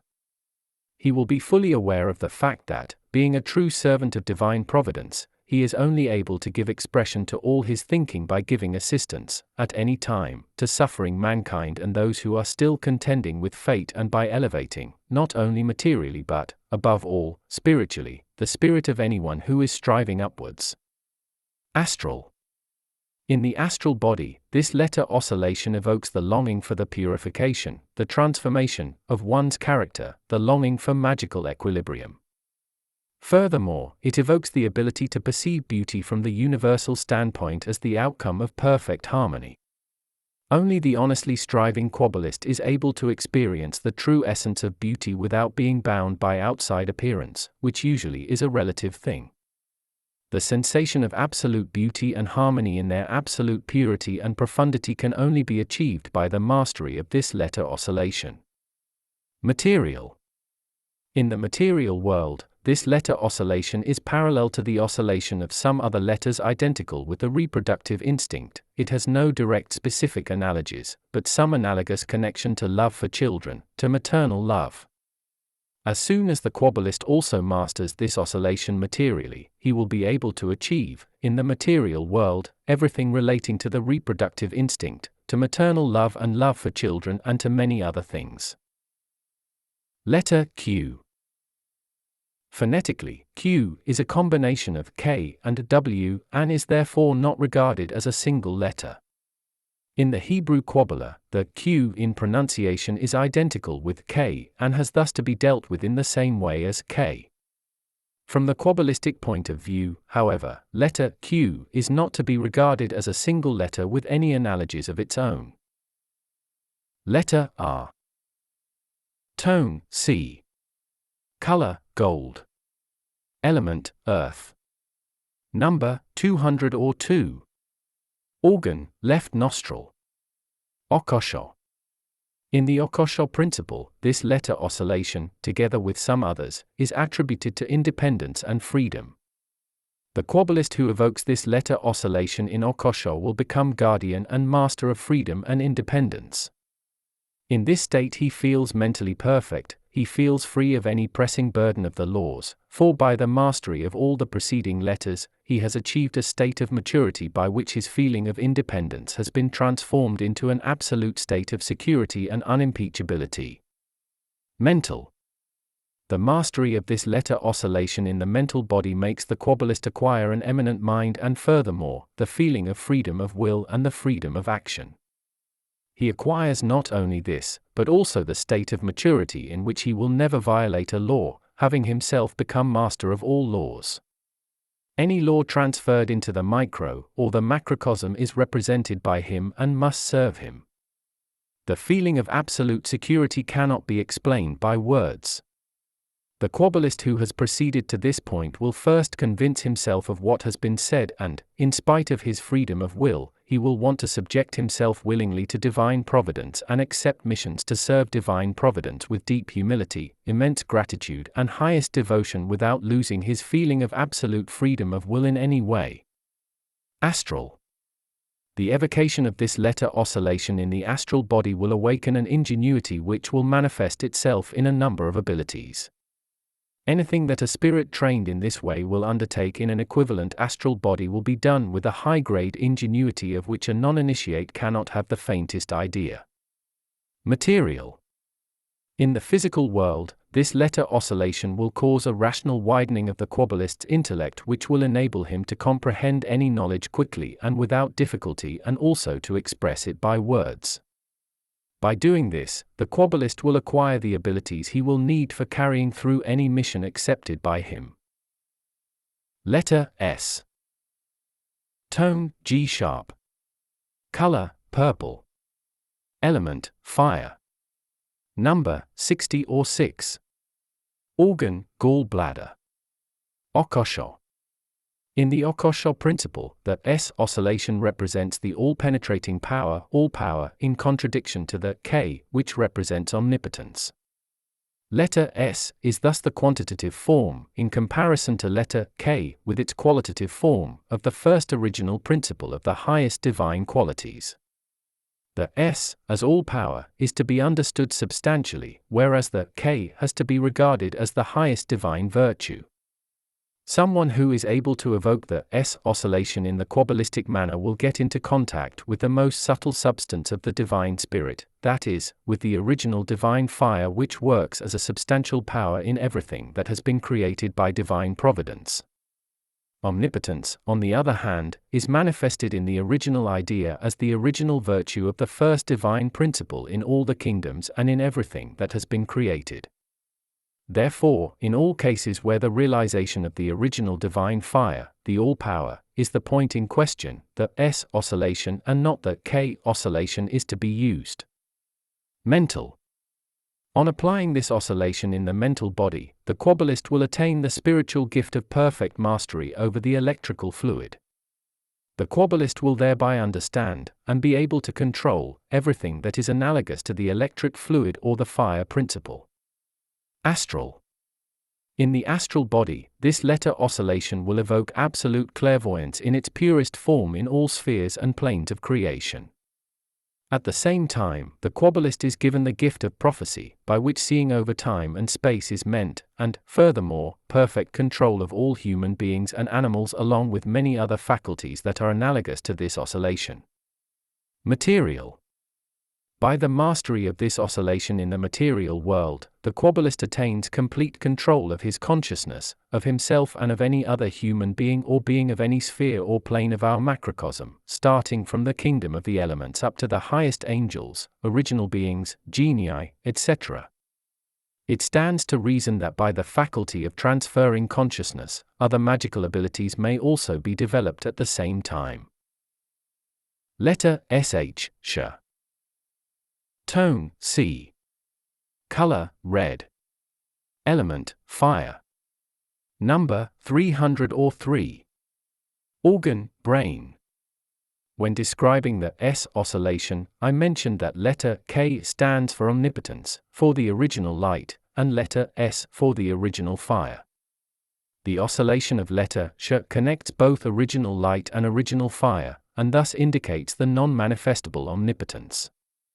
The sh oscillation therefore represents the original principle superior to the K and S. So the sh is the letter by which divine providence represents the original principle of fire and the original light of the non-manifestable omnipotence. The sh oscillation thus indicates, so to say, the first outpouring of divine creation. The sh is therefore regarded as the highest letter, and the S and the K, in their manifestation, are subjected to this mother letter.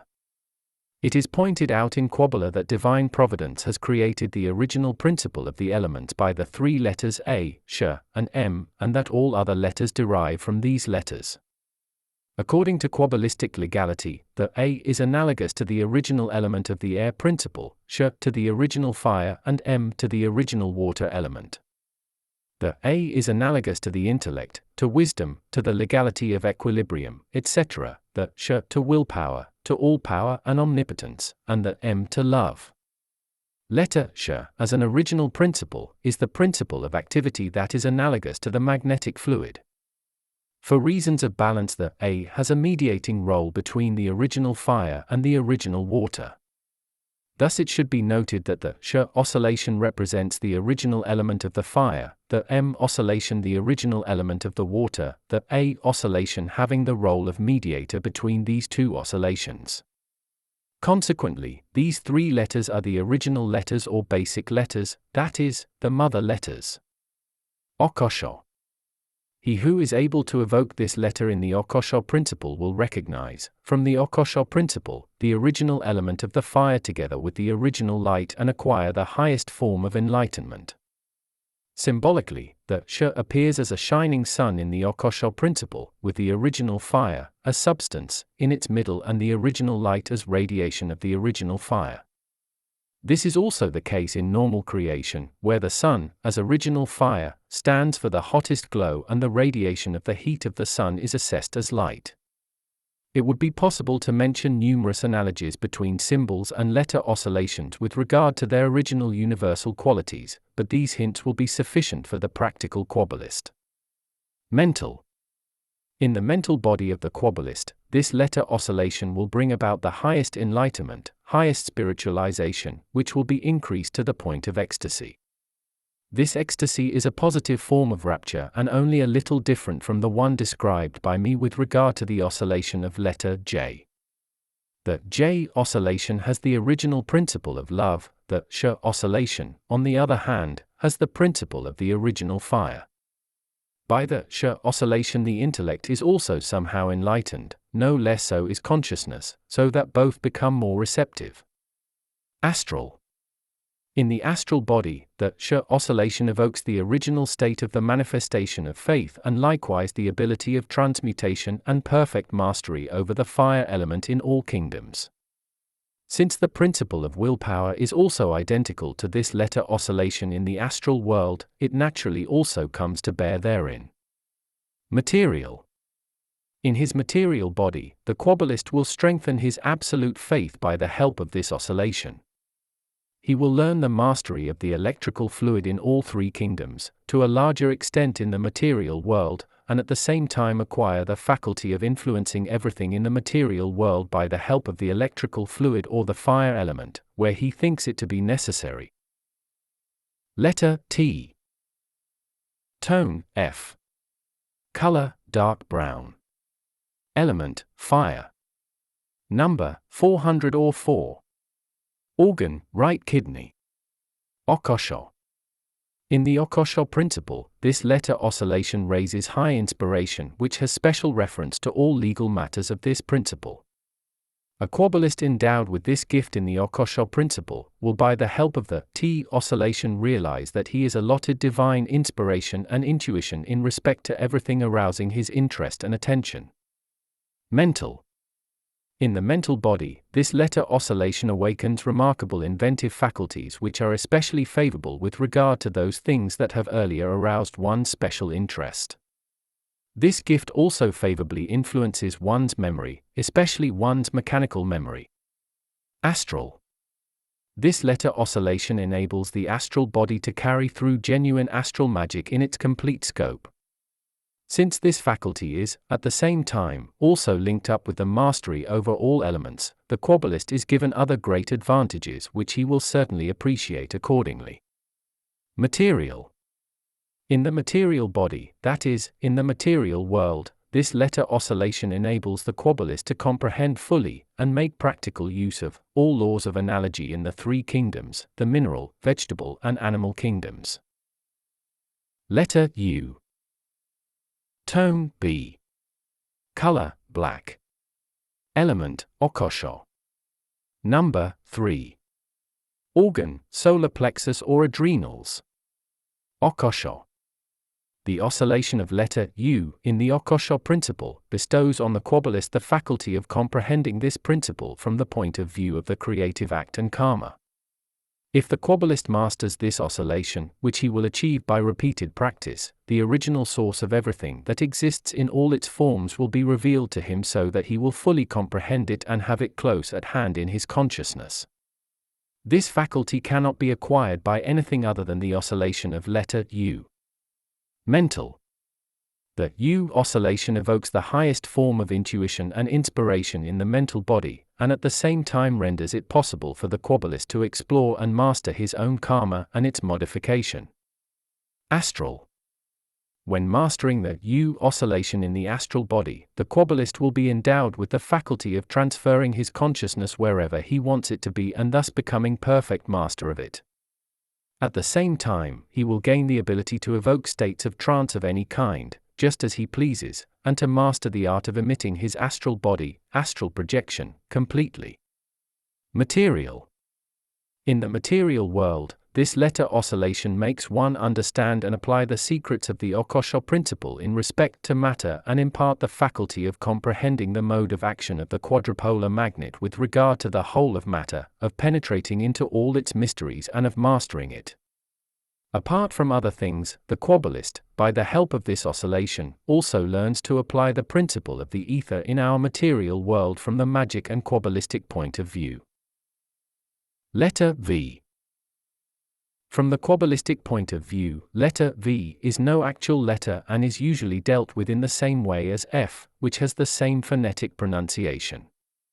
If pronounced weakly, it is almost a W, and if pronounced sharply, it is phonetically equivalent to F. Therefore, there are no analogous equivalents to V. Letter W. Tone G. Color lilac. Element water. Organ abdomen. Okosho. In the Okosho principle, the W oscillation will evoke cosmic unification of consciousness and cosmic influence of consciousness, or, Kabbalistically spoken, cosmic intuition. Seen from a higher cosmic point of view, this letter oscillation is also an aspect of cosmic, universal love. Divine providence will only allow the Kabbalist who is able to evoke the W oscillation in the occult principle to comprehend and understand the original principle of cosmic intuition, which, at the same time, may be regarded as the outpouring of cosmic love. The Kabbalist must experience this, for the effects of this oscillation in the occult cannot be expressed by words. Mental. This letter oscillation will awaken all mediumistic faculties in the mental kingdom, that is, in the mental body of the Kabbalist. Amongst other things, the Kabbalist will, for instance, develop an excellent sense for clairsentience so that he will be able to influence his spirit with any idea of any field of science in such a way that he will have the feeling of identification with this idea. At the same time, this letter oscillation increases one's faculty of concentration up to the climax, which is called samadhi by the Indians. He who is not able to concentrate efficiently in Kabbalah, or who easily gets tired and exhausted when doing Kabbalistic concentration exercises, should apply this letter oscillation. He will soon discover that by applying this three-sense concentration for a longer period, neither a mental, nor an astral, nor a physical feeling of tiredness or exhaustion will arise. Astral. In the astral body, this oscillation will arouse the religious feeling which is necessary for true mysticism. Furthermore, it will also arouse the necessary talents for this. If desired, the astral body is able to evoke a temple atmosphere within itself, or in its vicinity, whenever and wherever it is needed.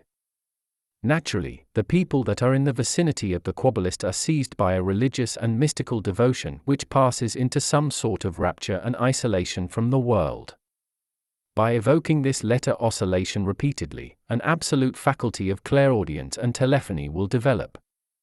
The Kabbalist will not only be able to hear all beings and perceive, by his sense of hearing, everything spoken in the remotest past, in the present or in the future, but he will also clearly perceive, over the greatest distances, everything that he directs his consciousness to, and he will be able to say words into his astral body functioning as a transmitter that will be heard physically even by faraway non-initiates.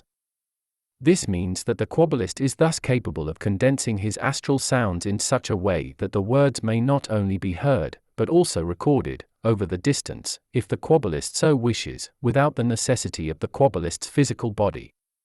Of course, this faculty will only be acquired by a genuine Kabbalist who has honestly struggled through to this point. Material.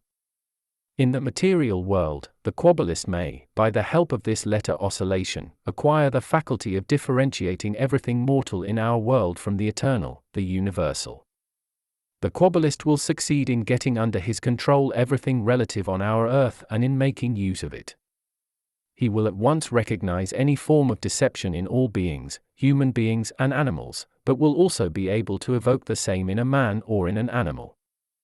Since this letter oscillation has a certain connection to the water element, the control of the water element on our earth is conferred upon the Kabbalist at the same time. Many a similar faculty that is analogous to the water element and the magnetic fluid, and may be made use of in the material world, will be bestowed on the Kabbalist as a reward for his work. Letter X. Like letter V, this letter is no real letter from the Kabbalistic viewpoint, but a combination of E, K, and S, and must therefore be regarded as such. That is why the X has no Kabbalistic connection, so that any analogous description of this letter is not possible. Letter Y or UE. Tone, C sharp. Color, pink. Element, occult. Organ, heart. Occult. Whoever masters this letter oscillation in the occult principle is revealed the true origin of the rhythm of life and its relations. This letter oscillation has also been influencing the law of evolution from the beginning of creation towards its perfection. Since this oscillation is difficult to grasp, only the experienced Kabbalist who has reached this point in his scientific work will succeed in fully comprehending and mastering the original rhythms of life and the laws of harmony and legality. Mental.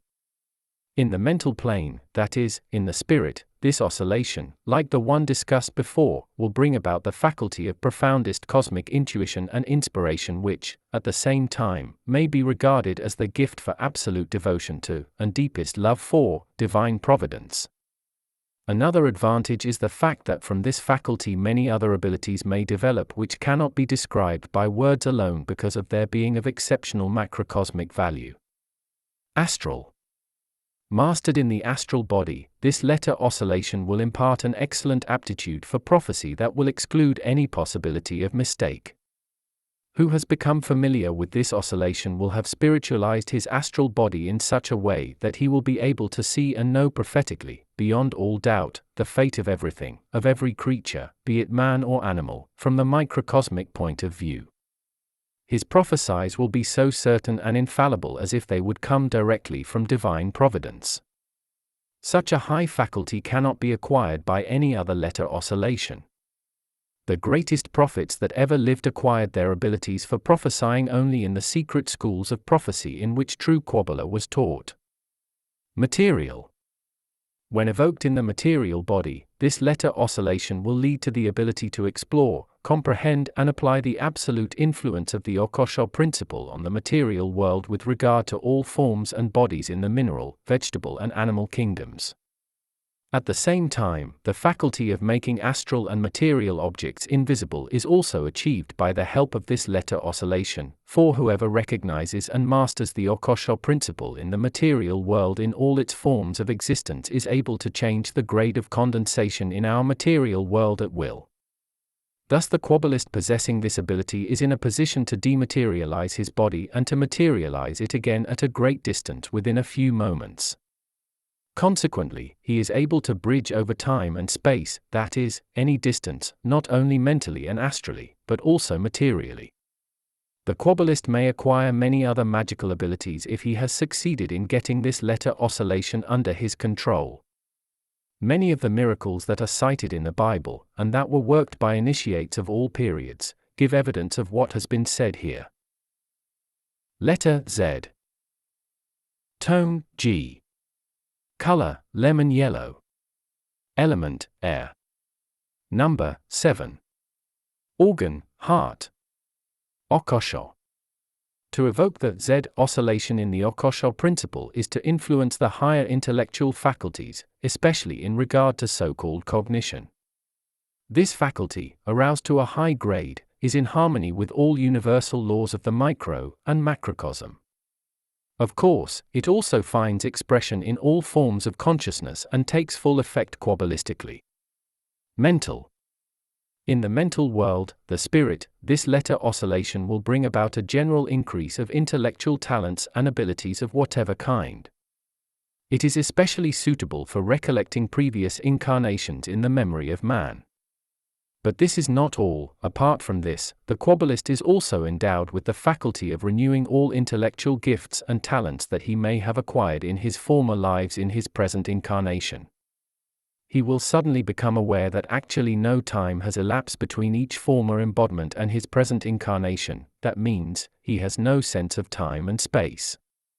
He has the impression that he has lived through the thousands of incarnations that he experienced in a very short time. All the aptitudes that he ever had are suddenly awakened in him. The languages that he once mastered are now again made use of by him at will without having to learn them again. In a word, the Kabbalist, by the help of this letter oscillation, has attained the faculty of adapting himself to any situation so that he will not cause chaos within himself even if he becomes aware of all the incarnations he has lived through.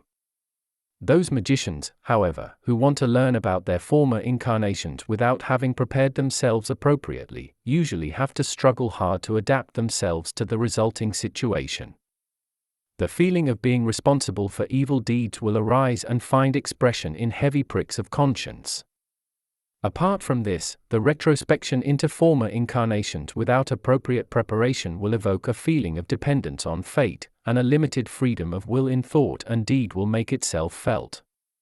It may also happen with an unprepared magician that the old age which will befall him as a result of the retrospection will be a severe hindrance to his actions because of his incapability to transform himself into the freshness of youth. Such disadvantages, however, will only show up with magicians and persons who have not been adequately trained. A Kabbalist who has worked himself through to this point and actually masters the Z oscillation has to fear nothing of the sort. Astral. In the astral body, the Z oscillation will evoke all kinds of artistic faculties, especially the ones that are particularly desirable from the Kabbalist's viewpoint. Likewise, the faculty of clothing all abstract ideas into words that are easy to grasp will develop. Furthermore, this oscillation makes it possible for the Kabbalist to send and receive messages through the air. True initiates of the Orient that deal with the high Tantra magic and also master the Z oscillation practically, possess the ability to exchange messages by the help of the air principle.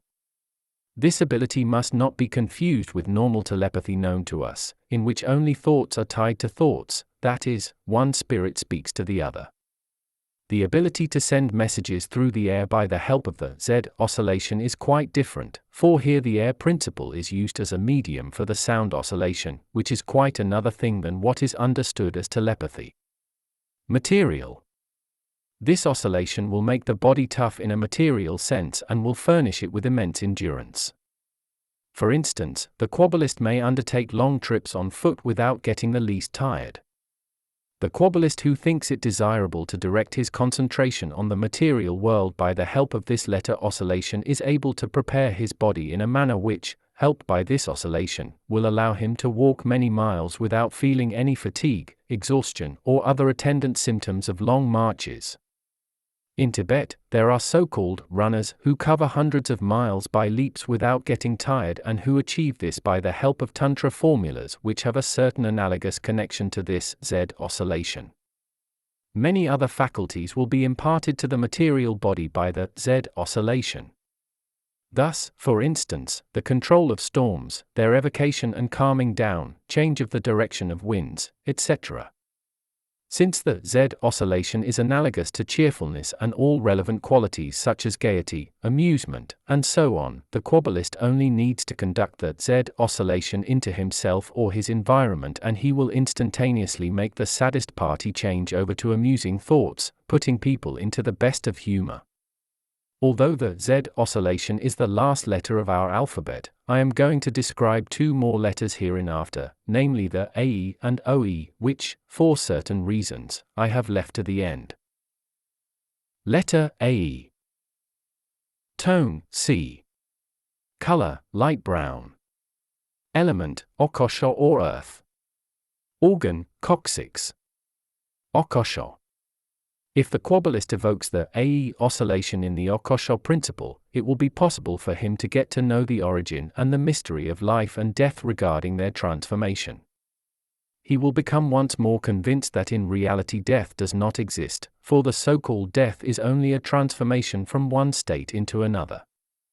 The Kabbalist will also be enlightened on the cause of this transformation and its complete connection by the AE oscillation in the occult principle. Likewise, he will also become acquainted with, and learn to master, all negative spiritual beings in all spheres and planes with regard to their scope of action. It will become absolutely clear to him the purpose for which negative beings have been created. Since in the original principle all beings are alike, each having been created by divine providence to fulfill a certain task, there is no dissimulation of negative beings, for from the Kabbalist's point of view everything is pure. Here the saying, to the pure everything is pure, becomes plain.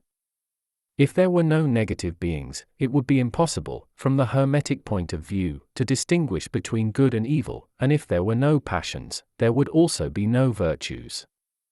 This oscillation confirms to the Kabbalist the words contained in the Bible, through night to light, the deep symbolic meaning of which will now become clear to him. Mental. The mastery of the AE oscillation in the mental body will impart the faculty of seeing through all thoughts, actions, and wishes concerning matter, and of becoming their absolute master.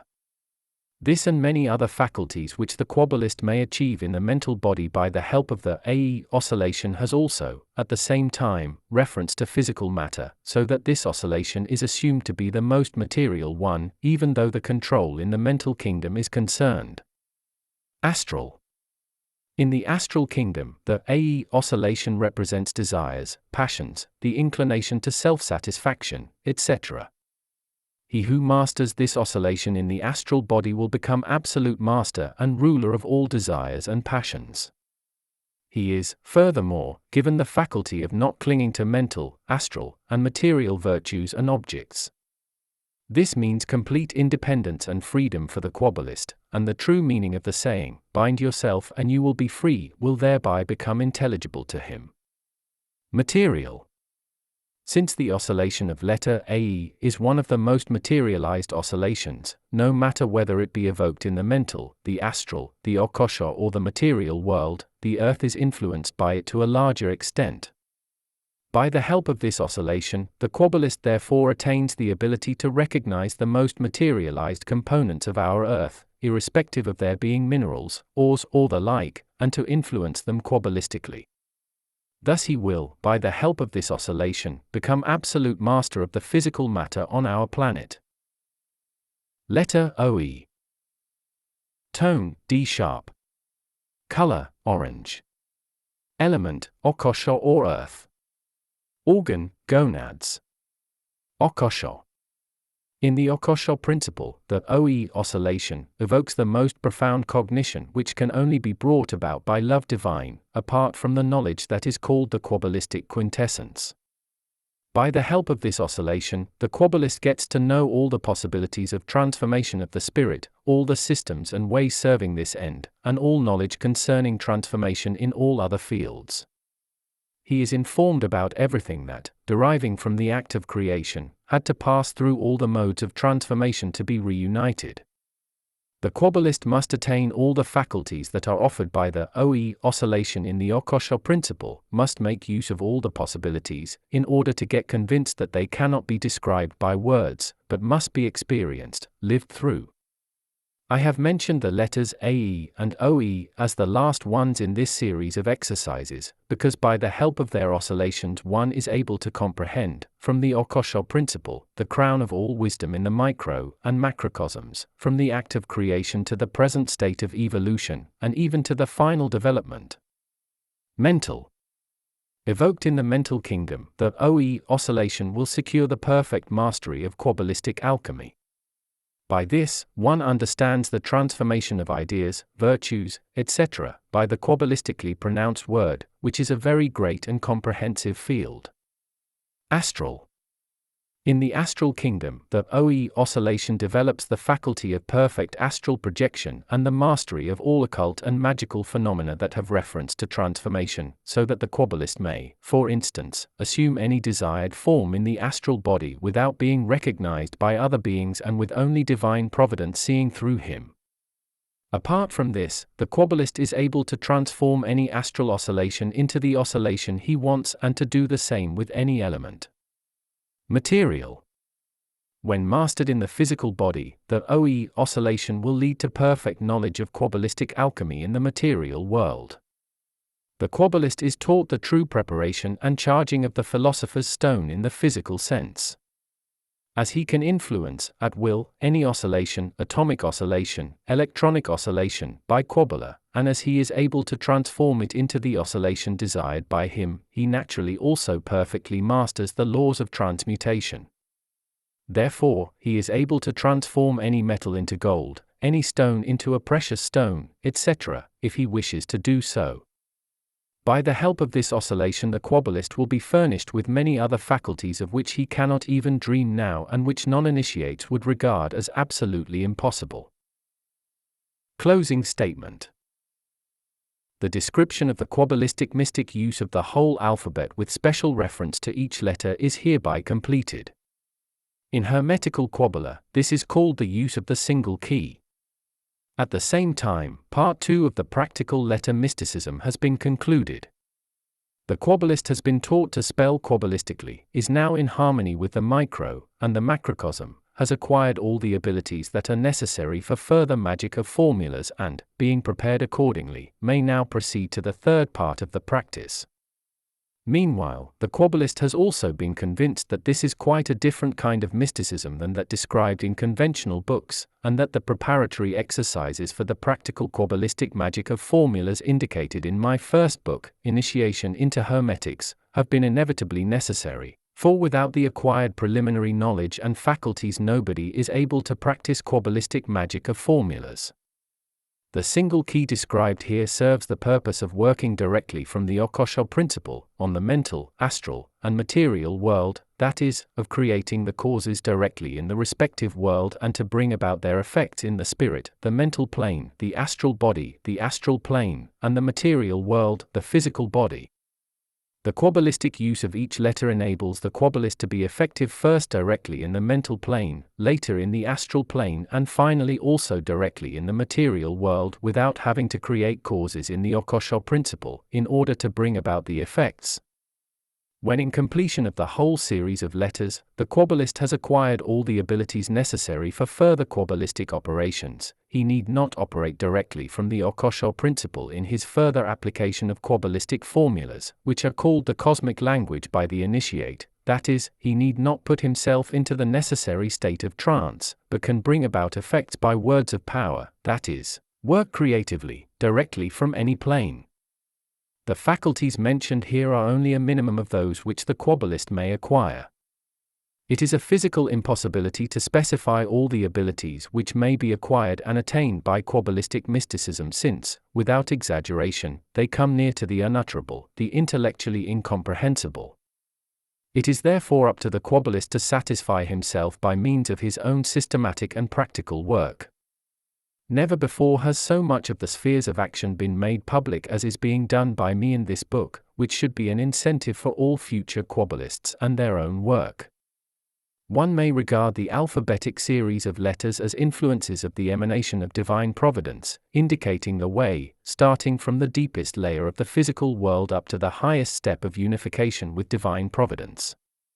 By these 22 letters, which are regarded as the greatest arcana in Hermetic science, everything that exists in micro and macrocosm, that is, in the miniature world and in the universe, has been created. The Kabbalist who has completed the exercises with the single key will fully comprehend all this. In the next chapter, the combined letters and their effects on the mental, astral, and material world will be dealt with.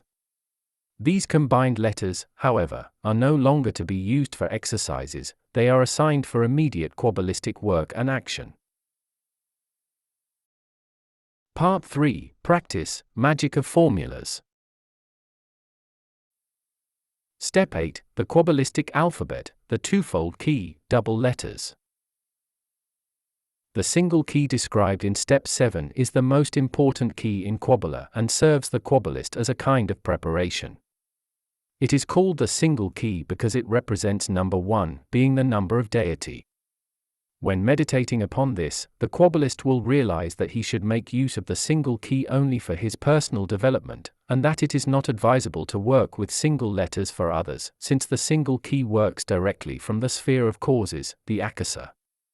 Should the Kabbalist want to bring about effects for others directly from the sphere of causes, he would, by doing this, not form a karma and therefore would be responsible for everything himself. If, on the other hand, he operates with more than one letter, the effects will not emanate from the world of causes, but from the mental, astral, or material world, depending on the number of letters he uses Kabbalistically, and the causes that are created will be registered in the akasa principle. The single key works in the akasa principle without actually creating any cause since it is emanating from the world of causes. The twofold key creates causes of a mental nature, and therefore also causes mental effects. The use of the threefold key brings about astral effects, it creates certain situations in the astral, and its effects are therefore of an astral nature. Formulas with several letters used together create material causes, and thus bring about material effects, setting up the fate, the karma, materially. In the following, I am going to give a description of the twofold key which no longer represents the preliminary micro and macrocosmic mysticism, but which already belongs to the field of magic with formulas. The micro and macrocosmic mysticism is only identified by the single key, being representative of divine providence. When using the twofold key, the Kabbalist works with two letters which may already be regarded as a formula, so that from now on the Kabbalist will be called a formula magician. The twofold key is identical with the mental plane, the mental body or spirit. The practice of formula magic in the mental sphere requires the use of two letters. Depending on the effect that is planned, this or that combination of letters will have to be chosen. The analogous key if a single letter also serves as a keynote in this case. In combining letters, the idea is the basis so that in Kabbalistic operations a certain combination of letters has quite a different significance than in any intellectual language. Thus, from the Kabbalist point of view, the word dog, for instance, does not denote a certain animal, it has quite another meaning. This has been said only for the reader's information. Now I will describe, in a few short words of instruction, the twofold key and its effects on the mental plane. When working with this key, the formula magician must first imagine, in his consciousness, his astral and finally his mental body, just as he did when working with the single key, and he must pronounce the two selected letters as a spirit. He must thus be aware that his physical organs of speech, his tongue, lips, larynx, etc., are not uttering the two letters in a Kabbalistic manner, but that this is done by his spirit. And, similar to the work with the single key, the three-sense concentration must be adhered to when pronouncing the two letters. This means that each letter must be uttered in a visual, acoustical, and emotional way. In our case, you start with the first letter and then you take the second one. Just like with the other keys, one may also work inductively or deductively, for one's own spirit or mental body with the twofold key. However, it is possible to apply the key also for others, that is, either directly to the relevant spirit, mental body, if a direct influence is to be exerted, or to the mental plane in general, and there again, either to one's own microcosm or to the microcosm of someone else, depending on the causes that are created by the help of the formula, and on the effects that one wants to produce. The use of the twofold key with letter A. A. It was already mentioned in connection with the description of the single key that letter A is analogous to the air principle and thus to reason and intellect in all their phases. Consequently, when applying the twofold key in the mental sphere, the AA will have a particular strong influence on the intellect, no matter whether used inductively or deductively, either for oneself or for someone else. The formula magician will make use of the double letter AA if he wishes or intends to conjure up reminiscences, to enlighten the intellect, to strengthen memory or to arouse other intellectual faculties. A-B.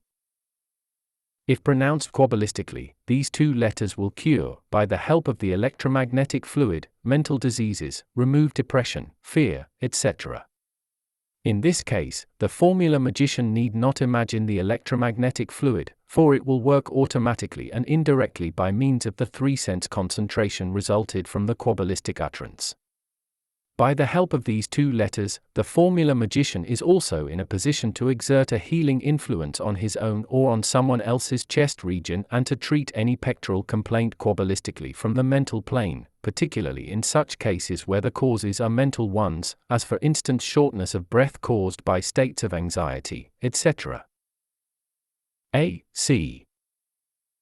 By the help of these two letters, pronounced Kabbalistically, the Kabbalist is able to embody at will any idea, virtue, etc., either in a fluid or a solid form of whatever kind, in a similar way as with a fluid condenser.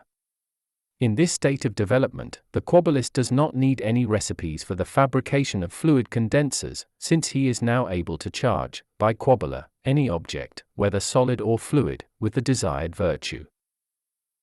A.D. Uttered in a Kabbalistic manner, these two letters particularly strengthen the consciousness of self and the whole mental matrix, that is, its radiation, and are used by the formula magician especially in case he wants to work over great distances, that is, telepathically. The faculty of working over distances is particularly strengthened in the mental body by this formula. A.E. This formula makes a transfer of consciousness easier. At the same time, it makes possible for the transferred consciousness to absorb bright and true impressions and to transfer these to normal consciousness. A.F. The letters AF applied Kabbalistically will remove any disharmony, especially with regard to the intellect and will, in particular, strengthen the four basic qualities of the spirit. This formula is therefore usually used Kabbalistically in those cases where great intellectual exertion is involved, and where willpower, intellect, and feeling are overtired by this exertion. The three basic qualities, willpower, intellect, and feeling, are particularly strengthened and harmonized by this letter combination so that any fatigue will vanish. A.G. Wherever an atmosphere of peace, tranquility, and harmony is to take place, these two letters will be applied by the twofold key. Inductively used for oneself, this formula will bring the benediction of divine providence. If anywhere forgiveness, remission, is to be achieved for someone else, this will be done by the help of these two letters. Furthermore, this letter combination will bring on the immediate calming down of any excitation of the human mind. A.H. The influence of divine intuition, on oneself and on others, will be attained by this key. In particular, immature men that think themselves surrounded by enemies and are therefore oppressed and haunted, may be cured and freed by the Kabbalistic application of these two letters. Also, people who believe that they are being wronged may be enlightened by this key so that they will come to the conclusion that everything that is done justly. A.Ch. This letter combination is a special formula by the help of which one's memory may be strengthened considerably, long-forgotten reminiscences may be recalled to mind, thoughts and ideas returned to consciousness, and many other things. Applied inductively, that is, for oneself, this key possesses the power to recall to the formula magician's mind reminiscences of his former incarnation as intensively as if he had experienced them yesterday. A.I. This key is especially suitable to arouse a man's conscience. It is applicable in all cases of unjustified persecution, or where reckless human beings and unscrupulous actions are involved. Applied to oneself, this formula will awaken high inspiration and genuine intuition. A.J. This twofold key increases mental enthusiasm, irrespective of its purpose. When used for oneself, this formula will transform indifference into the opposite. When used for others, it will arouse interest either for the formula magician himself or for an appointed purpose. A.K. This letter combination is used to eliminate any doubt within oneself or somebody else. It gives confidence if one is working with it inductively. When applied deductively, it will evoke confidence and faith so that any doubt will be removed. A.L. If someone has slipped, but does not want to admit it, or is ashamed of having to admit a slip, the proper attitude will be conveyed to him by the help of this formula. Applied to oneself, the AL combination will bring about a better adapting to any idea in the mental body. A.M.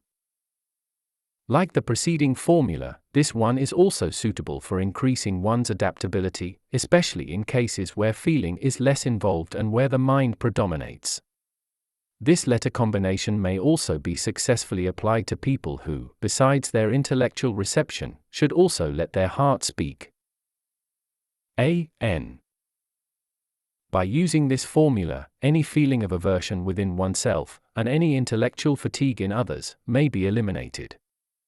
This twofold key may particularly serve as a remedy after long physical and astral diseases that have caused mental fatigue and need convalescence.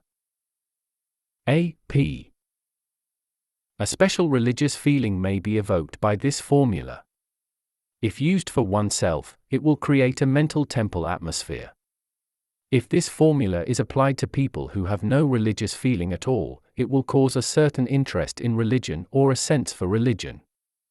An experienced formula magician may instill a religious feeling even into the most stubborn materialist, if he wishes to do so.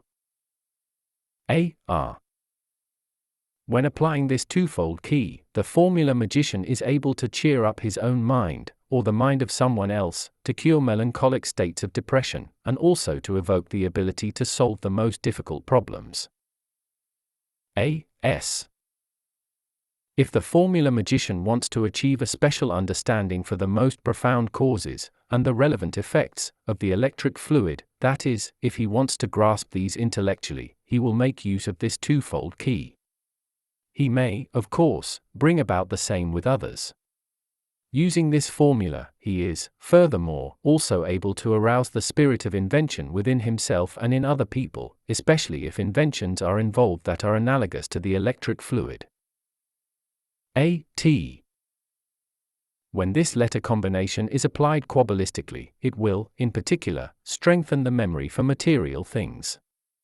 It exerts an especially favorable influence on mechanical memory. Students and actors would certainly like to use this formula, if only they were able to work quabbalistically. This twofold key is also excellently suitable in cases where material things are to be called back to mind. A.U.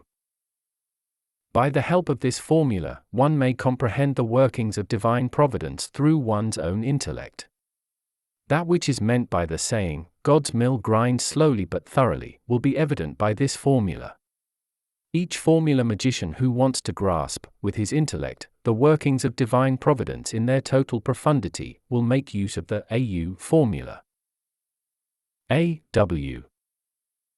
This formula helps, in particular, to considerable increase the faculty of acoustic concentration in the mental body and consciousness, either of oneself or, if desired, also of other people. Those whose sensitive predisposition is rather strong, and who must keep up the right balance of their faculty of aural, that is, acoustical concentration by force, should make use of this formula. The formula magician who wishes that the words he pronounces in spirit should be better perceived over the greatest distance may also apply this formula.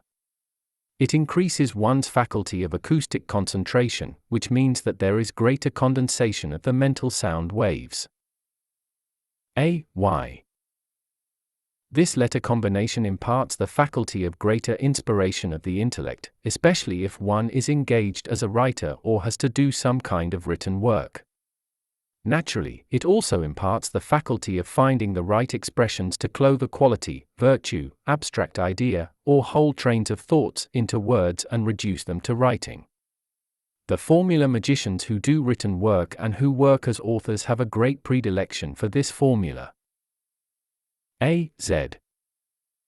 This formula is recommended for application, either to oneself or to others, if the faculty of learning by heart with effortless ease is desired.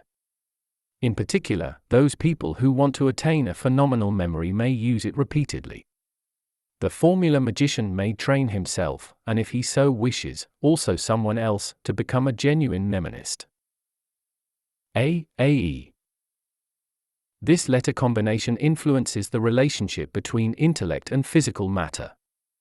If, for instance, any satisfactory results from the mental plane with regard to physical matter are desirable, these may only be achieved by the twofold key and the help of this formula combination.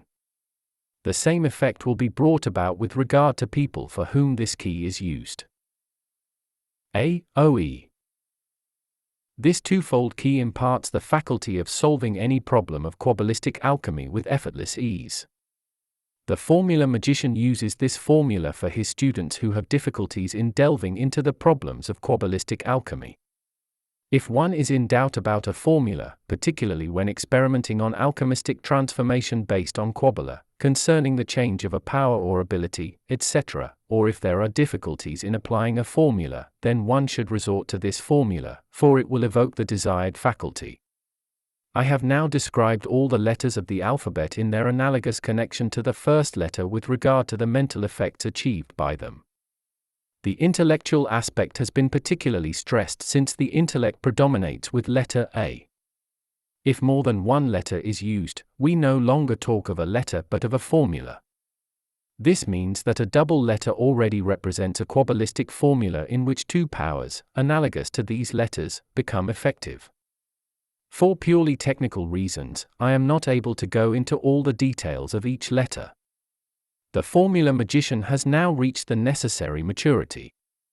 He will appreciate that I have justly pointed out repeatedly that he must have acquired the faculties of the three-sense concentration described in my first book Initiation into Hermetics before the practical study of my third work, so that he has a clear picture of the functions of the material, astral and mental body, giving him a true conception of body, soul and spirit. Without this knowledge, it is not possible to make any use of the Kabbalah. Many facts are difficult to convey intellectually, for especially in Kabbalah there exist so many subtleties that can be grasped solely by a practical man. The use of the twofold key with letter B. As indicated when dealing with the single key, the B is a letter of polarity in which the electrical and magnetic fluids become effective, and which symbolizes the positive and the negative principles in the fields of virtues and qualities. Letter B therefore represents polarity and its use on a Kabbalistic basis. The bipolarity has a positive influence on the whole alphabetical order. B, A. By the help of this formula, that is, by its electromagnetic fluid, the intellect is sharpened and the memory is strengthened at the same time. In other words, their vigor and strength will be increased quantitatively as well as qualitatively. If one works inductively, which is, for oneself, one differentiates between a bright and a sharp intellect. However, it is difficult to describe the difference between these two expressions. But if one considers the fact that in Hebrew Kabbalah 32 qualities of the intellect are mentioned and that, for instance, a distinction is made between a bright, a sharp, an enlightened intellect, etc., one will not be surprised to see these differences show up in practical work. The same, of course, is true of memory, which, in some way, runs parallel to the intellect, that is, to the concept of the intellectual faculties. B.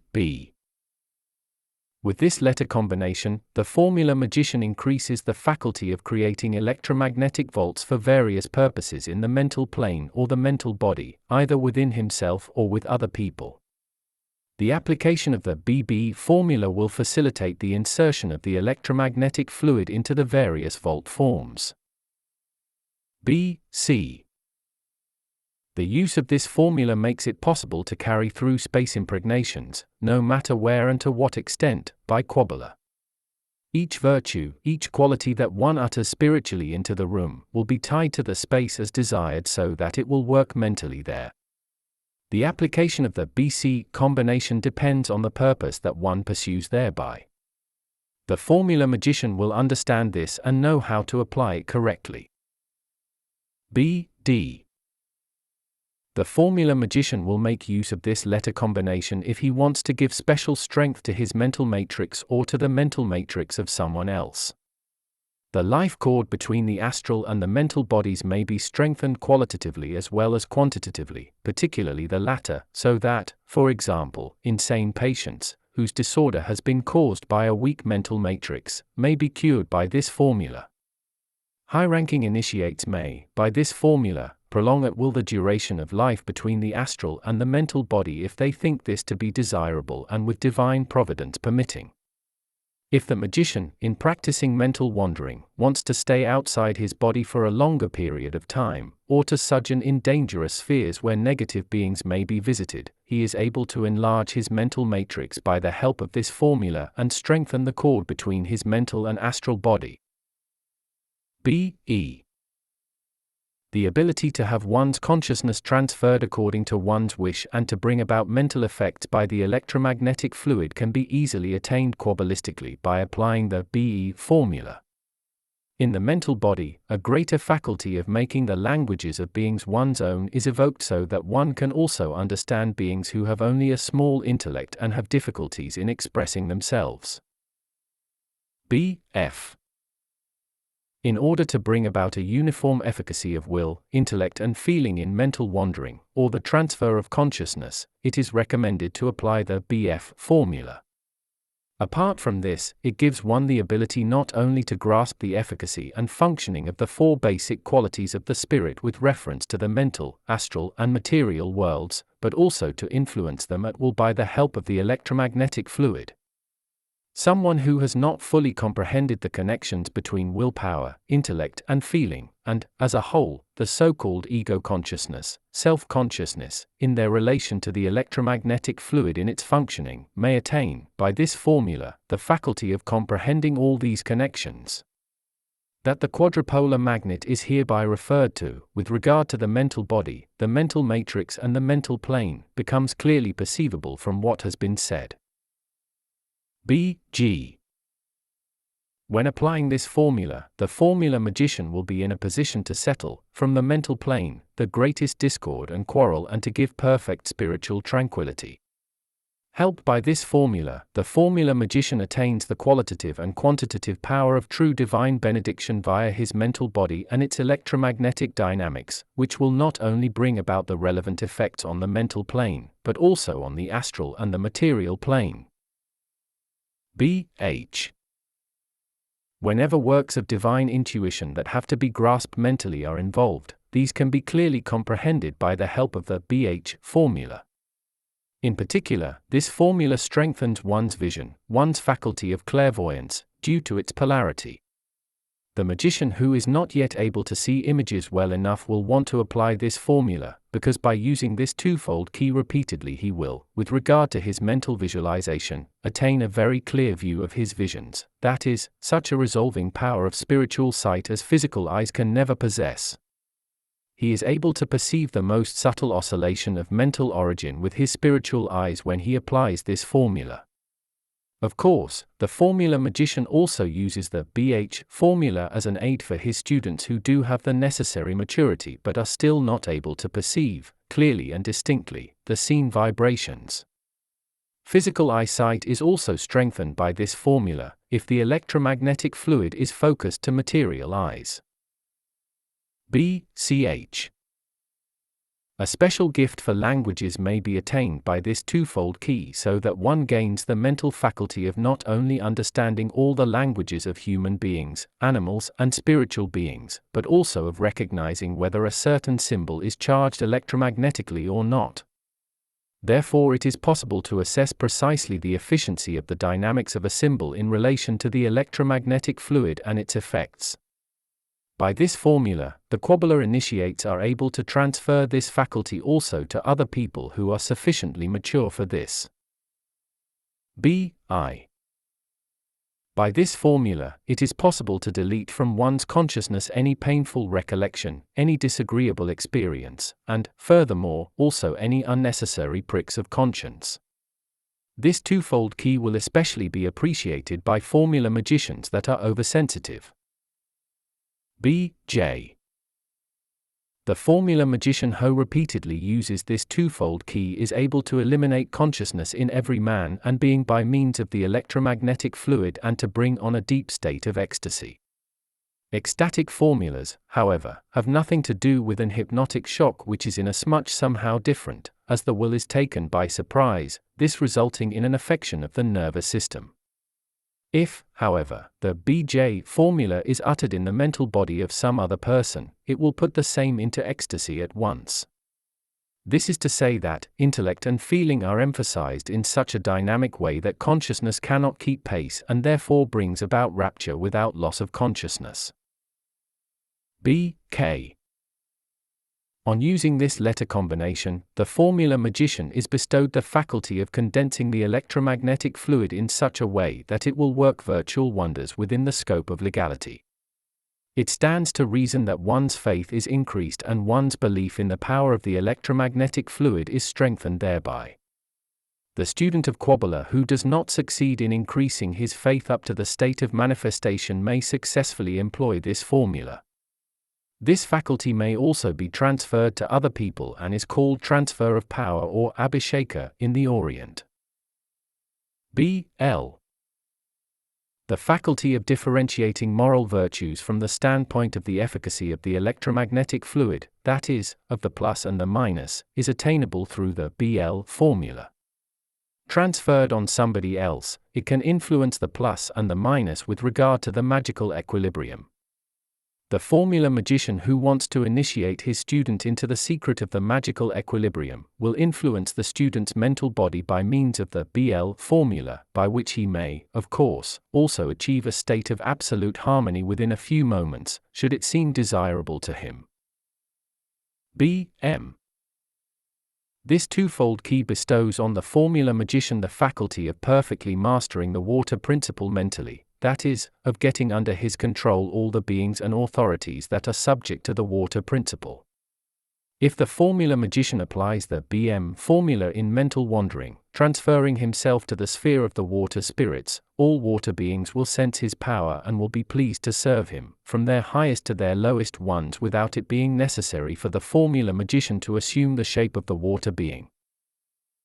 B.N. This twofold key makes it possible for the magician to see through any mental matrix and to get it under his control.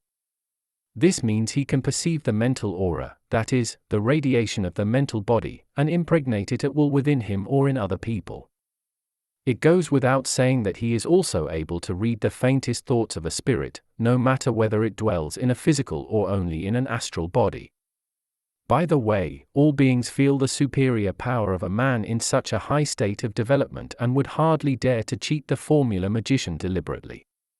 When having used this formula for a longer period of time, one also acquires the faculty of perfect thought reading, apart from getting sharp and penetrating eyes. B.O. The application of this formula will lead to a perfect harmony in the mental and astral body. The mental oscillations evoked will bring about a state of absolute mental contentment. Furthermore, the formula magician will be given the evidence that from the material point of view success and happiness are the accompanying symptoms of mental contentment. B.P. This formula changes all pride into deepest humility and devotion and, at the same time, brings on a certain religious feeling. The BP formula also puts one into the position to charge any object, or picture, by the electromagnetic fluid or by a volt created by means of this formula, so that everybody who gets into contact with the charged object, or picture, will find it pleasing. If this twofold key is used for material purposes, operating from the mental body, it evokes the longing for a child and for child love, the reproductive instinct being also aroused thereby. B.R. If the formula magician wants to acquire a certain ingenuity of a mental or astral quality, he may easily achieve this by the BR formula. After charging it with the electromagnetic fluid as a volt, he may use the formula to influence the freedom of action of any human being at will, and even deprive that man of his willpower, if he so wishes to do so. However, the formula magician will only do such a thing in an emergency case, or in the case of mortal danger, in order to bereave his enemy of his will, or, if need be, also of his intellect. B.S. The faculty of becoming absolute master of the electrical fluid, and the gift of prophecy in all fields, may be attained by the B.S. formula. At the same time, this formula will lead to an excellent aptitude for clairvoyance regarding fate, that is, looking into the past, present and future. Apart from this, the formula magician will gain complete control over man and animal. If it seems desirable to him, he may at once evoke a state of hypnosis, or dazzle one's consciousness, or bring about sleep by this formula, depending on the way in which he charges the electromagnetic fluid connected to this formula. The BS formula is of an electric nature and influences willpower, which, if the formula magician so wishes, may be eliminated in any person, thereby causing immediate unconsciousness or hypnotic sleep. Many other phenomena may be brought about by the BS formula. BSH. The BSH formula may be used for attaining the faculty of mental transmutation, that is, the transformation of one faculty into another one.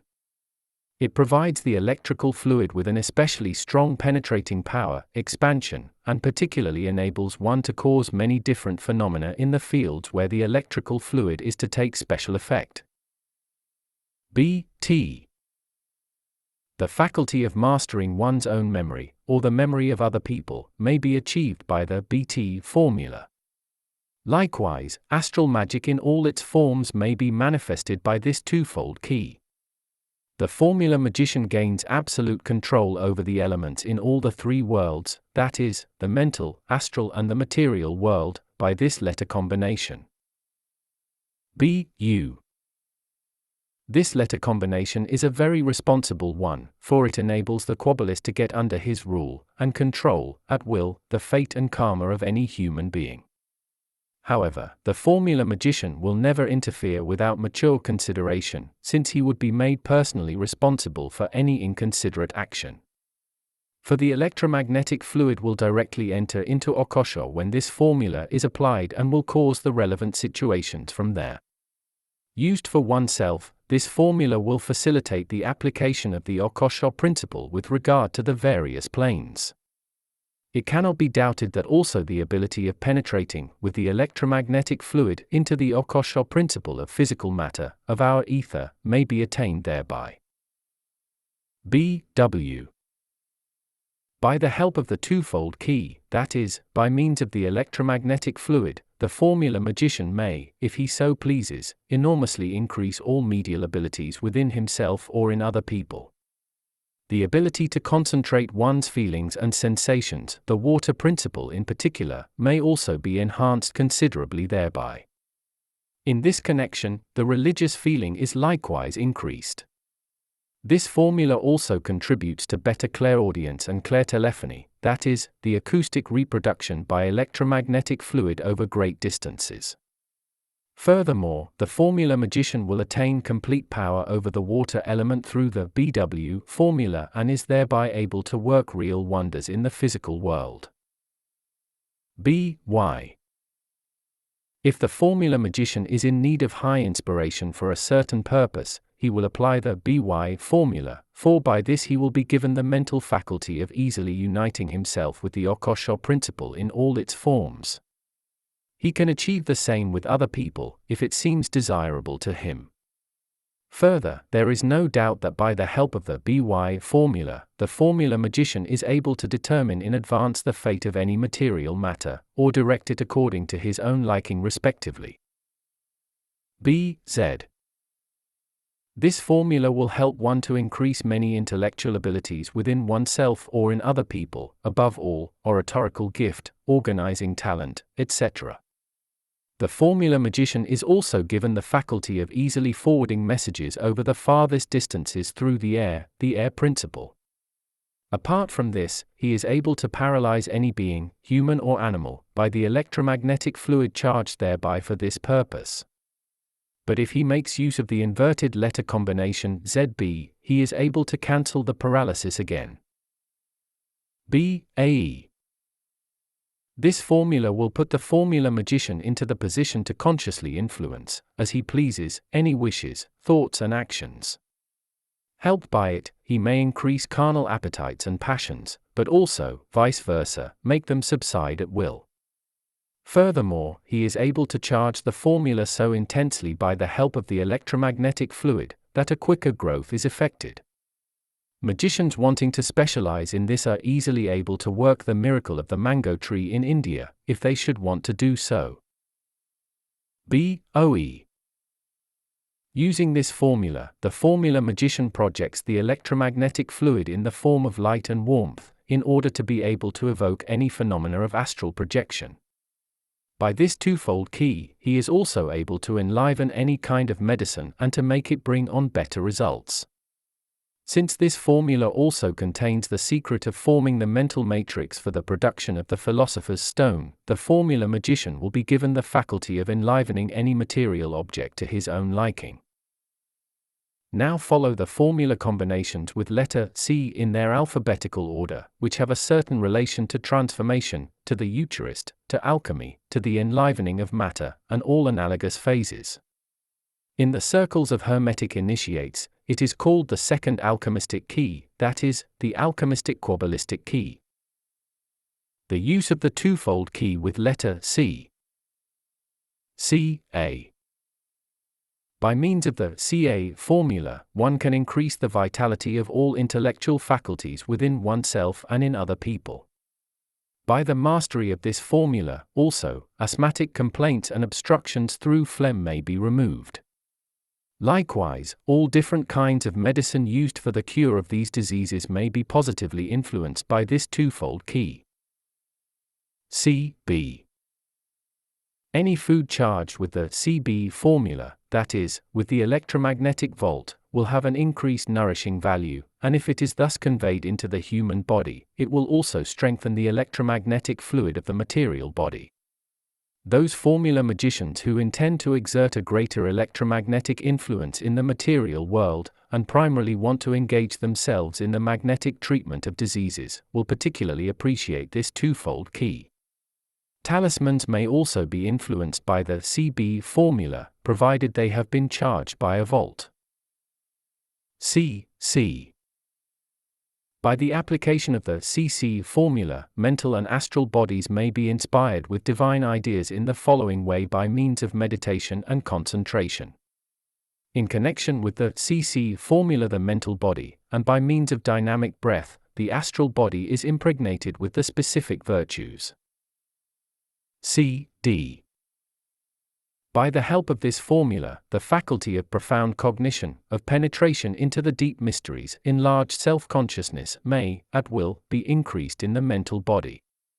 Likewise, it is possible to increase love sensations in all their aspects of brought into connection with dynamic breath.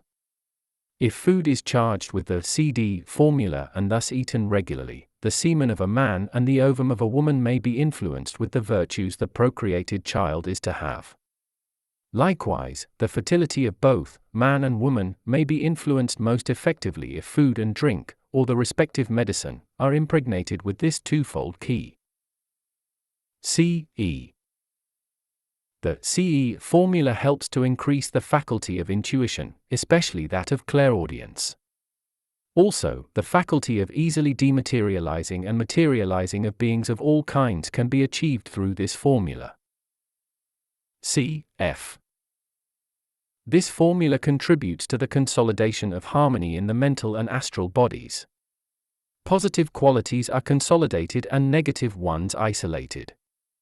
If embodied into food as Eucharist, this formula will make the body extremely resistant against any bad influence. CG. The CG formula helps restrain feelings of lust in the mental body, changing them into peace and contentment. In connection with dynamic breath, this formula will make the astral body resist any bad influence, thereby stopping the decomposition of elements in the astral body. In the material world, the CG oscillation will bring about wealth or riches, depending on divine providence and one's karma, if the necessary situations are created in the astral world by the impregnation of an object, preferably a talisman. CH. Through this twofold key, the formula magician may obtain mercy from divine providence and influence his own or somebody else's fate at will. If embodied into food and drink, the CH formula will bring on the realization of all wishes. If clear water is influenced by this formula after 4 drops of Quinta Essentia Universalis, alchemistic universal tincture, were given into it, the person who drinks this impregnated water will be given the donation of having any material wish fulfilled that he or she may utter in connection with this formula. At the same time, a rejuvenation, a prolongation of life and perfect health may be obtained by embodying the CH formula into the Quinta Essentia, that is, by enlivening the same. Alchemists who do not know all this usually fail in preparing the Quinta Essentia, since they are not able to enliven the same mentally. The universal tincture has not only to be charged materially, but it must also be charged and influenced with the analogous connections in an astral and mental manner, apart from other irradiations connected to the quadrupolar magnet. CH. The mental rhythm, mental life, is harmonized by this formula. Applied in the astral, in connection with dynamic breath, that is, with condensed 3-sense concentration, this formula gets the astral body in universal rhythm and equips the same with all analogous abilities. Likewise, it brings about a perfect astral impregnation of it with regard to vitality, health, resistance, etc. If embodied in food, it can cure all diseases, the causes of which are the loss of the magnetic fluid, thus, for instance, fever, tuberculosis, itching tetanus, etc. CI. The CI formula is an excellent aid for enlivening all astral functions, which, at the same time, will be improved and strengthened. In the astral and the material world, it leads to perfect harmony, equilibrium, and tranquility. Like many other formulas, this one also contributes to a better power of radiation, emission of the electromagnetic fluid in the astral and the material body. CJ. This formula is the so-called formula of sympathy or love and is mostly applied in love magic and magic of sympathy. The mental body is supplied with a wondrous radiation aura by this letter combination. In the astral body it arouses feelings of sympathy, and in the material body it leads towards unification for procreation and sexual intercourse. Thus, the formula magician connects love magic and magic of sympathy with this twofold key.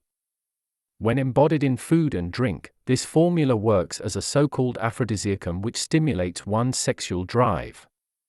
Infertility, sterility, and impotence are cured if the relevant medicine is impregnated with this formula. C.K. This formula removes states of anxiety and depression in the mental, it cures melancholy, increases one's courage and causes situations in the astral kingdom which bring about wealth and riches, depending on one's maturity and karma. When embodied in food, it will bring on full-bloodedness and possibly also corpulence. It is preferred by persons who want to gain weight. Formula magicians that are weak and lean also prefer this formula, for the glandular functions influenced by this letter combination will soon make rosy and vigorous human beings out of them. When applied to other people, it will remove mental and psychic disharmonies. C.L. In the mental kingdom, this formula evokes a feeling of security. In the astral body it will evoke firmness of character and positive qualities by means of dynamic breath and protect it against the influence of negative qualities, that is, negative qualities will hardly break out. At the same time, the astral body will be insulated in such a way that it cannot be attacked by any elementary or elemental. Embodied in food and drink, it increases vitality and health, and when food is permanently impregnated with this formula, one will stop growing old. C.M. In the mental body, the spirit, this formula increases one's sensitivity and, in the astral body it strengthens the magnetic fluid more in a quantitative than a qualitative way, that is, the efficacy of the magnetic fluid becomes denser, stronger and more penetrating. When food and drink are impregnated with this formula, personal magnetism and the magnetic material fluid are increased and bring on tranquility and poise. The CM formula is regarded as the principal formula for impregnating the magnetic fluid in order to charge it or condense it. The formula magicians who want to bring about materializations like to impregnate themselves with the CM formula before their work so that they have a sufficient volume of magnetic fluid. Wherever any concentration of magnetic fluid is required, this formula will bring it about. C.N. If the formula magician wants to achieve a qualitative or quantitative condensation of the mental matrix, he will apply this formula in connection with the BM formula. The astral body will be qualitatively condensed with regard to its elements and made resistant against the disturbing influence of the various unfavorable vibrations existing in the astral world. With the help of this formula, gait and movement of any man or animal may be quabbalistically influenced. Uttered in connection with a condensed magnetic fluid, magnetic dynamics, the CN formula can bring about an immediate paralyzation of a human being or animal. This is especially useful for taming wild animals. Likewise, a thief who might even be far away may be paralyzed on the place of theft and kept in that state as long as the formula magician thinks it necessary. The latter is also able to evoke weight and materiality by this formula. A high-ranking magician, however, will never abuse such a formula. C.O. The CO formula too brings about a perfect harmony of the four basic qualities of the spirit, and again normalizes any irregularities that might have been caused by unfavorable situations or fate. This formula will produce perfect harmony of the electromagnetic fluid and the elements of the human body astrally, mentally and physically. Embodied in food and drink, the formula may, of course, also be used for turning astral and material bodied into magnets of success and happiness. The formula magician may either achieve this for himself or for anybody else. He will, however, never make his own final decision in this matter, but leave it up to divine providence to inspire him accordingly. C.P. The CP formula evokes excellent sensitivity in the mental body, and, in the astral body, the faculty of absolute psychometry, and in the physical body, a strong sexual drive and reproductive instinct and the appeal to the opposite sex, so that he who regularly embodies this into food and drink will appeal to, and be loved by, everybody. C.R. This formula evokes a feeling of freedom and independence in the mental body and is preferably used by every formula magician before carrying out mental wandering. In connection with dynamic breath, it enhances genius in the astral. The talents that one possesses, and especially the ones that appeal to oneself, are thereby consolidated so that one's ingenuity will never subside. When embodied in food and drink, this formula will develop business acumen in material matters, lead to quick action, bestow resistance, and facilitate the removal of material hindrances. C.S. The CS formula increases one's faculty of concentration, particularly of one's visual concentration. Connected with dynamical breath, it will consolidate, in the astral body, one's control over human beings and animals and will impart the gift for prophecy. If food, impregnated with this formula, is eaten, the electric fluid in the human body will be strengthened not only quantitatively, but also qualitatively, so that any disease caused by disharmony of the magnetic fluid, for instance, paralysis, rheumatism, muscular atrophy, neurasthenia, will be cured by an invigoration and increase of the electric fluid. C.S.H. In the mental body, this formula imparts an excellent memory. In the astral body, it evokes the ability to charge any form with virtues and qualities, and in the material body, it insulates against any bad influence from whichever plane it may come. Through this formula, perfect protection in any respect may be obtained so that this letter combination may be regarded as some sort of magic hood that is taboo and unassailable to any spiritual influence. C.U. To acquire the mental quality of being a favorite of divine providence, the CU formula is best suited, which, at the same time, imparts the power of controlling one's fate and making buffet of fate easier to bear, that is, securing that these do not come in extreme form all at one time, but that they have a gradual and endurable effect. When being applied in the astral body by the help of dynamic breath, this formula will evoke the permanent ability to emit, at will, the astral body, fully conscious and with full power, not only by astral wandering, wherever the formula magician wants to have it. The formula magician is also able to condense his astral body wherever he has transferred it and even to let it work materially. The formula magician has only to impregnate his food with this formula in order to get the necessary assistance for this faculty also from the material world. C.W. The formula magician will only make use of this formula if he does not only want to develop certain medial faculties, but also intends to maintain these for the whole duration of his life. Furthermore, the CW formula evokes a great liking for true mysticism in the mental world. In the astral, it will impart colossal reasoning power and quickness of repartee. When food and drink are impregnated with this formula, it will be possible to gain mastery over the whole water element, that is, not only over the water spirits, but also over the water element in the material world. Helped by the CW formula, and this being connected to the magnetic fluid, the formula magician, as master of the water element, may achieve many astonishing things in the field of medical treatment. C.Y. This formula bestows on the formula magician the mental ability to get into contact with divine providence at will. By this formula, he usually gets the highest intuition and inspiration from divine providence, but is, in most cases, thereafter entrusted with a mission as his servant. There is no way back then, but also no falling. In astral respects, it is the gift for prophecy and prediction which may be attained through this formula.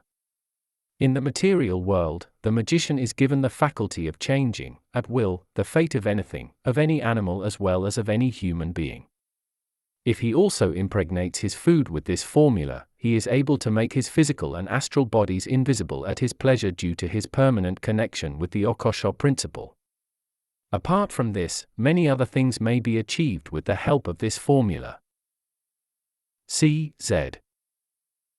Helped by this twofold key, the formula magician may consolidate all the faculties of his mental and astral bodies. When eating food impregnated with this formula, one's body will be made tough and resistant up to old age.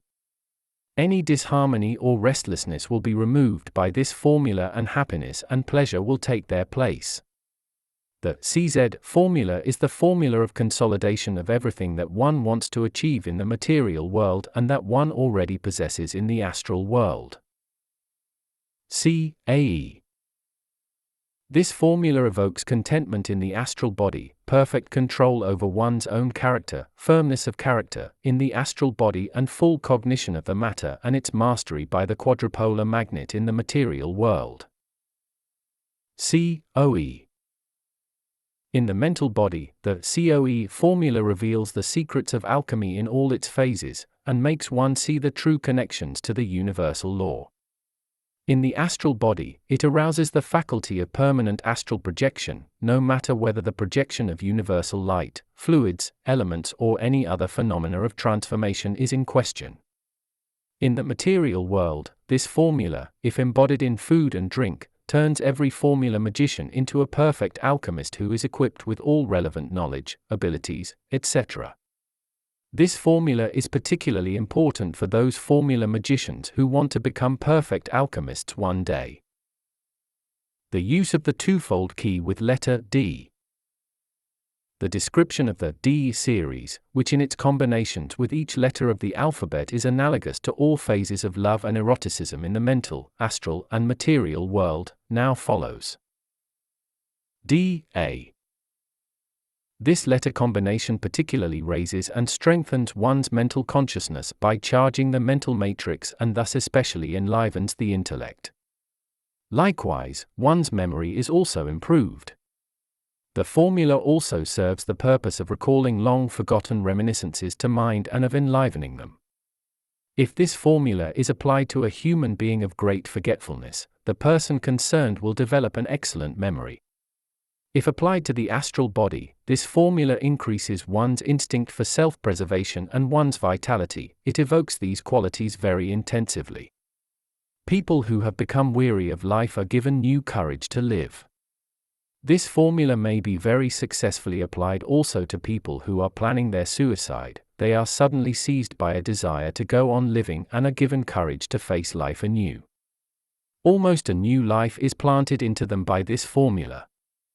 When embodied in food and drink, this formula impregnates, if needed and desired, the male and female semen with various virtues and abilities. If a woman is pregnant, the fruit of her body may be impregnated by this formula, that is, the child's desired qualities may be embodied in it before its birth. Above all, the qualities of excellent perception, of easy learning, may be embodied in the child in advance by means of the DA formula. Of course, also other intellectual faculties can be achieved by this formula. If the Kabbalist uses it on himself in a Eucharistic sense, he will, after frequent and regular use, attain the faculty of gaining and making use of the knowledge derived from any material objects with regard to the Hermetic science and its connections. D.B.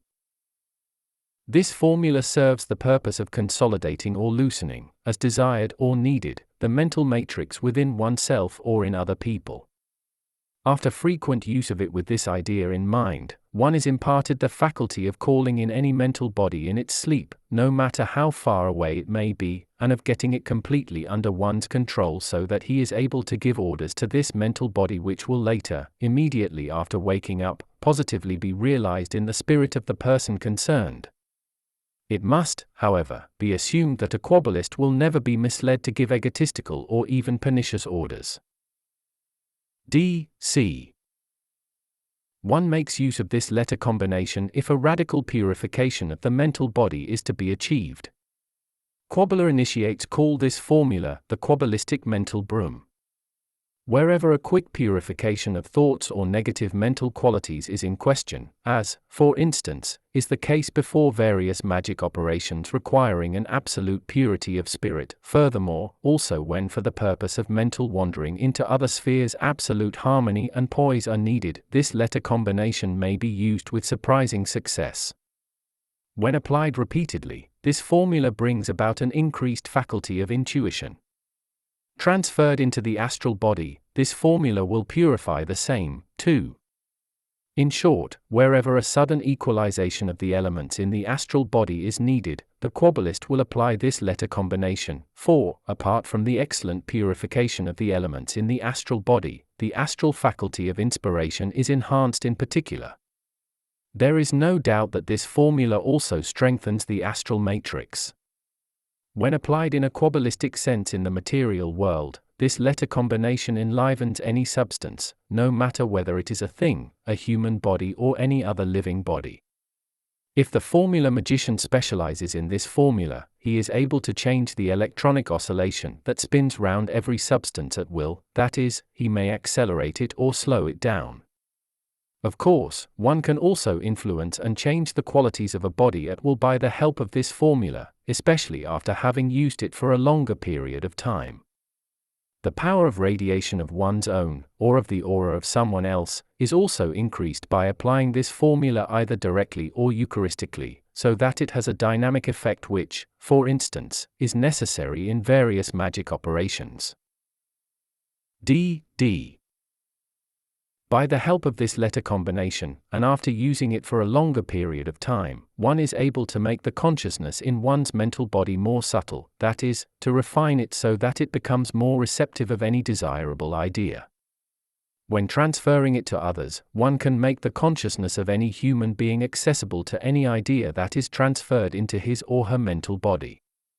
When this formula is applied to the respective person during his or her sleep, his or her consciousness may be made so receptive that it must even realize, post-hypnotically, any suggestion uttered over the greatest distance.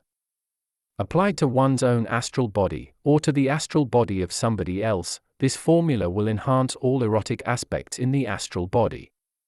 It stands to reason that the longing for receiving love, for lust, and for reconciliation with the greatest enemy is aroused by this formula. Transferred into the material world, this formula combination is capable of arousing the elements of any substance or matter to their greatest efficacy. The DD formula is suitable for any work requiring an increased oscillation of the elements of the material body in elemental magic. By this formula, the elements are not increased qualitatively, but quantitatively.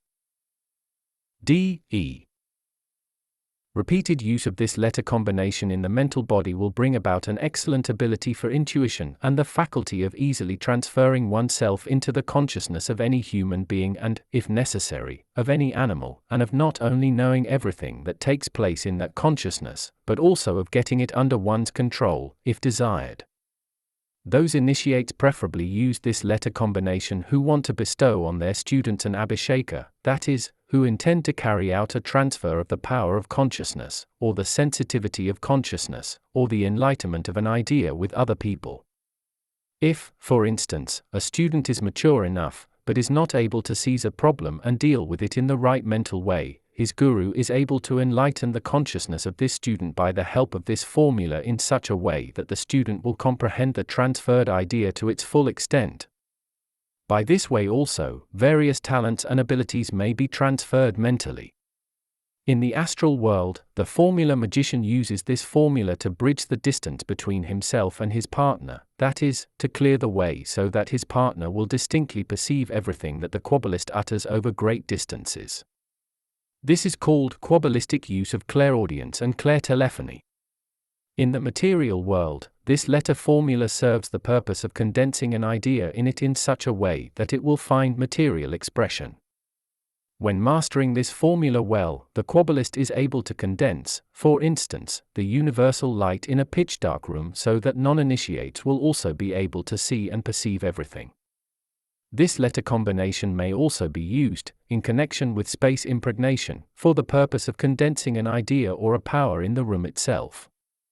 It is also excellently suitable for charging talismans, no matter whether the influence is brought about with or without fluid condensers, furthermore, for charging amulets, pentacles, etc. Mixed eucharistically with food and drink, this formula will strengthen one's own nerves and the nerves of others. Thus, it may very successfully be used for all kinds of nervous diseases. D.F. This letter combination offers many mental faculties. Above all, it strengthens the will, increases willpower and intelligence, and especially enhances empathy in one's consciousness. Therefore, this formula is made use of before each mental wandering, for one is then put in a position to transfer all reminiscences and experiences gathered in the spheres, or wherever one may have been, into the material world more easily. When it is applied to the astral body or the astral world, any trait of character may either be enhanced or inhibited at will, depending on what is intended thereby. The outbreak of negative traits may, above all, be foiled. In material respects, this letter combination easily removes any disharmony in the body. It helps overcome states of excitement, cures all mental diseases, no matter whether the formula be applied directly, or by feeding the material body with Eucharistically influenced food and drink. D.G. This formula makes it possible to evoke a feeling of reconciliation wherever this is required. Even the most excited mind may be calmed down within a few moments. Wherever it is necessary to evoke feelings of reconciliation, friendship, affection, etc., the use of this formula is given preference. This letter combination is also readily applied in love magic, since it evokes a feeling of blissfulness. When it is transferred to the astral world, situations will arise which will lead to luck and success in enterprises. Wherever domestic disputes, hostility and other astral disharmonies rise up, such situations may be caused by the help of this formula, which will change all disharmonies into perfect harmony. In connection with love magic, situations may be brought about in the material world by means of this letter combination, which will lead to riches, wealth, happiness, etc. If this formula is used in natural magic, greater fertility will be achieved. D.H. This formula is used for sharpening one's mental eye, or the mental eye of someone else, so that a clearer, broader, and more penetrating horizon in the mental plane is acquired. This letter combination gives those Kabbalists who, in their clairvoyant operations, find it difficult to tell apart colors, or who do not see clearly enough, a clearer view and a more exact perception of the contours. With regard to somnambulistic mediums, one achieves a clearer and sharper perception by this formula if it is applied during the state of trance of the medium. The DH formula may also be used for the neutralization of any buffet of fate. Furthermore, it is applied for sexual magic operations, vault magic, if one wants to dynamize one's own words by its help, in order to attain the astral faculty of working suggestively. Wherever one wants to have success in suggestive work, no matter whether in individual or mass suggestion, this formula may be used. Success will never fail to show up. If letters are dynamized with this letter combination or charged respectively, they can make the receiver carry out all the orders contained in them. If Eucharistically embodied in food and drink, this formula will help to have any material wish fulfilled by the elements. Many other possibilities for use could be mentioned, but these few hints may suffice to prove the versatility of this formula. D.Ch. When applied mentally, this formula will evoke an excellent gift for language, either within oneself or in other people.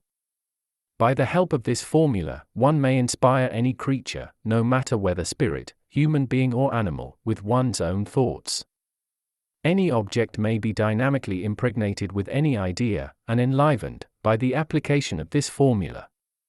The Kabbalist is able to recall to life dead people by means of this formula, provided that death has not been caused by severe organical troubles like cancer, tuberculosis, etc. On the other hand, people having died of paralysis of the heart, embolism, may be called back to life by this formula only if no karmic reasons oppose their resurrection and if the Kabbalist is especially familiar with the use of the cosmic language. With this formula, it is possible to get any animal living in the water under one's control at will, and to force any being of the water element to submit to the will of the Kabbalist and to appear visibly at his request. D.I. Similar to many other formula, also the DI formula can help to recall reminiscences, images of memory, or to delete them at pleasure. In material respects, especially one's mechanical memory, learning by heart may be particularly strengthened by this letter combination. People who must learn by heart great roles, for instance actors, orators, etc., will realize that this formula may be a good aid in their profession. Likewise, the Kabbalist is enabled, by the help of the DI formula, to incite the conscience of a man to greater efficiency, that is, to evoke pricks of conscience, or to make these subside at his pleasure. When transferred into the astral world, astral body, the DI formula will evoke great sympathy and, at the same time, it is capable of strengthening loyalty that already exists. If this formula is used for the life of a married couple, and is transferred into the astral world, its effects will prevent any disloyalty between man and woman. In connection with natural magic, any idea may be easily realized in the material world. Mixed with food and drink, it will bring on success and happiness in every respect. D.J. Someone who makes use of this letter combination may place himself, or others, into ecstasy, rapture, at any desired moment. Also mediums or people with a medial gift may, by the help of this formula, be put into a somnambulistic state within a few moments. Transferred into an astral body, this formula evokes strong sexual instincts in human beings and animals of both sexes. If this formula is transferred into the material plane of human beings and animals, it will prevent infertility, either by direct use or by embodying it eucharistically in food and drink. D.K.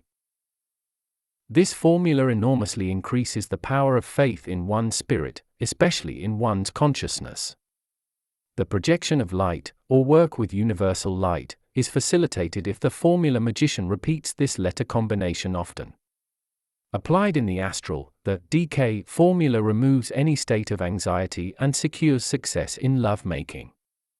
It brings about situations in the astral world which will lead to riches and wealth.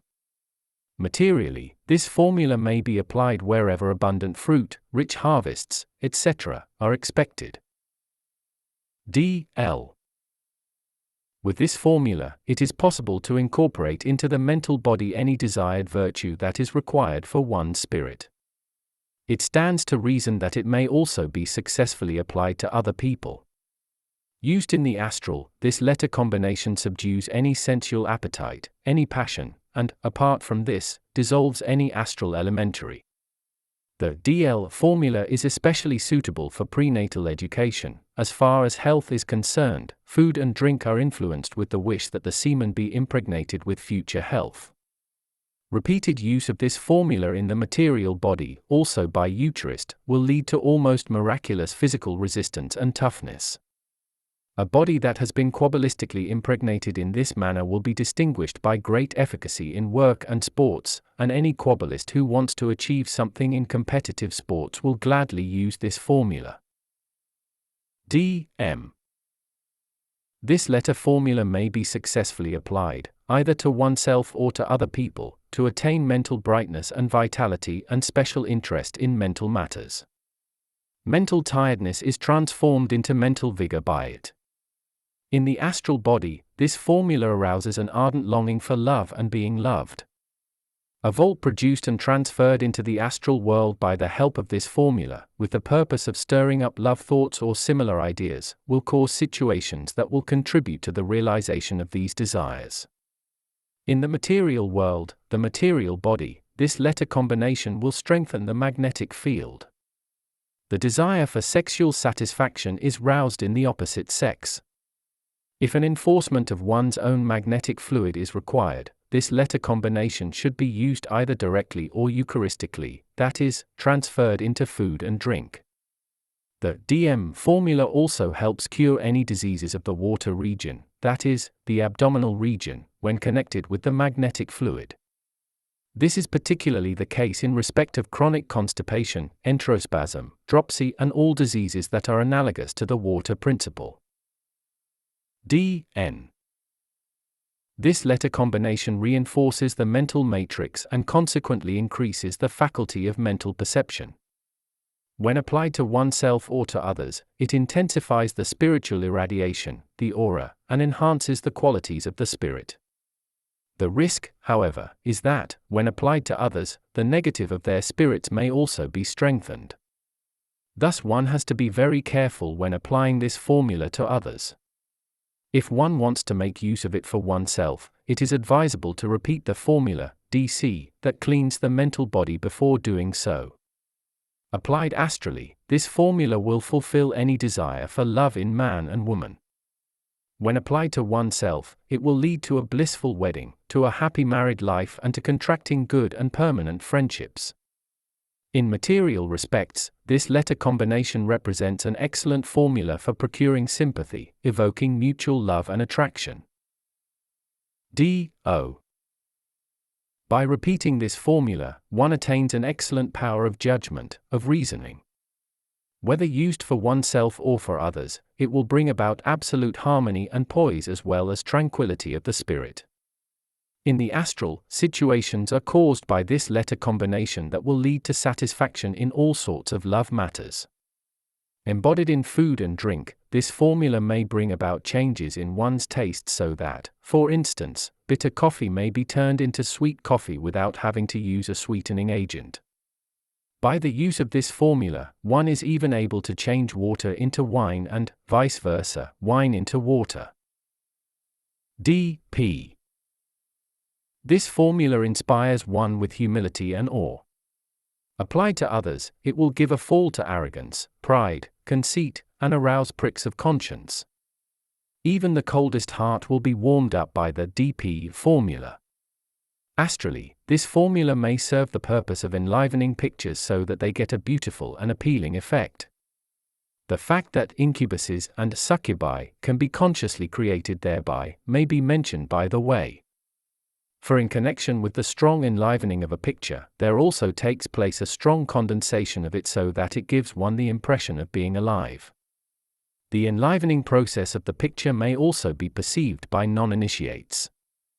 When applied materially, this formula will also, like many others of the D series, evoke the desire for sexual satisfaction and rouse a longing for children. D.R. In the mental world, the spirit, this formula brings on a keen mind and rouses the feeling of independence and absolute freedom. It is therefore recommended to repeat this formula before every mental journey, since it causes an easy separation of the mental body and facilitates mental wandering. When used in the astral, the DR formula makes one popular with other people and arouses any kind of ingenuity that one may want to possess. Materially, it imparts extreme skill and manual dexterity and enables one to use one's acquired knowledge in a way that will result in material fruit. Furthermore, this letter combination makes one understand the sorrows of other people. D.S. The DS formula may be used to arouse special enthusiasm, either within oneself or in other people, since it particularly strengthens the electric fluid in the mental body. Used astrally, this formula forces people to be obedient and evokes the feeling of great submissiveness in the opposite sex. When applied in sexual magic operations, the DS formula, above all, imparts the faculty of astral vision into the past, present and future. In the material world, one may, by the help of this letter combination, cause the greatest and worst enemy that one has to panic. Moreover, this formula protects against any kind of magic interference, bad influences, etc., which are intended to hurt or destroy the material body or any other material object. D.S.H. In the mental body, this formula will bring about clear knowledge. It is preferred by gurus who want to impart an abhisheka, transfer of consciousness, of a certain hermetic knowledge to their students via telepathy. By means of this formula, the faculty of quick perception of any problem is also achieved. Applied to the astral body, this formula imparts the power of becoming absolute master of love who will not be intoxicated by any love influences. The formula magician should therefore impregnate his mental body with this formula if he intends to visit the sphere of Venus, the sphere of beauty and love, in order to be exempted from the insidious charms. Used materially, any seed may be impregnated in such a magic quabbalistic manner that it will shoot up and grow with unnatural rapidity. In this connection, everybody will certainly remember the well-known mango tree miracle, which may be realized by the help of this formula. Through the DSH formula, any matter may be enlivened and any idea may be materialized. DT. This formula combination is preferably used for strengthening either one's own or somebody else's memory. It is also excellently suitable for charging talismans with a view of strengthening one's memory. When applied astrally, it will remove the sensation of cold with regard to love between man and woman and enhance love sentiments in every respect. In the material body, this formula will strengthen vitality in general, it will help to overcome states of exhaustion, etc. When applied directly or eucharistically, this letter combination will place the formula magician into the position to impart an extremely strong vitality to his semen or ovum or that of another person, no matter whether man or woman, which will facilitate impregnation, provided the erogenous zones are quabbalistically impregnated with this formula. DU.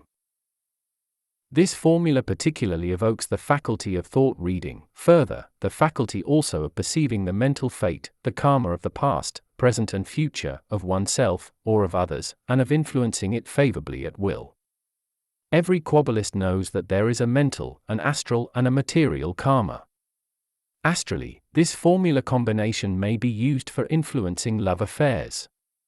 One may also revert to this formula when charging talismans. When applied materially, a telepathic, spiritual bond between man and woman is established and the exchange of feelings made possible. Likewise, this formula strengthens the occult principle in the human body, which will be of great advantage to the capability of clairvoyance, clairaudience, and clairfeeling when transformed into physical matter. DW. Used as a formula, this letter combination will increase one's faculty of concentration, especially with regard to sensations, that is, concentration of feeling. The quabbalist who is not able to turn his feelings into a dynamic potential, a field of force, will find this easier if he resorts to this letter combination. Frequent repetition of this formula will rouse various faculties in the mental body. Applied astrally, this formula evokes religious feelings and a mood of holiness, the so-called temple atmosphere. Furthermore, the DW formula is also used for space impregnation for the purpose of evoking a temple atmosphere, since it arouses a mood of humility, a great devotion to the worship deity. In material respects, this formula secures maximum success in wooing. By its help, the opposite sex can be made to believe the unreal, it thus can inspire with credulity. Apart from its application for space impregnations, this formula cannot be used by true adepts, and I have only mentioned it because of its peculiarity. DY. In particular, the connection to God, in the light of love, is increased by this letter combination. The result is good intuition as well as inspiration in the mental body. Astrally, this formula imparts a good sensitive faculty and makes one fully comprehend one's love to the opposite sex and, likewise, fully determine the degree of love sensations. This letter combination is regarded as a kind of special formula for charging talismans by means of sexual magic. If, for instance, this formula is applied to the occult principle of a semen, it will not only be possible to influence the latter, but also to see the way it works. If, therefore, the quabbalist concentrates himself on the occult principle of a grain of seed, applying to it this formula by transfer of his consciousness, he is enabled not only to see the tree growing from this seed in its full size, but also to perceive the whole fate of that tree. DZ. Used quabbalistically, this formula reinforces all intellectual faculties of the spirit, especially memory, and rouses an excellent gift of combination in the mental body. After repeated application in the astral, this letter combination will sharpen any artistic skill and the faculty of clothing abstract ideas into words. When concentrated on the head region, this formula will strengthen one's telepathic sensitivity. If it is eucharistically embodied into food and drink, it will lead to toughness, endurance, and it is especially suitable for performances of sports. When used for space impregnations, it evokes great sociability, and furthermore, the right mood also for entertainments, jokes, dancing, etc. Wherever there is a depressing mood in a room, it can be removed by the DZ formula. DAE. Like many other formulas of the D series, the DAE also arouses thoughts of ardent desires craving for sexual satisfaction. However, the DAE formula is also successfully applied wherever melancholy and all its concomitant phenomena are to be removed. This formula brings about situations leading to the satisfaction of personal desires, in particular those relating to love and eroticism. In material respects, this formula is good against sterility, unfruitfulness, and when applied eucharistically, that is, embodied in food and drink, it is against nightly pollutions. DOE. This formula imparts to the mental body the faculty of easily mastering any idea by Kabbalah and easily changing, transmuting it into the opposite, if desired. Furthermore, the DOE formula also strengthens spiritual perseverance. Used astrally, this formula subdues any kind of desire and passion, in particular erotic and perverted ones. In the physical world, the matter, this formula serves to turn one's sexual energies into vitality or any intellectual faculty. The use of the twofold key with letter E. All combinations with letter E have a secret connection to human consciousness in all three kingdoms, and at the same time to condensation or materialization. EA. Used mentally, this formula reinforces one's intuition, enlarges one's consciousness, facilitates the transfer of the latter and sharpens one's spirit and intellect. In the astral body, it increases the faculty of astral hearing, especially the hearing of spiritual beings, enhances the mastery over the air spirits and rouses numerous medial faculties, including the faculty of making the right use of this formula in the astral. Applied materially, this letter combination is capable of calming the most furious gales and thunderstorms. Used eucharistically, it will cure any allergy related to asthma. EB. By means of this formula, one can impart strong dynamics to any form of ideas, elemental, and thereby facilitate one's work in the mental plane. If repeated before mental wandering in the mental body, this letter combination imparts a stronger resistance, enabling separation from the material body for a longer period of time. In the astral body, a stronger charging of the electromagnetic fluid for various purposes is effected by this formula. Likewise, this formula also serves for the Kabbalistic charging of talismans, amulets, pentacles, and furthermore, also for the materialization of beings that are to be transferred to an object by means of electromagnetic volts, for the Kabbalistic charge of mirrors with fluid condensers, etc. EC. The EC formula may be used to facilitate the conscious comprehension of an abstract idea or conception, and furthermore, to embody a virtue or faculty in the spirit, the mental body. If an astral faculty is desired as a permanent quality, one also makes use of this formula, which is, furthermore, particularly suitable for the impregnation of astral vigor and poise. Above that, this formula is also recommended for use before experiments intended to materialize one's own astral body, no matter whether directly beside one's physical body, or far away from it. Condensation will be so much the easier. The EC formula is used for material purposes, especially if one's physical body is to be rejuvenated. In such a case, food and drink must be impregnated with the EC formula. After considerable use, one will not only appear to be younger, but one's vigor and vitality will also be increased. ED. By the use of this letter combination, it is easy to influence one's conscience, that is, to rouse, increase and make effective, in the outside world, the various intellectual faculties by the help of telepathic suggestion in connection with this formula. Being applied astrally, one will be accepted by the opposite sex. It is therefore recommended to repeat this formula before any kind of wooing. Its repetition is also useful in gaining the favor of other personalities. When applied to oneself, The ED formula endows one with appeal and makes one very sympathetic in the eyes of other people.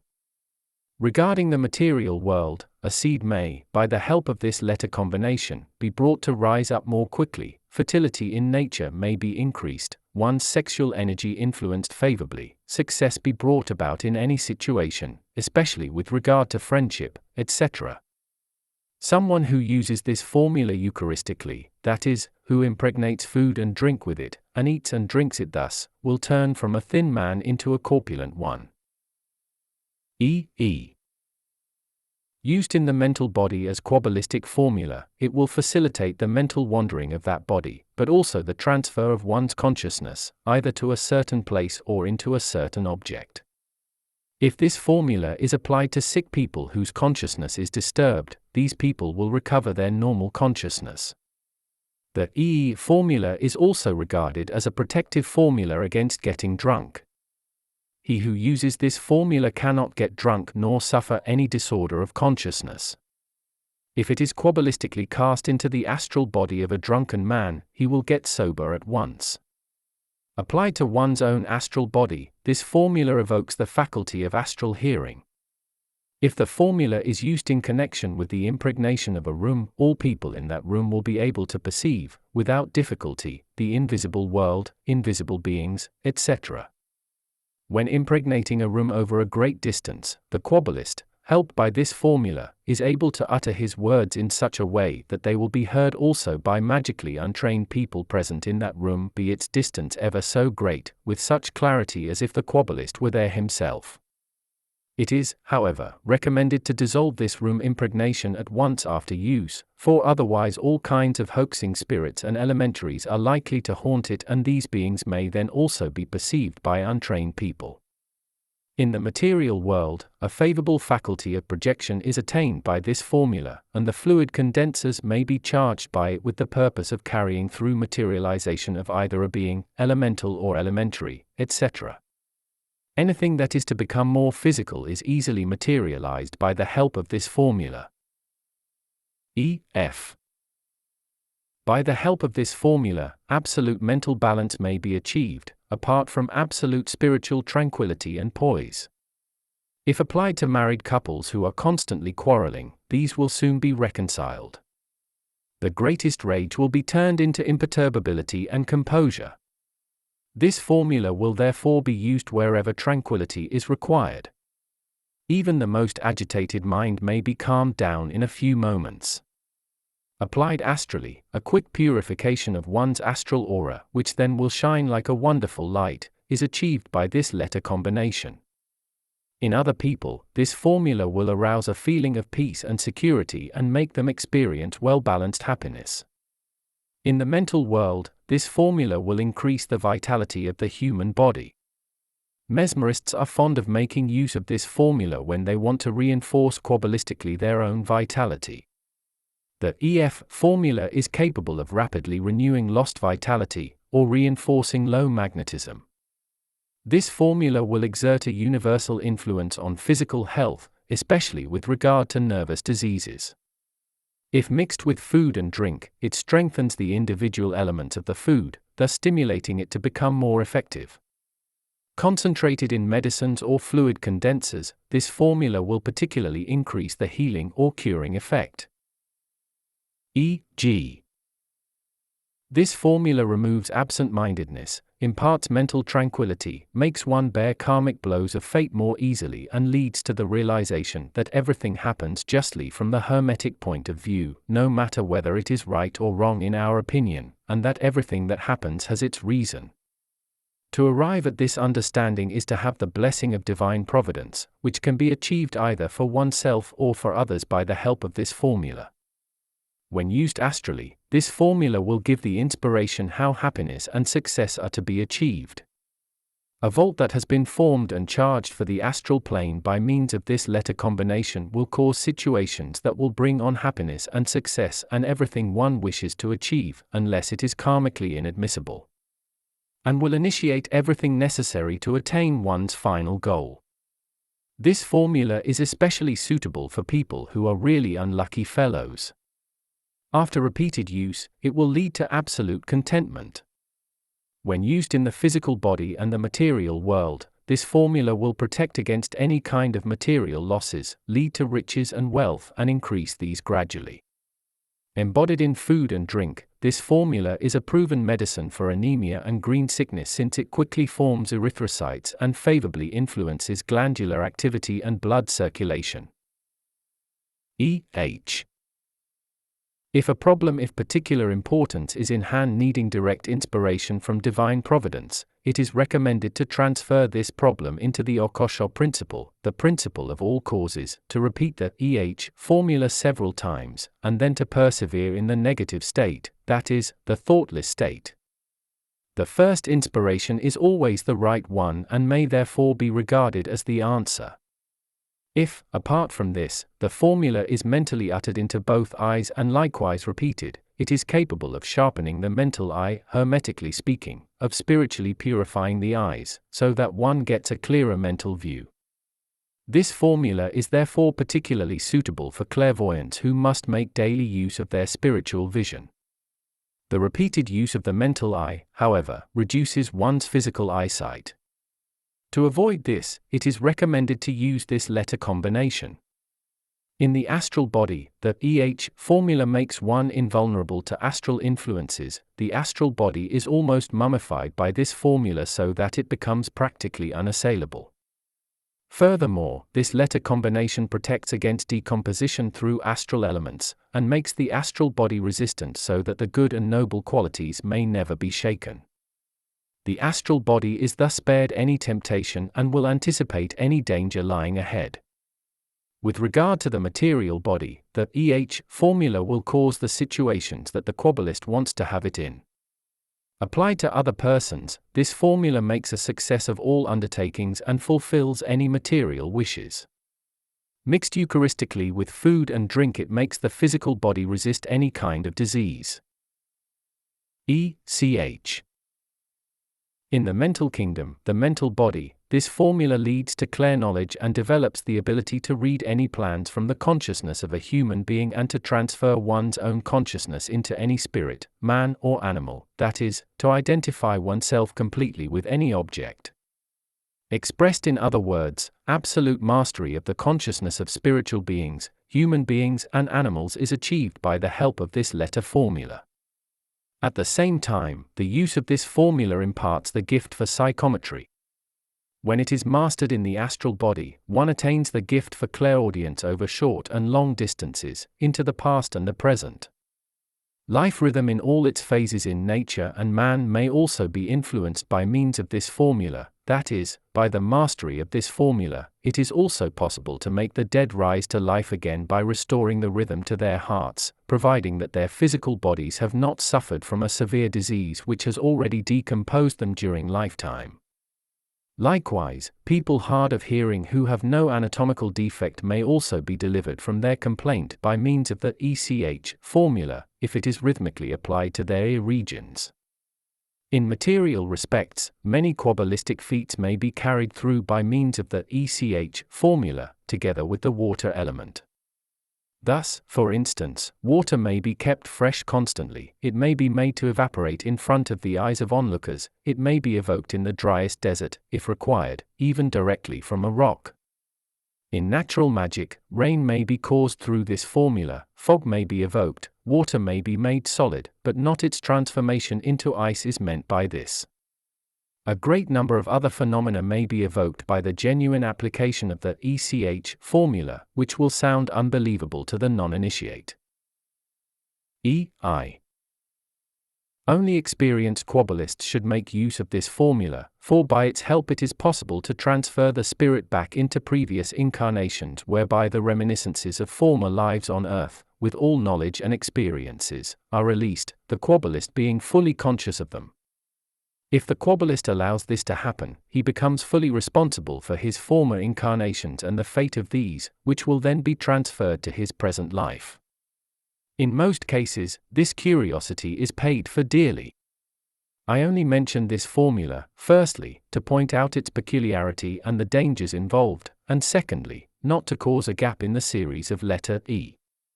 Bearing the indicated danger in mind, the Kabbalist will only make use of this formula in case of emergency.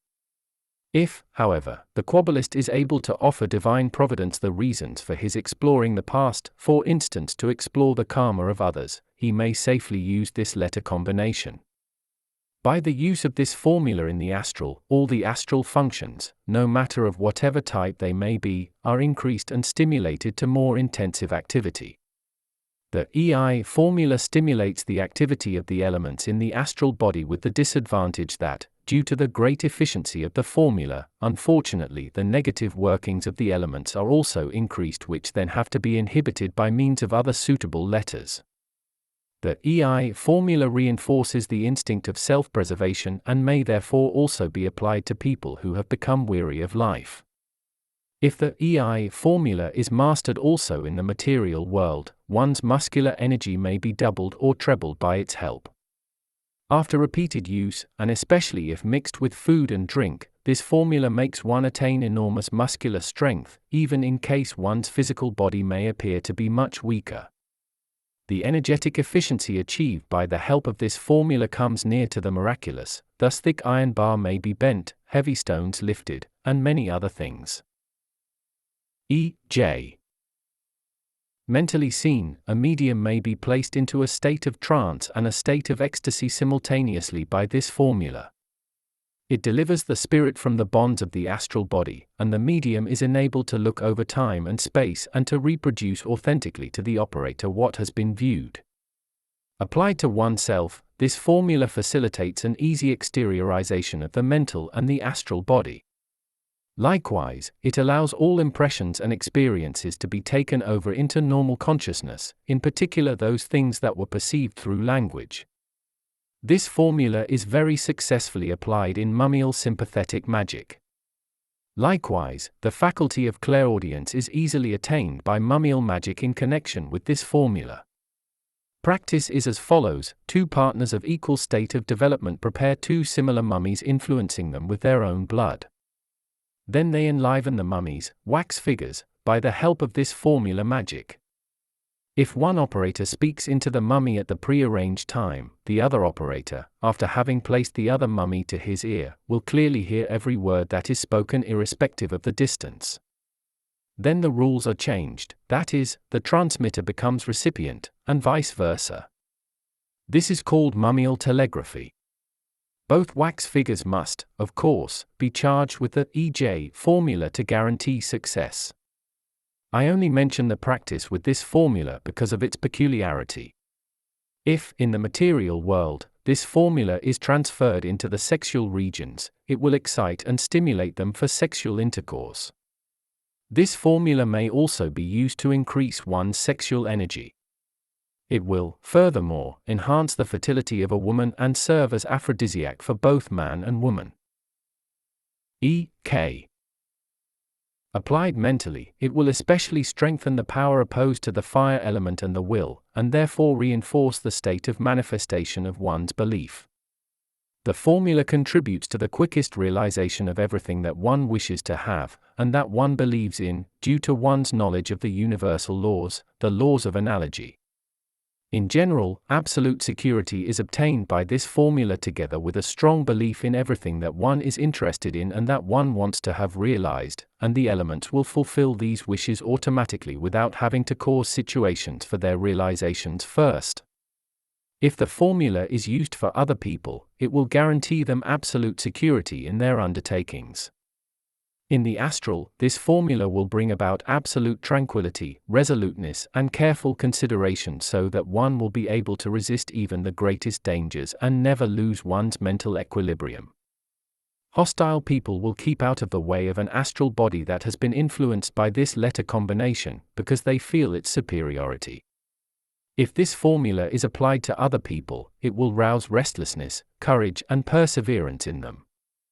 If mixed with food and drink, this formula increase the electromagnetic energy, especially if used for material purposes. Volts that are formed for achieving wealth should be charged with this letter combination. E.L. This formula combination will endow the spirit with the faculty of easily looking through the character and virtues of any human being and of analyzing them without difficulty, and, furthermore, of reading the thoughts of other people. When applied to oneself, this formula rouses an excellent gift for analytical combinations, which will be especially advantageous for people engaged as writers. When used for oneself astrally, this formula will bring on strength of character and such a tranquility of the mind that it will never be shaken by anything. Applied to the astral of other people, this formula rouses blind confidence so that these people will confess to the Kabbalist their good as well as their bad deeds. It will make the most taciturn man talkative and obedient. If the region of the neck is influenced by this formula, the result will be especially great perseverance in talking, which is particularly appreciated by people who must do a lot of talking in their profession. Helped by this formula, they will not easily get tired of their work.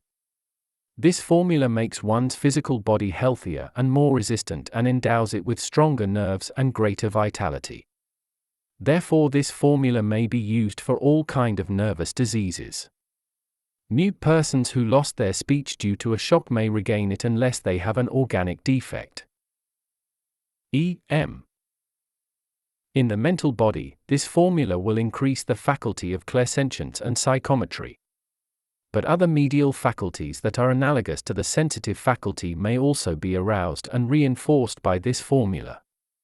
If this letter combination is genuinely used in a Kabbalistic sense, the feelings that one wants the most insensible man to have might be transferred into him. The most reckless criminal will get thoughts of repentance and pricks of conscience through this formula. Used in the astral, one can, by this formula, easily call forth beings of the water element and make them speak and sing. The singing of the water virgins is extremely beautiful.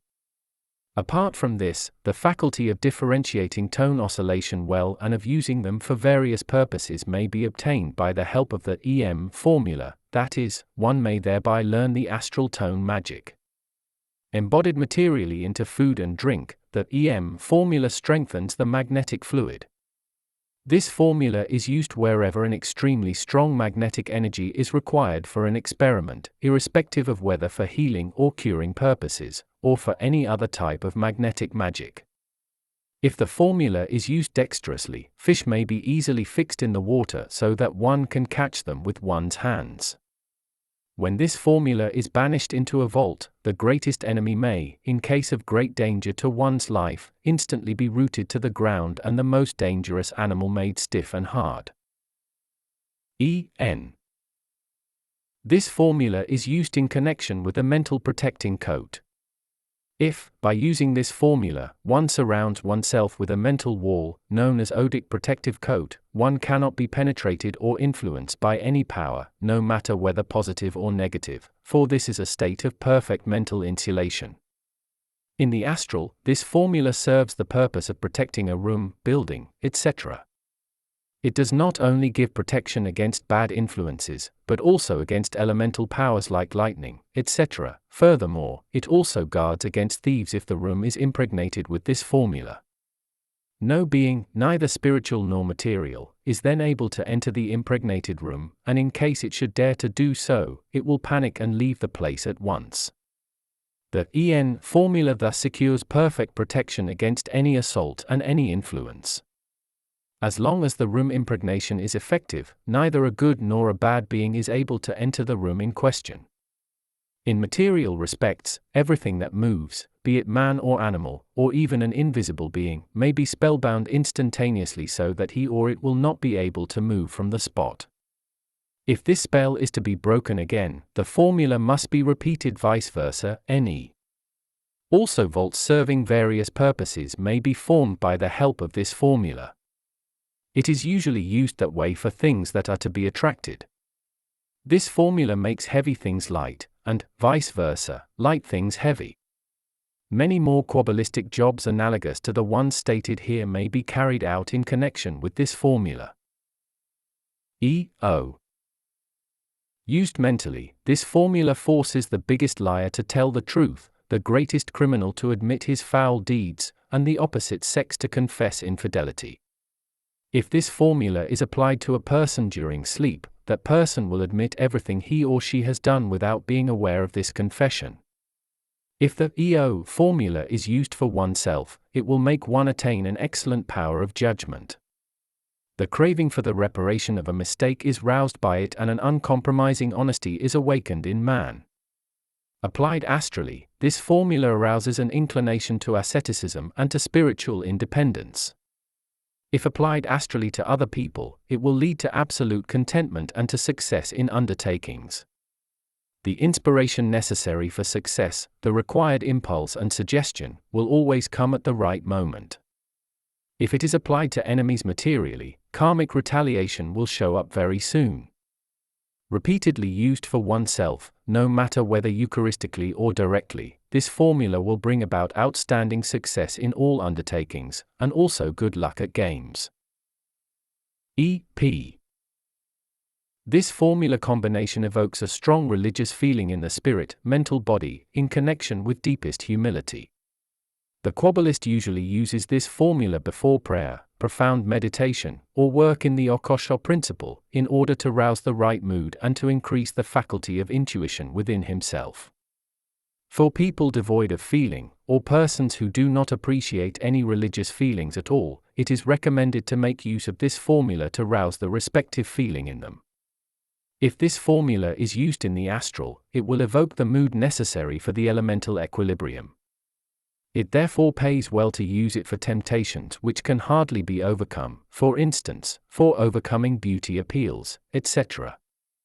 Apart from this, the formula should be repeated before mental wanderings to the Venus sphere, in order to be protected against the negative elements in particular, so that their intended influences and allurements fail to work. Likewise, when wandering to other spheres, for instance, to the sphere of Mars, the EP formula offers great advantages, for one will never condemn the negative, but will be strengthened in the belief that everything happens with good reason and must therefore come to pass. The Kabbalist will consequently assume the same attitude towards all spheric beings, that is, he will remain neutral and never condemn anything. Applied materially, no matter whether via food and drink or directly to the material plane, this formula will rouse a strong reproductive drive and a longing to have children and their love. This letter combination enables the Kabbalist to impregnate and influence his semen in such a way that only that semen cell will cause the conception and generate a child of the sex that the Kabbalist has chosen. E.R. In the spirit, the mental body, this formula combination especially strengthens the intellect and rouses feelings of independence and absolute freedom of the will. Mentally, for instance, this formula may be used for forming and charging volts for the purpose of freeing someone from prison, particularly if that person has been put into jail on account of a false sentence. The use of this formula also proves food in lawsuits where the truth is to be revealed and absolute justice done. Used in the astral, this formula evokes fabulous ingenuity and increases one's gift for inspiration. Apart from this, many other positive talents may be roused in the astral body by means of this formula. Materially, this letter combination will cause situations securing outstanding success in all possible fields of science. He who is engaged as a writer will, by the help of this formula, gain a great circle of readers by whom his literary work will be received as desired. E.S. In the mental body, this formula reinforces the electric fluid and willpower and, apart from this, extends one's consciousness. The ES formula may be used to master the electric fluid in such a way that its effect may even be transferred to a single dot, for it enables one to acquire such or similar abilities. The ES formula also contributes to an increase in one's intellectual activities, that is, to building up great energies of perseverance. Furthermore, the faculty of clairvoyance, especially the faculty of prophetic clairvoyance, may also be increased by this formula, no matter whether visions into the past, present or future, or visions over time and space are in question. Likewise, one attains the faculty of transferring thoughts and wishes to an animal. When applying it to the material body, one can bring about an instantaneous hypnosis or deep sleep by means of this formula. Furthermore, there is no doubt that by using this formula the consciousness of any human being may be influenced and mastered at will. When it is embodied in food and drink for oneself, sleeplessness may easily be removed. The effect of soporifics may likewise be increased if they are charged with the ES formula. ESH. If this formula combination is applied to oneself, it enormously increases the power of one's belief, that is, the mastery of the light with all its variations and possibilities. It evokes highest enlightenment and is especially suitable for solving difficult problems which require brainwaves. This formula is a universal aid for enlightening the intellect. Since the ESH formula also increases the power of belief, as mentioned above, it is possible to have every word uttered in the spirit or any wish expressed by it realized, if desired, in all three kingdoms by means of the relevant elements. When it is applied materially, it is possible to condense any power either in the whole body, but only in certain parts of the body, in such a way that the parts of the body are no longer influenced by the elements. Thus invulnerability, incombustibility and unassailability may be achieved. The ESH formula also imparts the faculty of fully mastering the electric fluid and its condensation in the material world, in order to carry through operations of transmutation in a Kabbalistic way. Wherever an especially strong fluid is required, the application of this formula is recommended. This formula also does good service in the treatment of various diseases which make the reinforcement of the electrical fluid necessary. If the formula magician intends to bring about Kabbalistic phenomena, for instance lighting a candle by concentrated electric fluid or influencing a thunderstorm, lightning and thunder, or the forming of especially strong electric volts for such purposes, he will be glad to make use of this formula combination. E.T. Used mentally, this formula is capable of increasing intuitive memory in an exceptional manner. Long-forgotten ideas are reborn by it. Applied astrally, it strengthens the power over the elements, and it is possible to dynamize, in a Kabbalistic manner, various elementaries and elementals by its help so strongly that the use of universal light or elemental matter is not necessary at all. Therefore, this formula is preferred in any astral magic operations where the reinforcement or dynamization of a power is in question. When mixed with food and drink, this formula is used for the purpose of prolonging life and removing any physical disharmonies.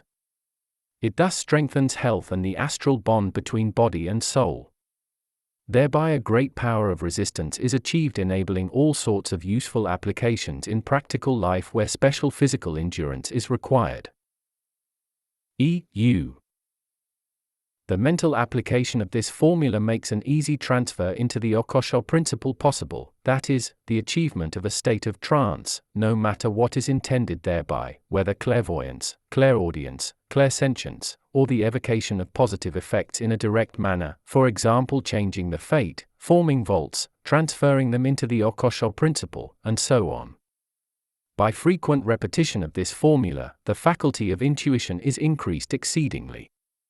When it is successfully applied to the astral body, it may easily be separated, either from one's own body or the body of someone else, since the transfer of this formula into the astral matrix effects an easy separation of the same, thus facilitating the emission of the astral body.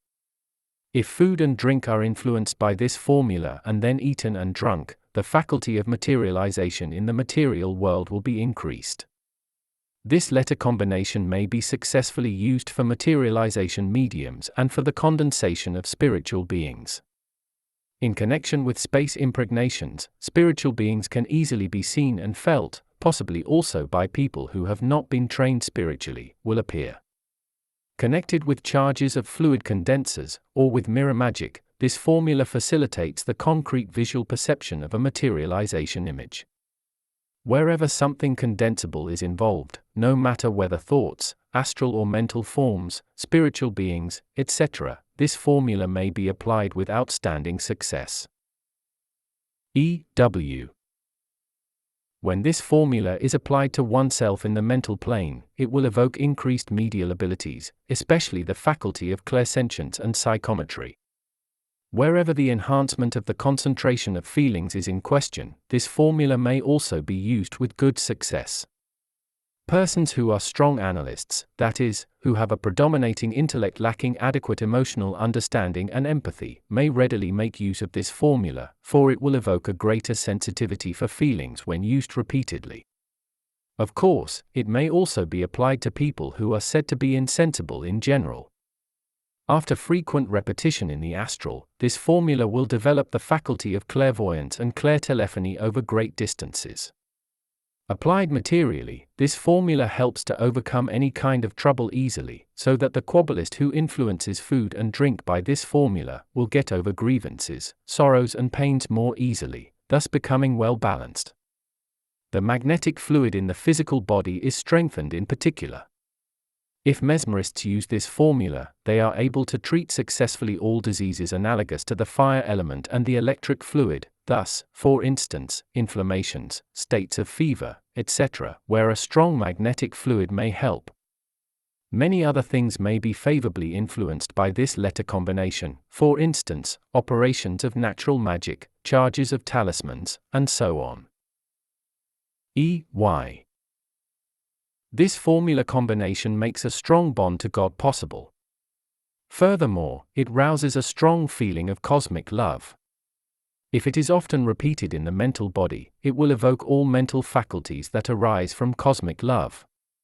The Kabbalist is able to impregnate his own spirit with this formula in such a manner that even the greatest enemy will not be able to do him any harm. Of the astral faculties over which this formula has an influence, the gift for prophecy, or the mantic faculty regarding fate in the material world, may be mentioned. If this formula is dexterously applied as a sort of magic hood, it will make the Kabbalist invisible on his mental wanderings. Thus, it contributes excellently to mental and astral invisibility, so that a medium not trained in Kabbalah, or a clairvoyant of the same type, is not able to see a mental or astral body influenced by the help of this formula, neither in the mental nor in the astral world. It stands to reason that the invisibility attained by this formula is also maintained during mental wanderings to other spheres. This way of making bodies invisible may also be transferred to the physical body. However, longer training is required until he is able to condense the formula in such a way that it becomes capable of really changing the electronic oscillations or the aura of man. Thus, for instance, the formula may be changed into a volt. Furthermore, the Kabbalist is enabled, by the help of this formula, to eliminate a photographic picture that has been taken either on a film plate or a roll film. If the Kabbalist does not want to be photographed, or if this is done against his will or without his knowledge, he is able to eliminate the shot, causing the plate or film to become black. Many other possibilities could be mentioned, but someone who knows the laws of analogy well will be able to find further possibilities for himself. E.Z. After repeated use, this formula will impart an excellent power of judgment, a special quickness or repartee, and a good gift of combination, and, likewise, the faculty of penetrating deep into a matter. Used astrally, it will evoke artistic talents, especially an excellent oratorical gift and literary talents. The formula may also be used to reinforce within oneself the faculty of sending messages through the air, that is, of overbridging time and space and of clairaudiently perceiving, over great distances, everything that is said. Furthermore, of connecting oneself with the relevant object so that the things said in the astral at a great distance may be perceived by clairaudience at the same time. If food and drink are influenced by this letter combination, great endurance in sports will be effected by thoroughly strengthening the nervous system. When used as an aid in space impregnations, the EZ formula cheers up feelings and favorably influences everything that is analogous to a happy character, as, for instance, the enthusiasm for singing and dancing and other entertainments. Wherever depression prevails, this formula can bring about the opposite. E.A.E. The most secret thoughts and wishes of the mental body concerning the material world may be realized by the help of the EAE formula. By inspiration and intuition, the Kabbalist is shown ways and means to have his wishes fulfilled. If the Kabbalist often repeats the EAE formula, he will make inspiring warnings accessible to himself if he should make any false step. By the use of this formula, any material wish uttered in connection with elemental magic is sometimes realized at once. Everything that the Kabbalist wishes to realize materially and, vice versa, everything that he wants to remove from the world, will be achieved by the help of this formula. EOE. If the Kabbalist uses the EOE formula, he will gain the faculty of perceiving, understanding and mastering the whole chain of the matter, even if he has only been able to learn part of it. If, for instance, he knows about one mental faculty of a man, he, by the help of the EOE formula, is able to make out, one by one, all other mental faculties which that human being possesses. If the Kabbalist thinks it necessary, he may also master them so that the man in question will appear to him quite exposed, like the image in a mirror, without being able to hide anything from him.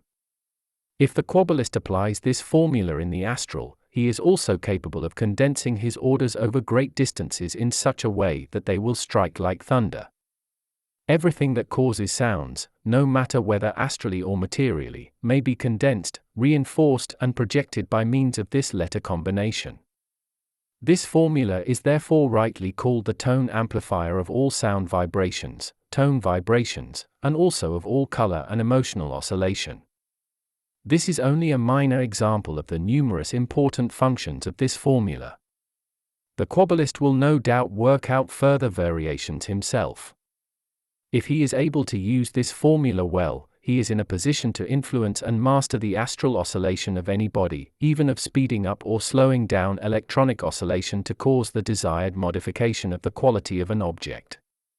This formula is therefore called the qualitative transmutation formula.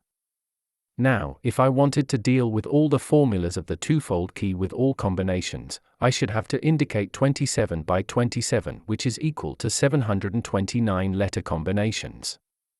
However, the twofold key being rather a difficult key, I have at least mentioned the first 5 letters of the alphabet as examples regarding this key, assuming that the advanced and experienced Kabbalist will know how to work properly with all the other letters of the alphabet, and that he will compile at will further formulas regarding the twofold key, if, in his opinion, the examples given by me do not suffice. Closing statement.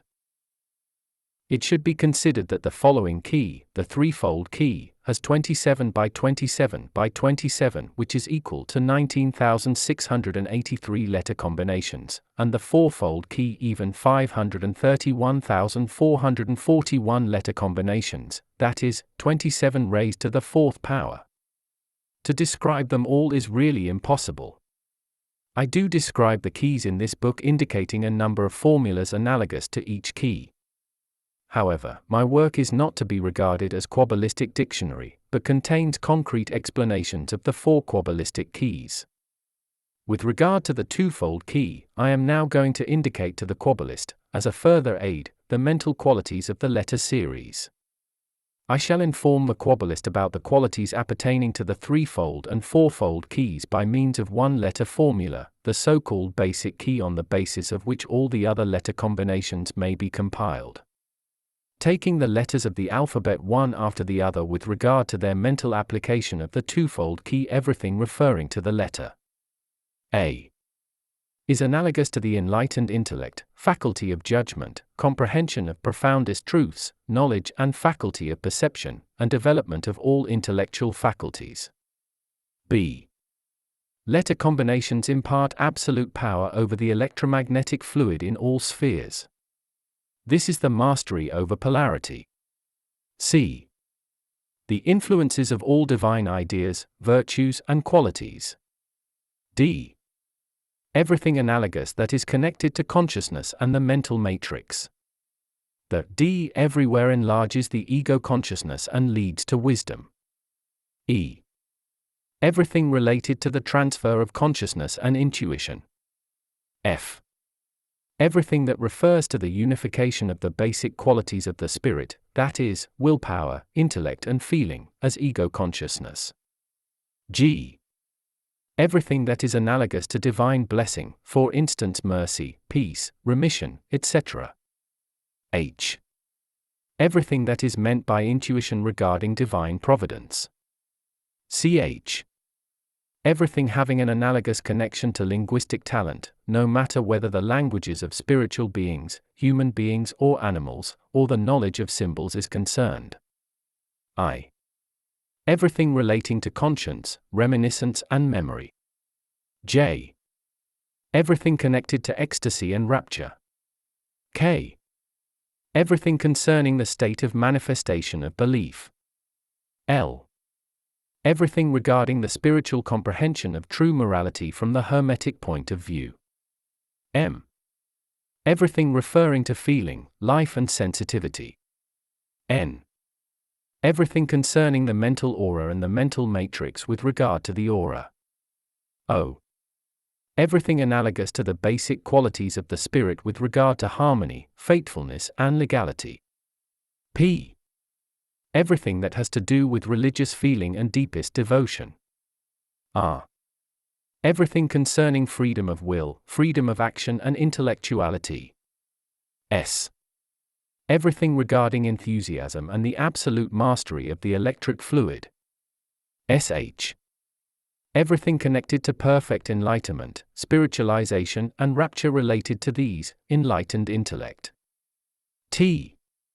All the phases of influencing memory. U. Everything relating to the faculty of working in the occult principle, in all forms of existence, likewise the highest intuition, the karma or mastery of fate. W. Everything appertaining to clairsentience, faculty of psychometry, medial faculties. Y. Everything having to do with inspiration in connection with intuition, due to the attachment to God and love, and the mental faculties arising therefrom. Z. Everything that brings about the enhancement of general intellectual faculties, has special influence on memory. AE. The realization of wishes regarding physical matter. OE. Everything that refers to the transformation of mental qualities. All further letters may then be brought into line with the ones indicated here and the desired formulas compiled. On account of the examples given here, the Kabbalist is offered a great selection of Kabbalistic letter combinations, formulas. Thus, the twofold key is the most important key relating to the spirit and the mental plane, even though it may be applied to the astral and the material world, with all its wishes and the like. It is not necessary to indicate all the formulas one after the other. Depending on purpose and intention, the letter combinations indicated by me may satisfy the practical formula magician. In any case, he is able to compile further letter combinations for certain purposes by making use of the other letters of the alphabet and their analogous connection to the mental qualities.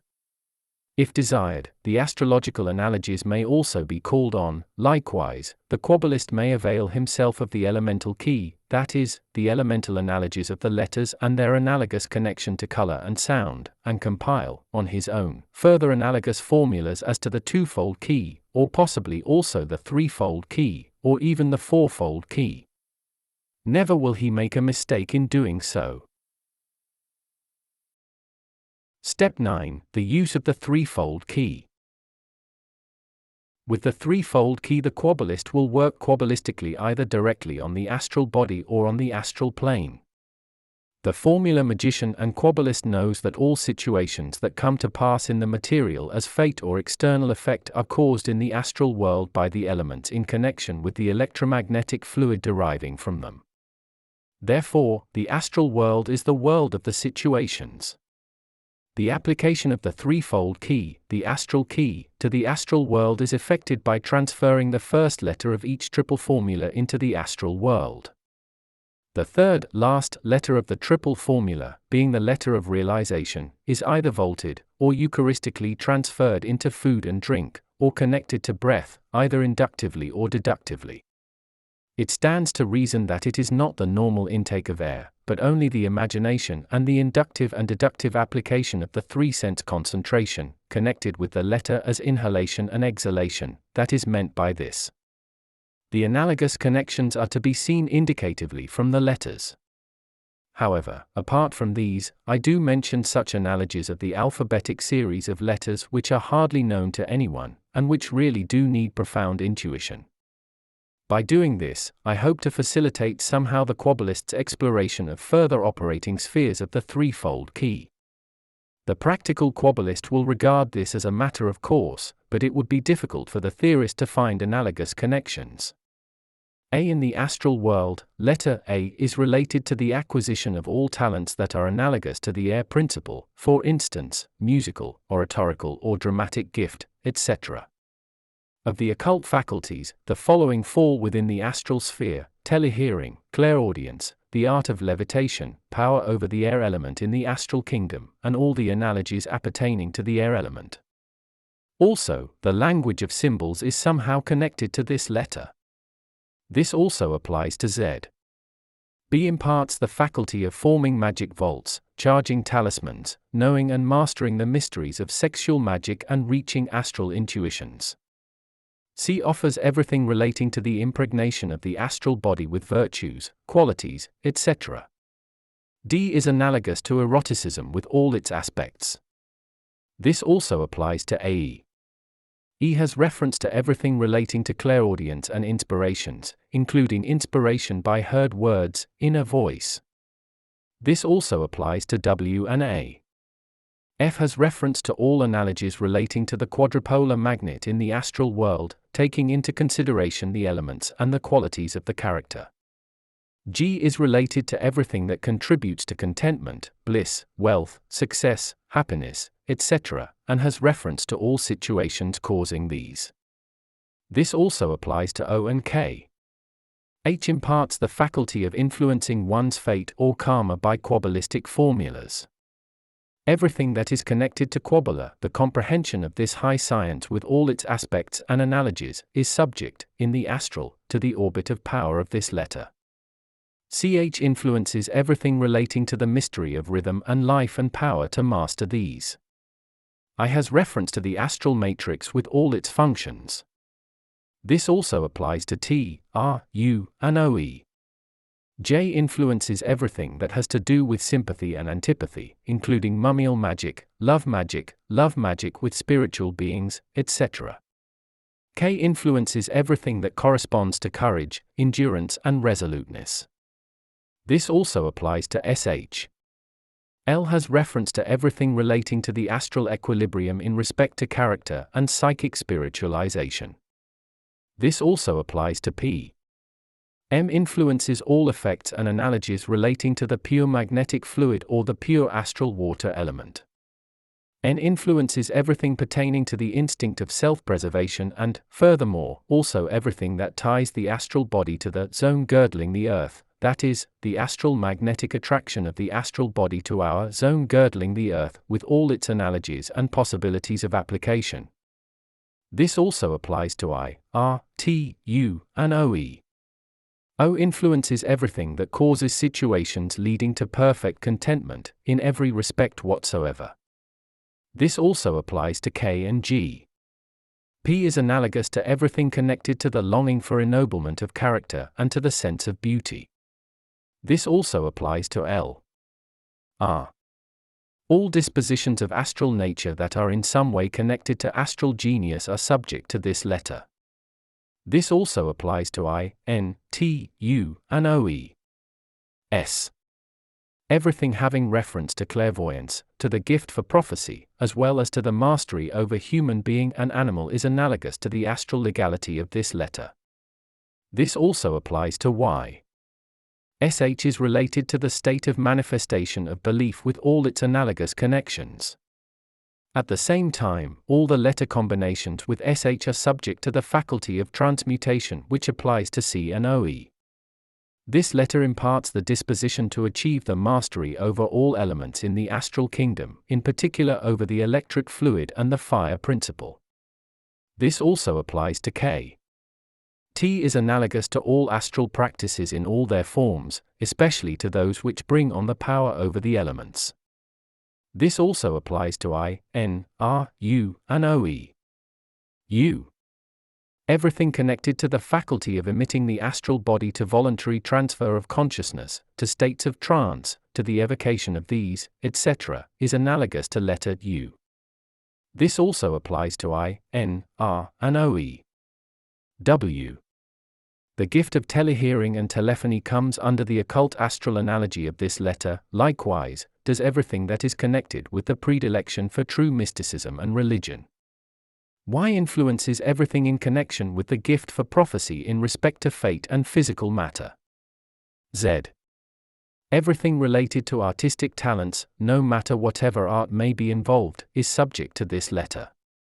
The astral faculty of sending messages through the air, or of astral telepathy analogous to the occult principle bridging over time and space, has an analogous connection to this letter.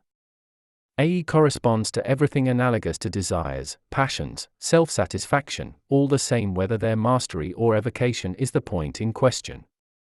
OE corresponds to the analogy of all astral projections and all forms deriving therefrom. Using above-mentioned analogies in connection with the letters of the twofold and single key indicated in this book, the Kabbalist is able to compile as many formulas as he may want. He may build up 19,683 formulas of the most varied subtlety and mode of action. It stands to reason that he does not really require all the combinations. In most cases, he will content himself with a few and will amply get by with these. Because of their peculiarity, I am now going to indicate some formulas of the threefold key which I did not find out by universal analogy, but which were confided to me by a very high spiritual being. Only the truly experienced Kabbalist of highest rank will be in the position to find out the analogous connections. Thus the formula SAL points to the three powers which are effective in the three worlds, mental, astral, and material, by the merciful influence of divine providence. These three powers make it possible for the Kabbalist to become absolute master over all three kingdoms on account of universal love divine. ERJ is another formula of the threefold key which makes it possible for the Kabbalist to know the 70 qualities in all 7 spheres. The 70 basic qualities are the 70 stages that are effective in the 7 spheres, and by their Kabbalistic use the various powers and faculties can be achieved. The formula MJH imparts the astral faculty of penetrating into the most divine names and their letters. The MJH formula was also confided to Moses by the same high-ranking being and enabled him to recognize and to use it practically so that he could work all his wonders on account of this cognition. HCHS, used Kabbalistically as a formula, makes the Kabbalist achieve the highest wisdom. EMN imparts the faculty of knowing and mastering the divine names analogous to the 70 powers in the universe. This formula, however, has nothing to do with the 72-letter nomenclature, since EMN is a secret formula which is only confided to a few high-ranking initiates by high-ranking spiritual beings, beings of Jupiter.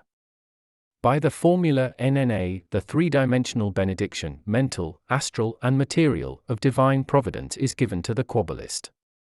The formula NJT bestows on the Kabbalist the faculty of recognizing genuine truth in every respect by the help of divine providence. NMM is the Kabbalistic secret relating to the power and might of silence with all analogous connections. JLJ signifies the comprehensive perception of the highest light of divinity and the possession of the manifestation state of belief, that is, the achievement of the highest aspect of divine omnipotence. HRCH is a divine Kabbalistic formula which is used for the glorification of divine providence in various rituals. MCR is the divine manifestation of the occult principle in all three kingdoms. By the Kabbalistic use of this formula, one attains the faculty of doing creative work simultaneously in all three kingdoms. The formula WMB gives one the power necessary for the evocation of all the spheres with their intelligences and the concentration of their attention on oneself. This formula, however, should only be used at a moment of greatest danger. If one wants to bring about cosmic effects by universal love, one may use the formula JHH, by which everything that the Kabbalist desires is realized in analogy to love. MCHJ is a formula of worship of the occult principle in all three worlds. The formula DMB makes, when used Kabbalistically, all 7 basic powers of the spheres unite to a single power and enables the Kabbalist to achieve anything that he wishes. CHBW is a secret name for divine providence in all the 4 aspects appertaining to it. This formula is used for all kinds of Kabbalistic evocations and devotions, likewise also for obtaining, by entreaty, things normally beyond reach. By means of the formula RAH, all principles of the 10 spheres may be evoked and their help called on simultaneously. However, the Kabbalist should very seldom make use of this formula, since his responsibility will be too big and an abuse would be of great disadvantage to him. The most experienced Kabbalist will, of course, know this formula, but hardly ever make up his mind to make use of it. By the help of the ELM formula, the omnipotence of working creatively in all spheres will be attained. The Kabbalist will only apply this formula if he has been directed by divine providence to carry out a mission that makes these Kabbalistic powers necessary. The same applies to the MHSH formula, which enables one to work the greatest miracles that are at all possible. By means of the AKA formula, the experienced Kabbalist is able to recall dead people to life. The formula LAW lays gales at sea. If the Kabbalist uses this formula, he is able to work all kinds of water miracles, for instance walking on water, etc. Moses was able to divide the Red Sea by the help of this formula so that he and his people could cross it on dry foot and without danger. Moses was endowed with another formula, that is, the MBH formula, which also enabled him to work his miracles. By the HRJ formula, divine providence may be evoked in all its aspects and in all kingdoms and spheres, but also adored. The Kabbalist who utters a supplication Kabbalistically by this formula will always be granted it by divine providence. However, he has to be sure that his request is legally justified. By the FHL formula, divine universal love is invoked and everything attainable by the aspect of love divine may thus be achieved. Also, the MLH formula is a universal formula of love which will make the Kabbalist acquainted with the working of love divine in all its aspects and put him into the state of supreme blissfulness of love divine. By the CHHWE formula, divine providence reigning over the 4 elements is invoked. The Kabbalist who applies this formula Kabbalistically, that is, mentally, astrally and materially, Eucharistically, is made absolute master of the 4 elements in all 3 kingdoms. The formula JCHW expresses the absolute power of God. The Kabbalist resorting to it is endowed with the same absolute power as possessed by God. It is not to be feared that the experienced Kabbalist working with this formula will ever abuse it. If, on the other hand, an impure and immature human being whose intentions are not analogous to the universal laws ventured to make use of this formula, he would have to face the absolute destruction of his personality. One has therefore to proceed very cautiously. The MND formula endowed Moses and all the prophets of the highest schools of prophecy with absolute knowledge and enlightened intellects. Furthermore, it gave them permission to bequeath the highest knowledge, although just in symbols, to the material world. It was this formula which enlightened Moses when he compiled the plates of laws. By the formula HHH, one is given the faculty of imparting such power to any letter that it will become Kabbalistically effective even in the occult principle. By the JZH formula, divine mercy in its highest aspects is invoked and it may be used wherever legality, justice, etc. no longer suffice. JZH is a very high Kabbalistic formula. It would be difficult to lay down, by the universal key, the analogous connection of all these formulas, for they are a secret and can only be reproduced by tradition or confided to a Kabbalist by a spiritual being of highest rank. I was also entrusted with formulas that are very dangerous. To prevent any abuse, I refrain from publishing them. He who has achieved maturity and is entrusted with a divine mission may learn many more secrets regarding the formulas. I have no permission to write about all secrets, for they do not all correspond to the 3rd tarot card, but refer to the higher arcana. The formula indicated by me here are published merely because of their peculiarity. For genuine use, mere theoretical knowledge does not suffice, and someone trying to use these formulas without appropriate preparation would only be greatly disappointed. He who wants to make use of these formulas with bad and selfish intentions in mind exposes himself to punishment by divine providence, the details of which I do not want to mention here. He would commit a sin against the Spirit, as the Bible has it. In Kabbalistic writings, the divine name JHVH is frequently mentioned and described. I will now indicate some Kabbalistic influences of these 3 to 4 letters, that is, of the Yod HVH, and what may be achieved by them in the mental and astral as well as the material world. By the 3-letter name JHW, in which the second H is missing, the Kabbalistic faculty of miraculous healing may be attained. If the letters are 3-dimensionally vaulted by Kabbalah, this formula may be used for protection against assaults by enemies. Should anyone dare attack the Kabbalist in spite of this, the protective vaults produced in the astral, mental, and material worlds can bring about the death of the assailant. The JHW formula is therefore called the Kabbalistic formula of backstroke. Furthermore, the 3-letter name JHW is also used in connection with another letter which is not to be regarded as formula but merely used phonetically as a basic letter. If, for instance, the J is connected with an O, the latter has to stand as a small letter after the former. Only the J is used, that is, vaulted, Kabbalistically, but is phonetically pronounced as Jo. The same applies to the second, third, and fourth letters. The formula JOHO-W, used Kabbalistically in the mental, astral, and material world, leads to the absolute power of achieving everything in these. The formula JAHAW creates, via the mental and astral world, and from there in the material world, all the situations that lead to riches and wealth in the material world. The formula JOHOEW brings about perfect harmony in the mental, astral, and material worlds, that is, if used mentally, astrally, and materially, Eucharistically, which then must result in perfect health. The same formula, though connected with O instead of OE, that is, JOHOW, leads to absolute power as possessed by the Omnipotent, which also means absolute mastery over health, be it one's own, or the health of other human beings, or of animals.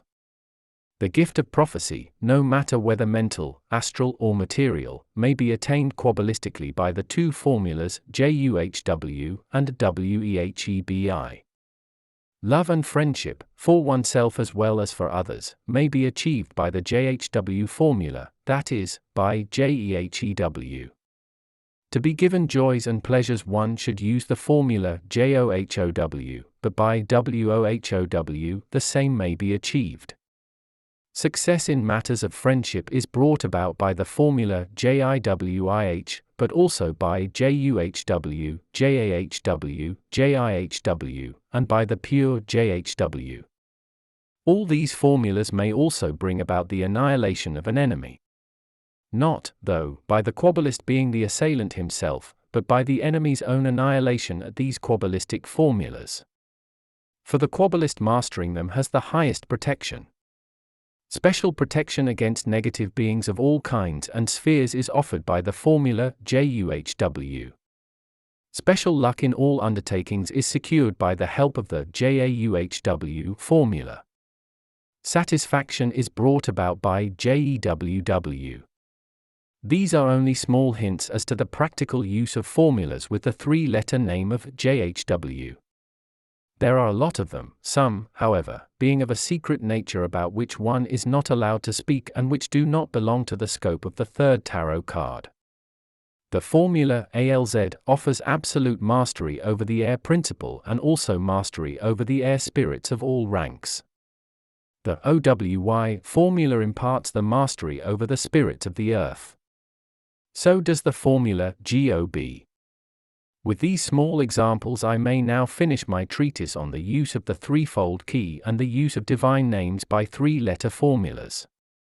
All these formulas are traditional and have always been confided only to a few initiates by high-ranking intelligences. They have been kept a secret up to this date. Since this is a matter appertaining to the third tarot card, the description of which has been permitted by divine providence, I have been allowed to publish a few formulas. Footnote to the third key. The Kabbalist will surely notice that the Tatwic table of analogies is nothing else but a fraction of the knowledge of the elements, and that in Indian terminology the elements have names consisting of 3 letters. I may indicate these names as a footnote. The relevant analogies will be found in the respective literature. The LAM formula is analogous to the earth principle. The VAM formula is analogous to the water principle. The PAM formula is analogous to the air principle. The RAM formula is analogous to the fire principle. The HAM formula is analogous to the occult principle. This terminology will lead every reader to the universal mantra formula of AUM, which represents the so-called Brahma formula. Step 10. The use of the fourfold key. In Step 9, I gave a detailed description of the threefold key and its use. Now I am passing on to the last key, the fourfold key, which I am also allowed to make public. This key represents the whole mystery of the Yod-He-Vav-He, or the so-called tetragrammatonic key, the key of realization. It is the secret of the magic square or the quadrupolar magnet. From the numeric point of view, it is the 4 which is analogous to Jupiter, and which represents legality, that is, justice. There are several ways of applying the fourfold key. I shall indicate the most important ones of these. In the case of the fourfold key, one works with 4 basic letters which have to be used in the Kabbalistic manner. The most common use of the fourfold key is the application of a 4-letter formula, that is, combination of 4 letters, no matter of which, in the following way. The first letter is Kabbalistically transferred into the occult principle, the second letter into the mental world or, if necessary, into the mental body, depending on what the Kabbalist intends to do, the third letter into the astral world and the fourth letter into the material world, either directly or eucharistically. 1. Occult, 2. Mental, 3. Astral, 4. Material. The second mode of use is to transfer 2 letters into the occult principle and 2 into the mental world or mental body. In this case, 1 letter is intended for the respective plane and the other one for the respective spirit or body. If, for instance, one wants to attain a mental ability which may be realized by the fourfold key, 1 letter, that is, the first letter, is transferred into the occult principle and the next one into the mental body. These 2 letters then work directly on the mental body from the occult principle, similar to the case of the twofold key. The third letter is also transferred into the occult principle to influence the mental plane from there. The fourth letter is transferred directly into the mental plane. 1. Occult, 2. Mental body, 3. Occult, 4. Mental plane. This would be the highest form by which 2 letters from the occult principle exercise their influence on the spirit and simultaneously on the mental or spiritual plane. This is the so-called bipolar application of the fourfold key. The next way of application is to transfer, by Kabbalah, 2 letters, which are always the first 2 letters, into the mental world, that is, one of them into the mental body, the other one into the mental plane, and of the remaining 2 letters one, that is, the third one, into the astral body and the other one, that is, the fourth letter, into the astral world, and to make them work in this manner. 1. Mental body, 2. Mental plane, 3. Astral body, 4. Astral world. Another use of the fourfold key is the transfer of 2 letters each into the astral world and at the same time into the astral body, which is called direct astral Kabbalisticism, the astral body thereby being influenced bipolarly by 2 letters and the other 2 letters transferred into the astral world, creating the preconditions and situations necessary for the realization of the respective wish. 1 and 2, astral body, 3 and 4, astral world. Yet another application is the one in the course of which 2 letters are transferred into the astral world to create the situations necessary for the realization of the respective wish, and the remaining 2 letters either directly influence the material body, or are split up, so that the third letter is transferred into the body by Kabbalistic letter impregnation of the whole body, and the fourth letter is exercising its influence in an Eucharistic manner, that is, through food and drink. Thus there are many variations possible in this case, and the question of which way it should be used is decided by the object that one wants to achieve. All keys, no matter in which manner they may be applied, will bring about the full effect, for in this case one works creatively with the divine name or the quadrupolar magnet, that is, the absolute legality of God. The realization is then effected, all the same whether the wishes concern the astral, mental or material world, by those elements that appertain to the respective letters together with the electric, magnetic or electromagnetic fluid analogous to them. If, however, one wants to have something realized from the principle of causes right into the material world, it is recommended to begin with the method indicated first, that is, by transferring the first letter into the occult principle, the second one into the mental world or the mental body, if that which is desired concerns the Kabbalist himself, the third letter into the astral world and the fourth, Eucharistically, into the material world. 1. Occult, 2. Mental world or body, 3. Astral world, 4. Material world, Eucharist. If, however, someone else's wishes are to be realized, this mode of application of the fourfold key, which refers to the mental, astral and material body, should not be resorted to, but the fourfold key should then be applied in the following way. Provided that wishes for happiness, success and other fateful events are in question, the first letter is placed into the occult principle, the second one into the mental world, the third one into the astral world and the fourth one as a vault into the material world. 1. Occult, 2. Mental, 3. Astral, 4. Vault, material world. The way in which a letter may be used Kabbalistically has already been indicated by me when describing the single key. Referring to this key once more, I may once again point out that the Kabbalist accepts full responsibility when working directly from the occult principle, irrespective of whether he employs one letter or two letters, for in doing so nothing is entered into the Book of Fate, and only divine providence in its highest form alone will decide on success or failure. When using the single key, the Kabbalist is the creator who himself carries out the act of creation in accordance with the universal laws and therefore is fully responsible for it. The danger is very great in this case, and therefore the Kabbalist should always consider well whether he can accept the responsibility for what he undertakes Kabbalistically.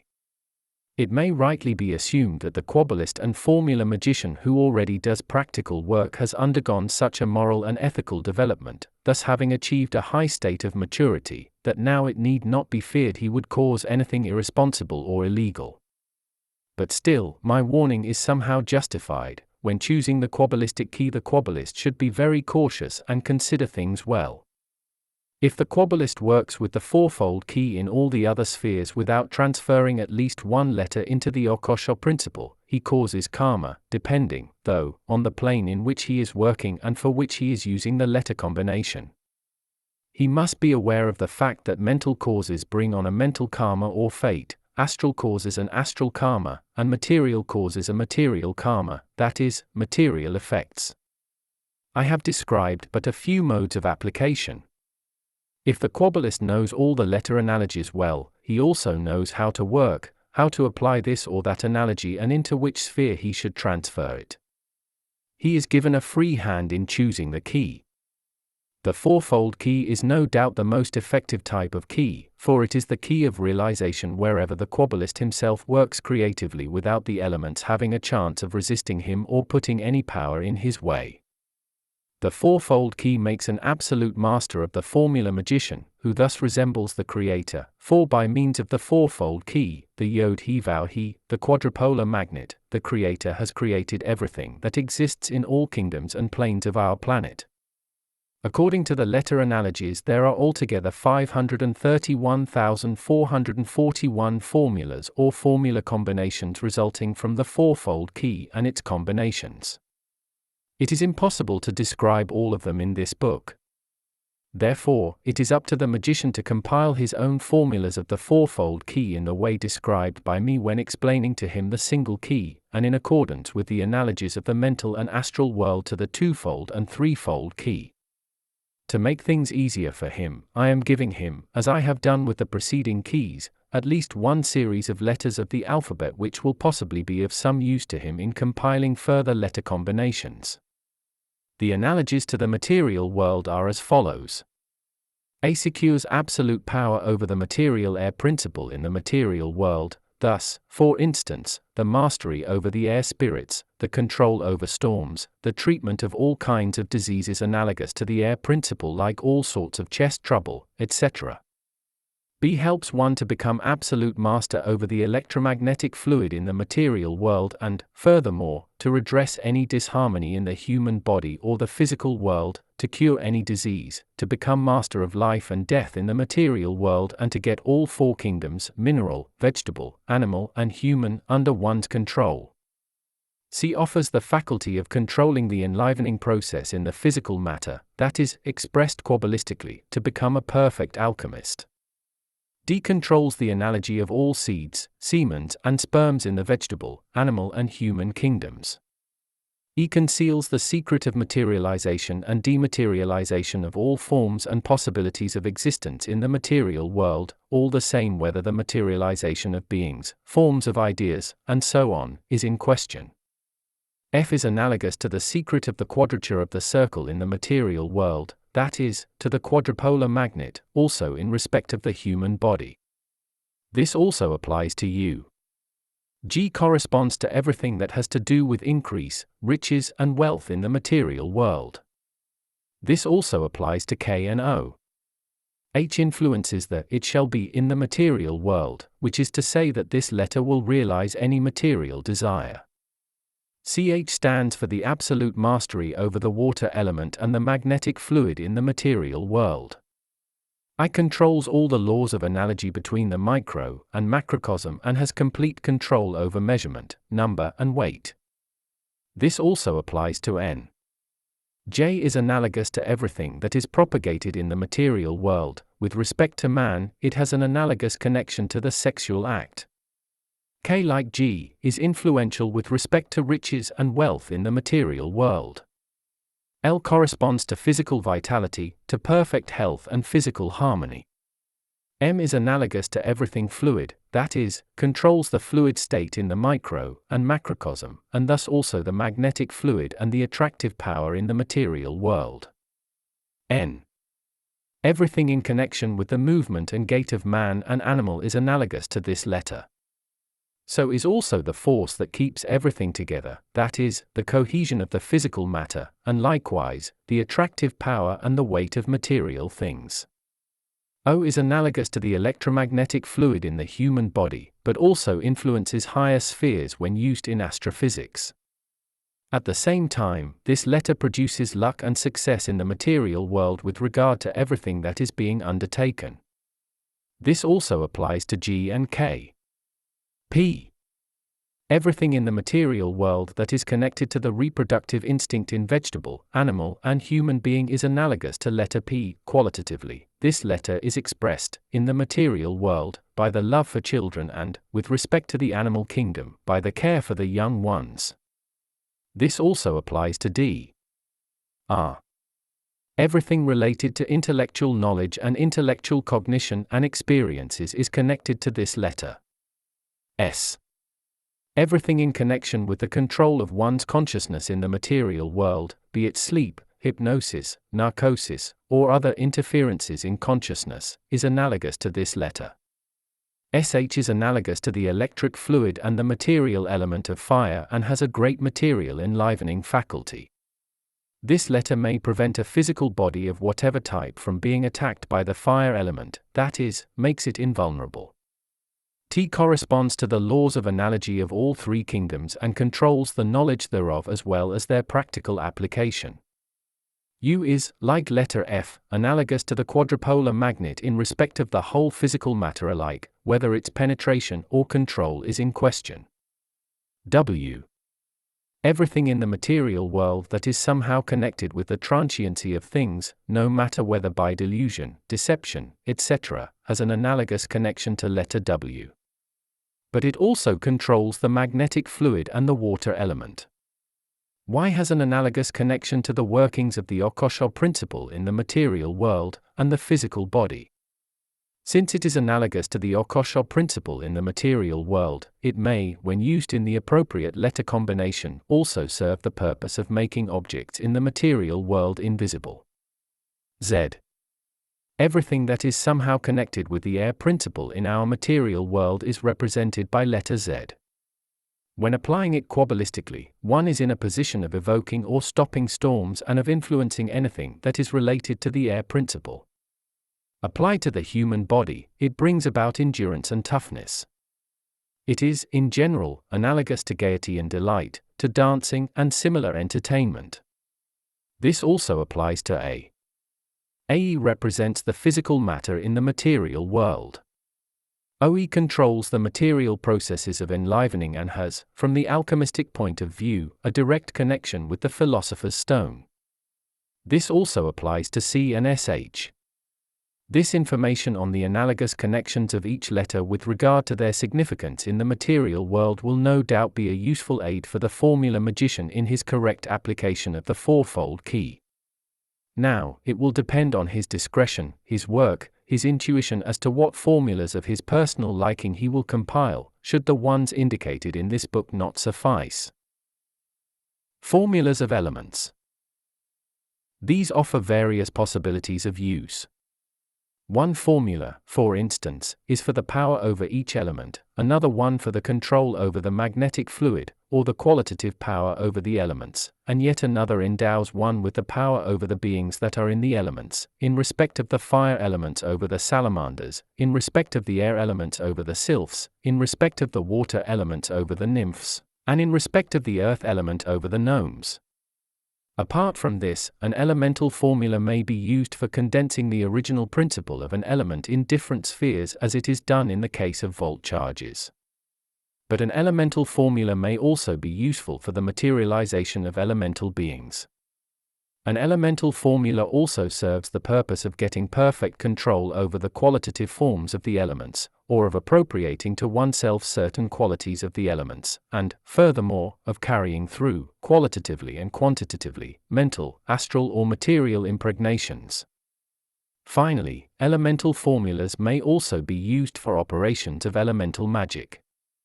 Below I am again giving a few examples which may serve as a guideline to the experienced Kabbalist who wants to compile, on his own, the letter combinations necessary for a formula in accordance with the universal key of analogies. Analogous to the fire element is: in the occult principle, letter SH. In the mental kingdom, letter H. In the astral kingdom, letter S. In the physical matter, letter T. With regard to the air element it is: in the occult principle, letter A. In the mental kingdom, letter C. In the astral kingdom, letter L. In the physical matter, letter H.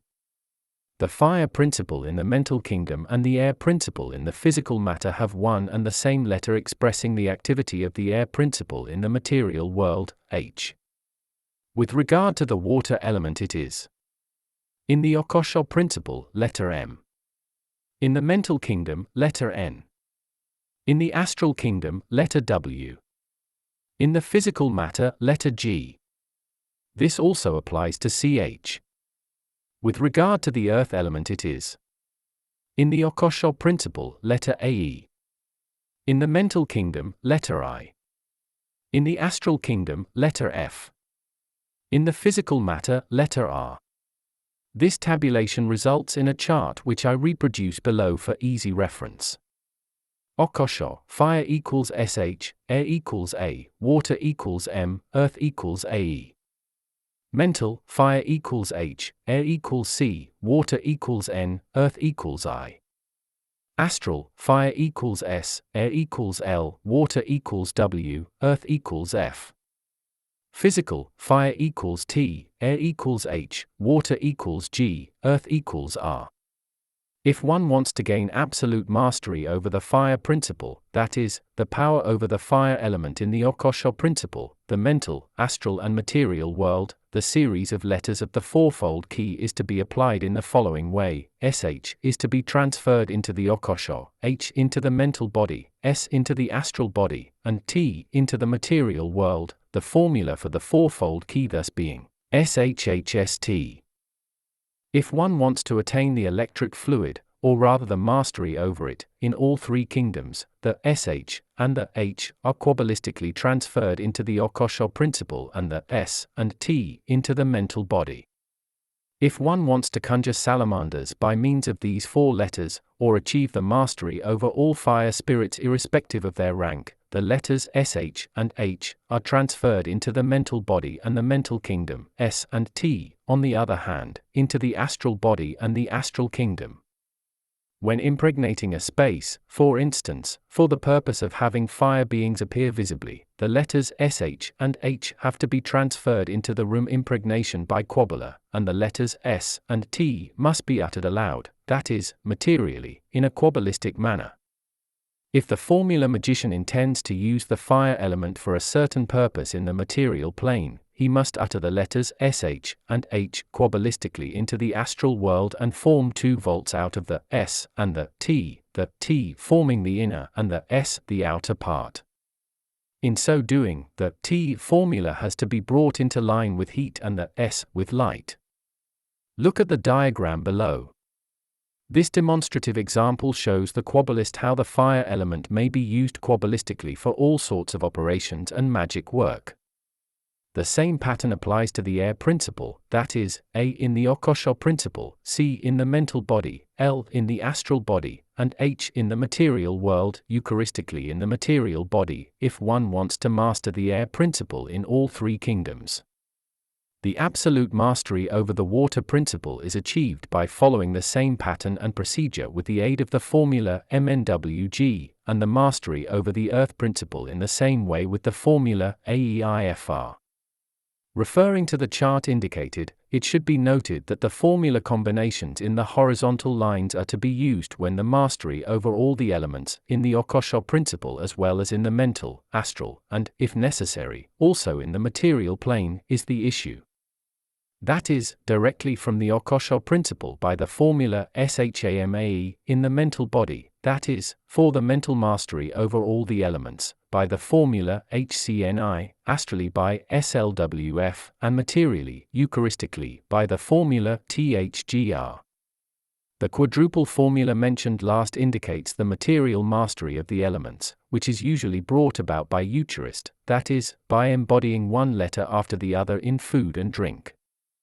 Having given these explanations indicating the possible varieties, I may now conclude this chapter on the use of the fourfold key in respect of elemental formulas.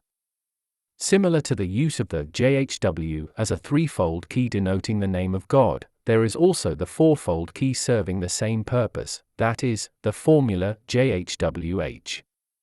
This four-letter name of God is very often called Jehovah or Adonai in Hebrew Kabbalah. Just as a matter of interest, I may at least indicate a few combinations of the fourfold key with the letters JHWH. If I would mention all the keys that are Kabbalistically analogous to this name, I should have to indicate 256 formulas, which is not possible for technical reasons. Thus I have chosen such formulas that are, firstly, less known and that are, secondly, only used by the Kabbalists who are well acquainted with Hebrew Kabbalah. The pure formula JHWH, that is, this formula without any phonetic annex of other letters, is generally used for curing very sick people by Kabbalah. Depending on the way in which this formula is charged, or the purpose it should serve respectively, it may also be successfully used for business matters. If the first letter of this formula is given a phonetic annex in the form of another letter, many more things may be achieved by it. Thus, for instance, the formula JAHWH brings on riches and success in love and is also effectively used for curing lunatics. The formula JEHWH helps one to attain the friendship of very important persons, arouses love and leads to erotic satisfaction. The formula JIHWH imparts power over friends and makes it possible to learn about their future. The formula JOHWH helps one in gaining control over other people and also imparts superiority over other beings. The formula JUHWH secures the appropriation of astrological knowledge, makes one see the connections between the planets of our universe and leads to might on our Earth.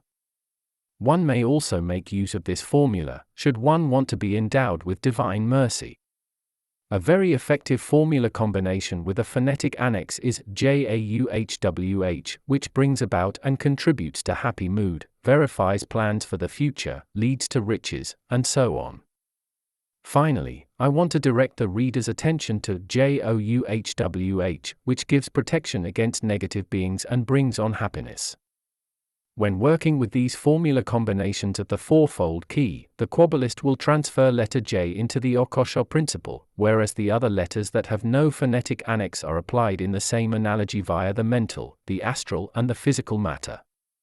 If the Kabbalist wants to make use of the same formulas by applying the general key, he need only induce the mental effect into the H, the astral effect into the W, and the material effect into the second H. The Kabbalist who is engaged in numerical combinations will come to regard 462 as a secret number in Kabbalah in which any formula has to be numerically transferred. For realization purposes in the material world, irrespective of the key that is being used, number 2 is analogous to the occult principle, 60 to the mental and 400 to the astral kingdom. If, therefore, someone wants to bring about the absolute realization of his wishes, he must transfer the respective formula, twice into the occult principle, 60 times into the mental body, and 400 times into the astral kingdom, the astral body. Rituals, too, have normally to be repeated 462 times, in order to make the necessary vaulting so strong that it works automatically. For correct Kabbalistic use, it is very important to know all this. Depending on situation and aim, the Kabbalist will have this or that key at his disposal and make use of it at will. As already mentioned before, the fourfold key is the key of realization and thus one of the most important keys of our planet since it is analogous to universal legality. I have not been given permission to specify any further keys. The honestly striving Kabbalist will be entrusted, by divine providence, with the secrets of all other keys, one after the other, depending on his state of maturity. These 4 keys will be quite sufficient for him to understand and apply the cosmic language and the creative words. I may repeat once again that without sufficient preparation and mastery of the 3-sense concentration, no one will be able to work Kabbalistically, that is, creatively, and to penetrate into the mysteries of the cosmic language, to say nothing of its practical use. Mere knowledge of the Kabbalah and its keys is of no avail if one lacks the necessary preparation. Thus, if the reader should think that he will be able to work miracles already by theoretical knowledge and the mere perusal of this book, he is making a great mistake. Should he try, in spite of this, to apply practically any formula without being sufficiently prepared, or without being prepared at all, he will naturally be bitterly disappointed. Those readers who do not gradually work at their personal perfection, either because of laziness or zealotry, and who, though having made theoretical knowledge their own, still do not achieve anything in practice, should especially attach great importance to my words. Nothing else but practice makes perfect. Even though the way may be very arduous and progress may only be brought about by millimeters, patience, perseverance and endurance must be mustered under any circumstances so that the results will not fail to show up. Step 11. Kabbalistic use of divine names and beings. After describing the keys, their equivalents and analogies, I am now going to introduce the Kabbalist, with the deepening of his spirit in mind, to one of the most profound secrets of the Kabbalah, the Kabbalistic use of divine names and beings. Before going into details, the Kabbalist must be aware of the great Kabbalistic principle, namely that powers, such as, for instance, the elements, the electromagnetic fluid, and to some extent even the occult principle, are to be valued as quantities that must not be confused with qualities. Everything representing a power exists, however, materially, although it might have a most subtle form, and must therefore be regarded as matter. Mights, virtues, characteristics, abilities are thus qualities and are not to be confused with powers. The Kabbalist must know this difference well if he does not want to make mistakes, which, unfortunately, is often the case with many students of the Kabbalah. Therefore, this basic principle should never be confounded in the Kabbalistic use of letters. If any type of quantity, that is, power, no matter whether of elements or fluids, is under discussion, it is always some kind of matter that is meant by this. When working with formulas, this principle is of great significance, and it is always a different thing whether a power is being used, increased, or transferred into the occult principle, in the mental, astral, or physical, be it in the form of volts or by oscillations, etc., or whether the same powers are embodied into the mental, astral, or material bodies of oneself or of other people. Mights of various kinds, virtues, qualities, and abilities, whether used in the occult principle, the mental, astral, or material world, may function without the condensation of power or matter, that is, they may unconsciously become quantities. If this is the case, the increased capacities tend to be somehow realized, thereby quite automatically employing a certain quantity of their analogous power. This procedure always takes place at the cost of the relevant vitality of the mental, astral, or material body, sometimes even at the cost of the fate. Most religious systems, and usually also the so-called systems of initiation, disregard this principle and mostly deal with virtues, characteristics, or abilities without making use of the analogous substance of quantity, that is, the power substance, the substance of life, of the virtue or ability to be increased. This great fundamental mistake naturally causes bad after-effects, sometimes serious disharmonies, failures, fiascos, or even various disturbances in one's health, which again may lead to various pathological states. Thus, if a Kabbalist increases one or several faculties in his mental, astral, or physical body, either by Kabbalah or by some kind of magic operation like, for instance, by rituals, suggestion, influencing the unconscious, without charging the relevant faculties with the necessary power, radiation of power that will, sooner or later, naturally lead to failures or other undesirable influences. Quite often various kinds of concomitant phenomena, experiences, such as visions, hallucinations, ecstatic raptures, and so on, are recorded, and erroneously interpreted as certain grades of maturity are recorded, and erroneously interpreted as certain grades of maturity in one's personal development, in many lodges of initiates who actually only achieve an increase in certain virtues regardless of the system on which this is based. That this attitude is wrong will at once be clear to the genuine Kabbalist who knows, masters, and considers the universal laws and is able to apply them correctly. Any practical application of Kabbalistic formula magic must be carried through qualitatively as well as quantitatively in order to avoid one-sidedness. A small example may contribute to demonstrating the difference between quality and quantity.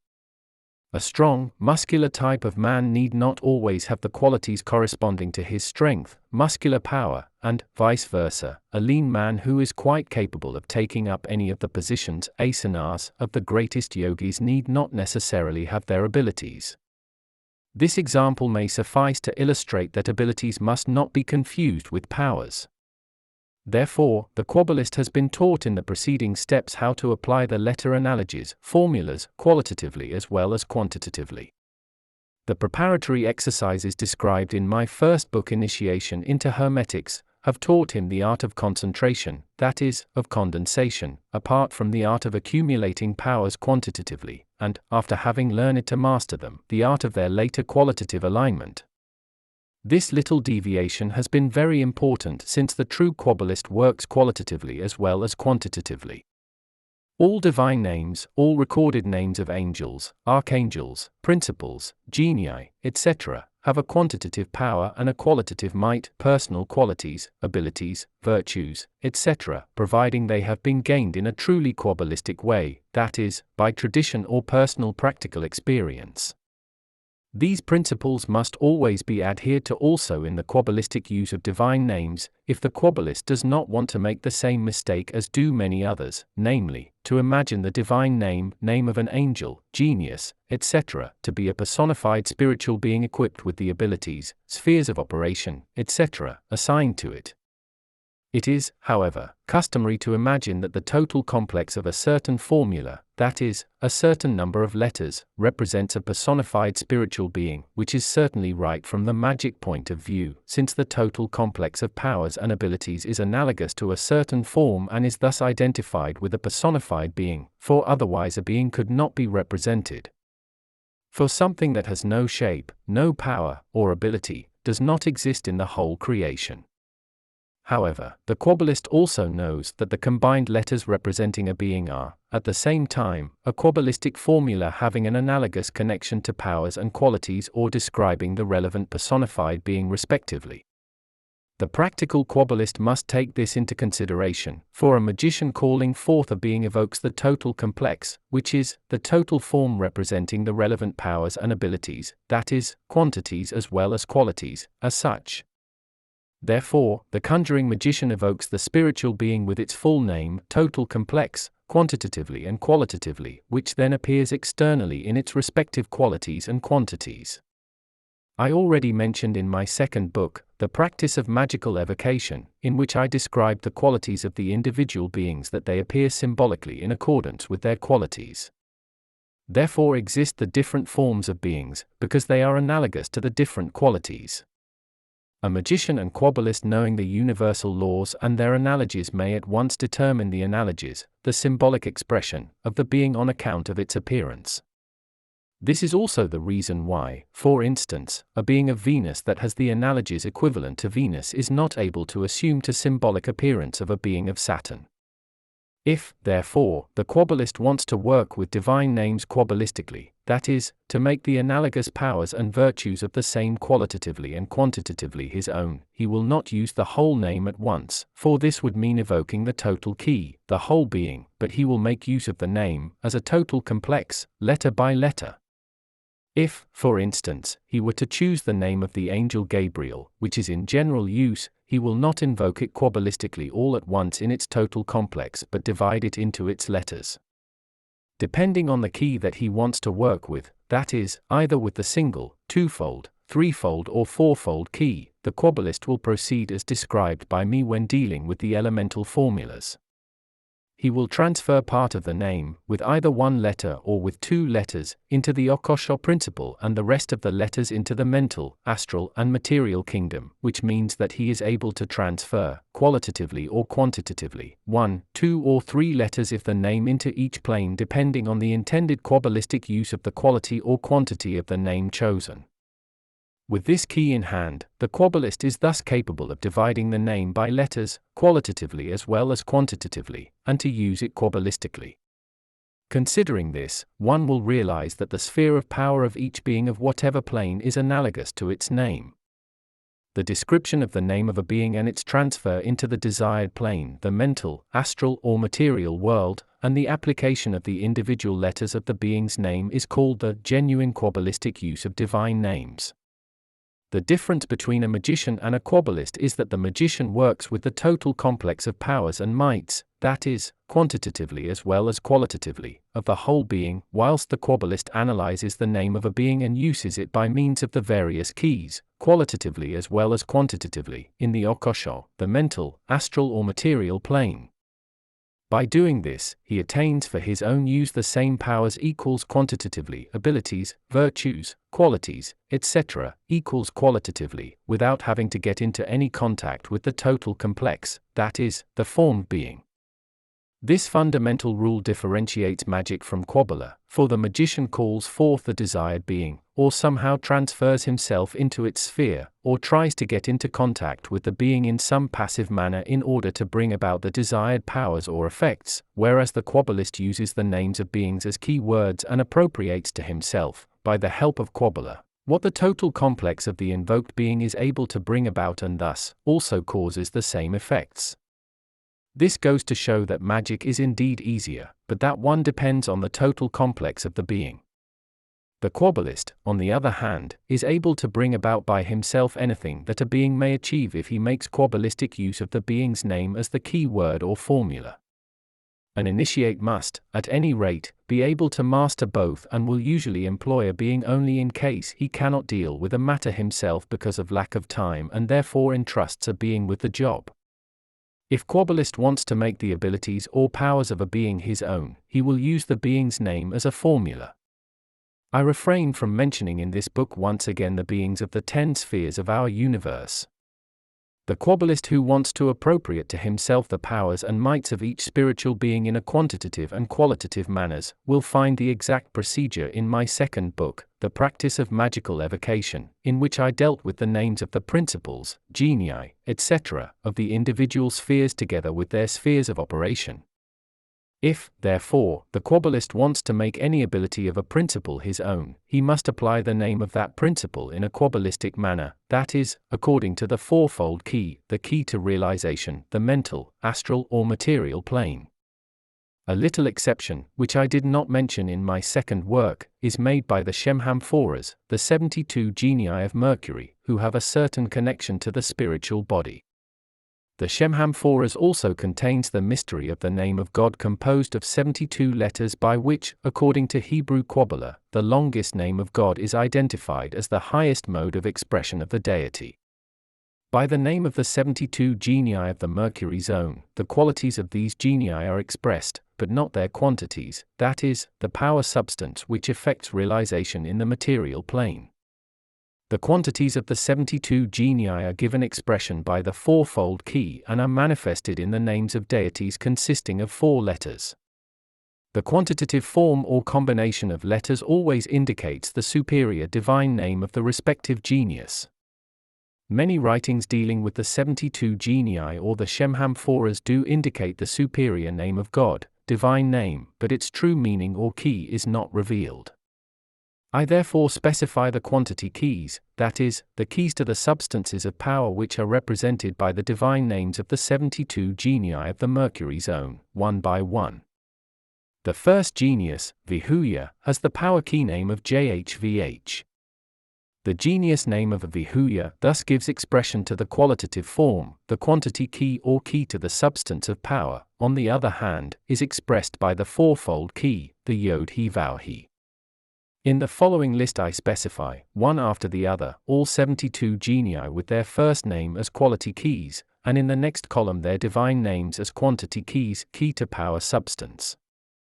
The format is, number, quality key, quantity key. Notes: Aries 1. Vihuya. Yod-He-Vav-He. Vahavya, 5 wands. 2. Gelial. Adi. Yalael, 5W. 3. Cittarel. Skihar. Saitel, 6W. 4. Elimaya. Allah. Olmaya, 6W. 5. Mahasia. Toth. 7W. 6. Leela-Hel. ABGD. 7W. Taurus. 7. Akaya. Dodo. Akaya, 8 Pent. 8. Kahital. Moot. Kahithal, 8P. 9. Aziel. Agzi. Hazael, 9P. 10. Aladia. Sipi. Aldaya, 9P. 11. Lauvia. Deus. Lavia, 10P. 12. Harhaya. Zeus. Hihaya, 10P. Gemini. 13. Jezalel. Boog. Yezalel, 2 swords. 14. Mebahel. Dios. 2 SW, peace. 15. Hariel. Idio. Hariel, 3 SW. 16. Hakamaya. Dayu. Hokmaya, 3 SW. 17. Lanoia. Goth. Lavia, 4 SW. 18. Kaliel. Boog. Keliel, 4 SW. Cancer. 19. Luvia. Bogi. Livoya, 5 cups. 20. Pahalia. Teos. Pahilia, 5C. 21. Nelakale. Bueg. Nelakeel, 6C. 22. Jael. Good. Yael, 6C. 23. Melahel. D. Melchel, 7c. 24, Hahuya. Izar. Jehavia, 7c. Leo. 25, Nithaya. Orsi. Nithahaya, 8 wands. 26, Hariah. Agdi. Hayar, 8w. 27, Jerethel. Teos. Yethiel, 9w. 28, Sia. Adad. Sahaya, 9w. 29, Rael. Zimmi. Rael, 10w. 30, Omarel. Chusa. Avamel, 10w. Virgo. 31, Lekabel. Teli. 2 Pentacles. 32, Visaria. Anot. Vesharia, 2p. 33, Jehuya. Agad. Yechava, 3p. 34, Lehahaya. Aneb. Lahakia, 3p. 35, Kevakiah. Anup. Kevakia, 4p. 36, Menadel. Allah. Mendial, 4p. Libra. 37, Aniel. Abda. 5 swords. 38, Harmiah. Agla. Charmia, 5 sw. 39, Rehail. Gut. Rehail, 6 sw. 40, Iazel. Goat. Yeziel, 6 sw. 41, Hahahel. Gudi. Hahihel, 7 sw. 42, Mikhail. Bayad. Michael, 7 sw. Scorpio. 43, Vubia. Solu. Vivalia, 8 cups. 44, Ilahia. Bosa. Yelahia, 8c. 45, Selia. Hoba. Salia, 9c. 46, Ariel. Pure. Oriel, 9c. 47, Asalia. Cana. Oslia, 10c. 48, Mahil. Zaka. Mihal, 10c. Sagittarius. 49, Vowel. Mora. Vihul, 2 wands.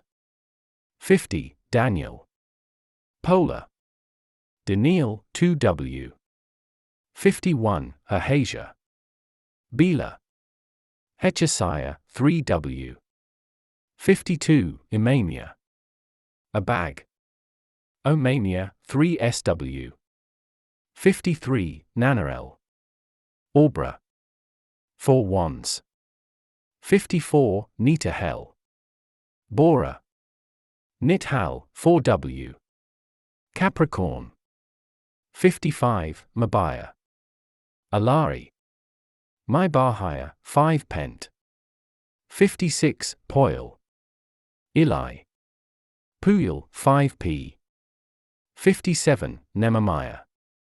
Popa, 6p. 58, Jaelel. Para. Yelel, 6p. 59, Harahel. Ella. Heochiel, 7p. 60, Mizrael. Gina. Mitzrael, 7p. Aquarius. 61, Umabel. Sila. Vemabale, 8 sw. 62, Jahel. Suna. Yehohel, 8 sw. 63, Amianuel. Miri. 1 val, 9 sw. 64, Mahil. Ali. Mokiel, 9 sw. 65, Damabiah. Tara. Dembiah, 10 sw. 66, Manakel. Pora. Menkel, 10 sw. Pisces. 67, Aisle. Bogo. Iol, 2 cups. 68, Habuya. Deos. Chibuya, 2c. 69, Rochelle. Deos. Rahil, 3c. 70, Jabamaya. Aries. Yebomaya, 3c. 71, Hiel. Zoit. Hiel, 4c. 72, Mumaya. Carlo. Mevamaya, 4c. In a magic evocation, the spiritual being, genius, principle, etc., as a total complex, is called forth in the way described in my book on magical evocation. In the Kabbalistic application, however, the last 2 letters of the names, that is, with el, l, or ah, are omitted. By means of these 2 letters added to the names, the specification of divine qualities is given better expression. From the Kabbalistic point of view, the first genius thus should not be called Vihuya but merely Vahui, the second genius not Gelial but only Jeli, the third genius Sita instead of Sitrel, and do forth. The psalms that are to be regarded as evocations of the respective genius, according to many books, are not to be valued as Kabbalistical but as mantramistic formulas of invocation, prayer, meditation. The other spiritual beings from the zone girdling the earth up to the sphere of Saturn bear their quantitative as well as their qualitative characteristics in the individual letters of their names. Therefore I did not give any detailed explanation thereof in my second book, The Practice of Magical Evocation, and I may now refrain from specifying the other spheres in this book, again. The number of letters of a being's name that are to be transferred into the occult principle, the mental, astral or material world, depends on the wish for realization, which is entirely up to the Kabbalist's choice. The explanation of the third tarot card is the revelation of the keys, but not the specification of an individual method. The Kabbalist who has also gone through my second book in practice will be in the position to apply the Kabbalistic keys in a versatile manner.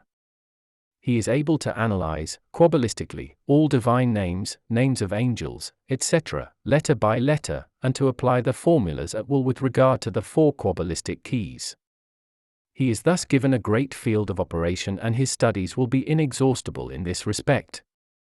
In this step, the 11th, which I now finish describing, I have shown the Kabbalist how he may apply, in practice, the cosmic language with regard to the divine names, names of angels, names of genii and principles, etc. Step 12, the Kabbalist as absolute master of the microcosm and the macrocosm. With the preceding step, the particle development and training of a perfect Kabbalist has been, so to speak, completed. In this step, the 12th and last step of this work, I want to express some retrospective ideas regarding the building up of the whole system and give a summary of the whole course. Above all, the Kabbalist could convince himself that the preparation by the 3-sense concentration recommended in my first work, Initiation into Hermetics, was very necessary in order to achieve a certain high grade of concentration of all 3 senses for a certain period of time, which then enabled him to utter a letter Kabbalistically, that is, to work creatively therewith. The Kabbalist was taught, one after another, how to impregnate his mental, astral and physical bodies by means of single letters in order not only to take up certain oscillations within himself, but also to evoke these in different planes. Furthermore, he was taught by frequent repetitions and practical operations, to give a letter the dynamics, power of expansion necessary for his Kabbalistic work. Likewise, he attained the faculty of working inductively and deductively, that is, of condensing and a-condensing, that is, of bringing about effects in the mental matrix, astral kingdom and in the physical body, the material world. In doing this, he has appropriated to himself not only the quantitative faculty of expansion of the mental, astral and the material body, but also the ability of giving the individual powers, quantities, their analogous qualities. Not until having learned this, did the letter uttered by the Kabbalist become magic, that is, dynamic and thus creatively effective. Thereby he has enlivened the regions appertaining to the elements, strengthened the powers therein in analogy to the universal powers, thus bringing them into line with each other. His microcosm, that is, the miniature world, has been brought into perfect harmony with the macrocosm, and the Kabbalist has taken full account of this legality in accordance with the Hermes plate, which says, "That which is above is also that which is below." Having achieved the faculty of bringing about mental, astral, and material effects, he has become absolute master of the word in all three kingdoms. For a Kabbalist who, like the Creator, can create everything by the word, nothing is impossible, so that he is able to bring about, by the word, any effect in the miniature world, the microcosm, if necessary, and divine providence having permitted or ordered it, also in the universe, the macrocosm. Furthermore, the Kabbalist has learned to build up vaults and to know all the legality and analogous equivalents with regard to the micro and macrocosm, and to master them. His faculties and powers have increased in a colossal manner and may not be described by mere words. It stands to reason that his responsibility has increased thereby, too. For as soon as a formula is transferred into the occult principle, cause and effect are no longer subject to destiny but exclusively to the highest divine providence. A genuine Kabbalist, and also a true magician, for magic and Kabbalah go together, who has achieved this state of maturity, will never lend himself to merely fulfilling the material wishes of others or to merely gaining personal advantages from his practical experiences. His sublime wish will be to serve mankind, and, wrapped in silence and humility, he will never want to demonstrate his maturity. He will not be induced by any situation to violate the laws of divine order.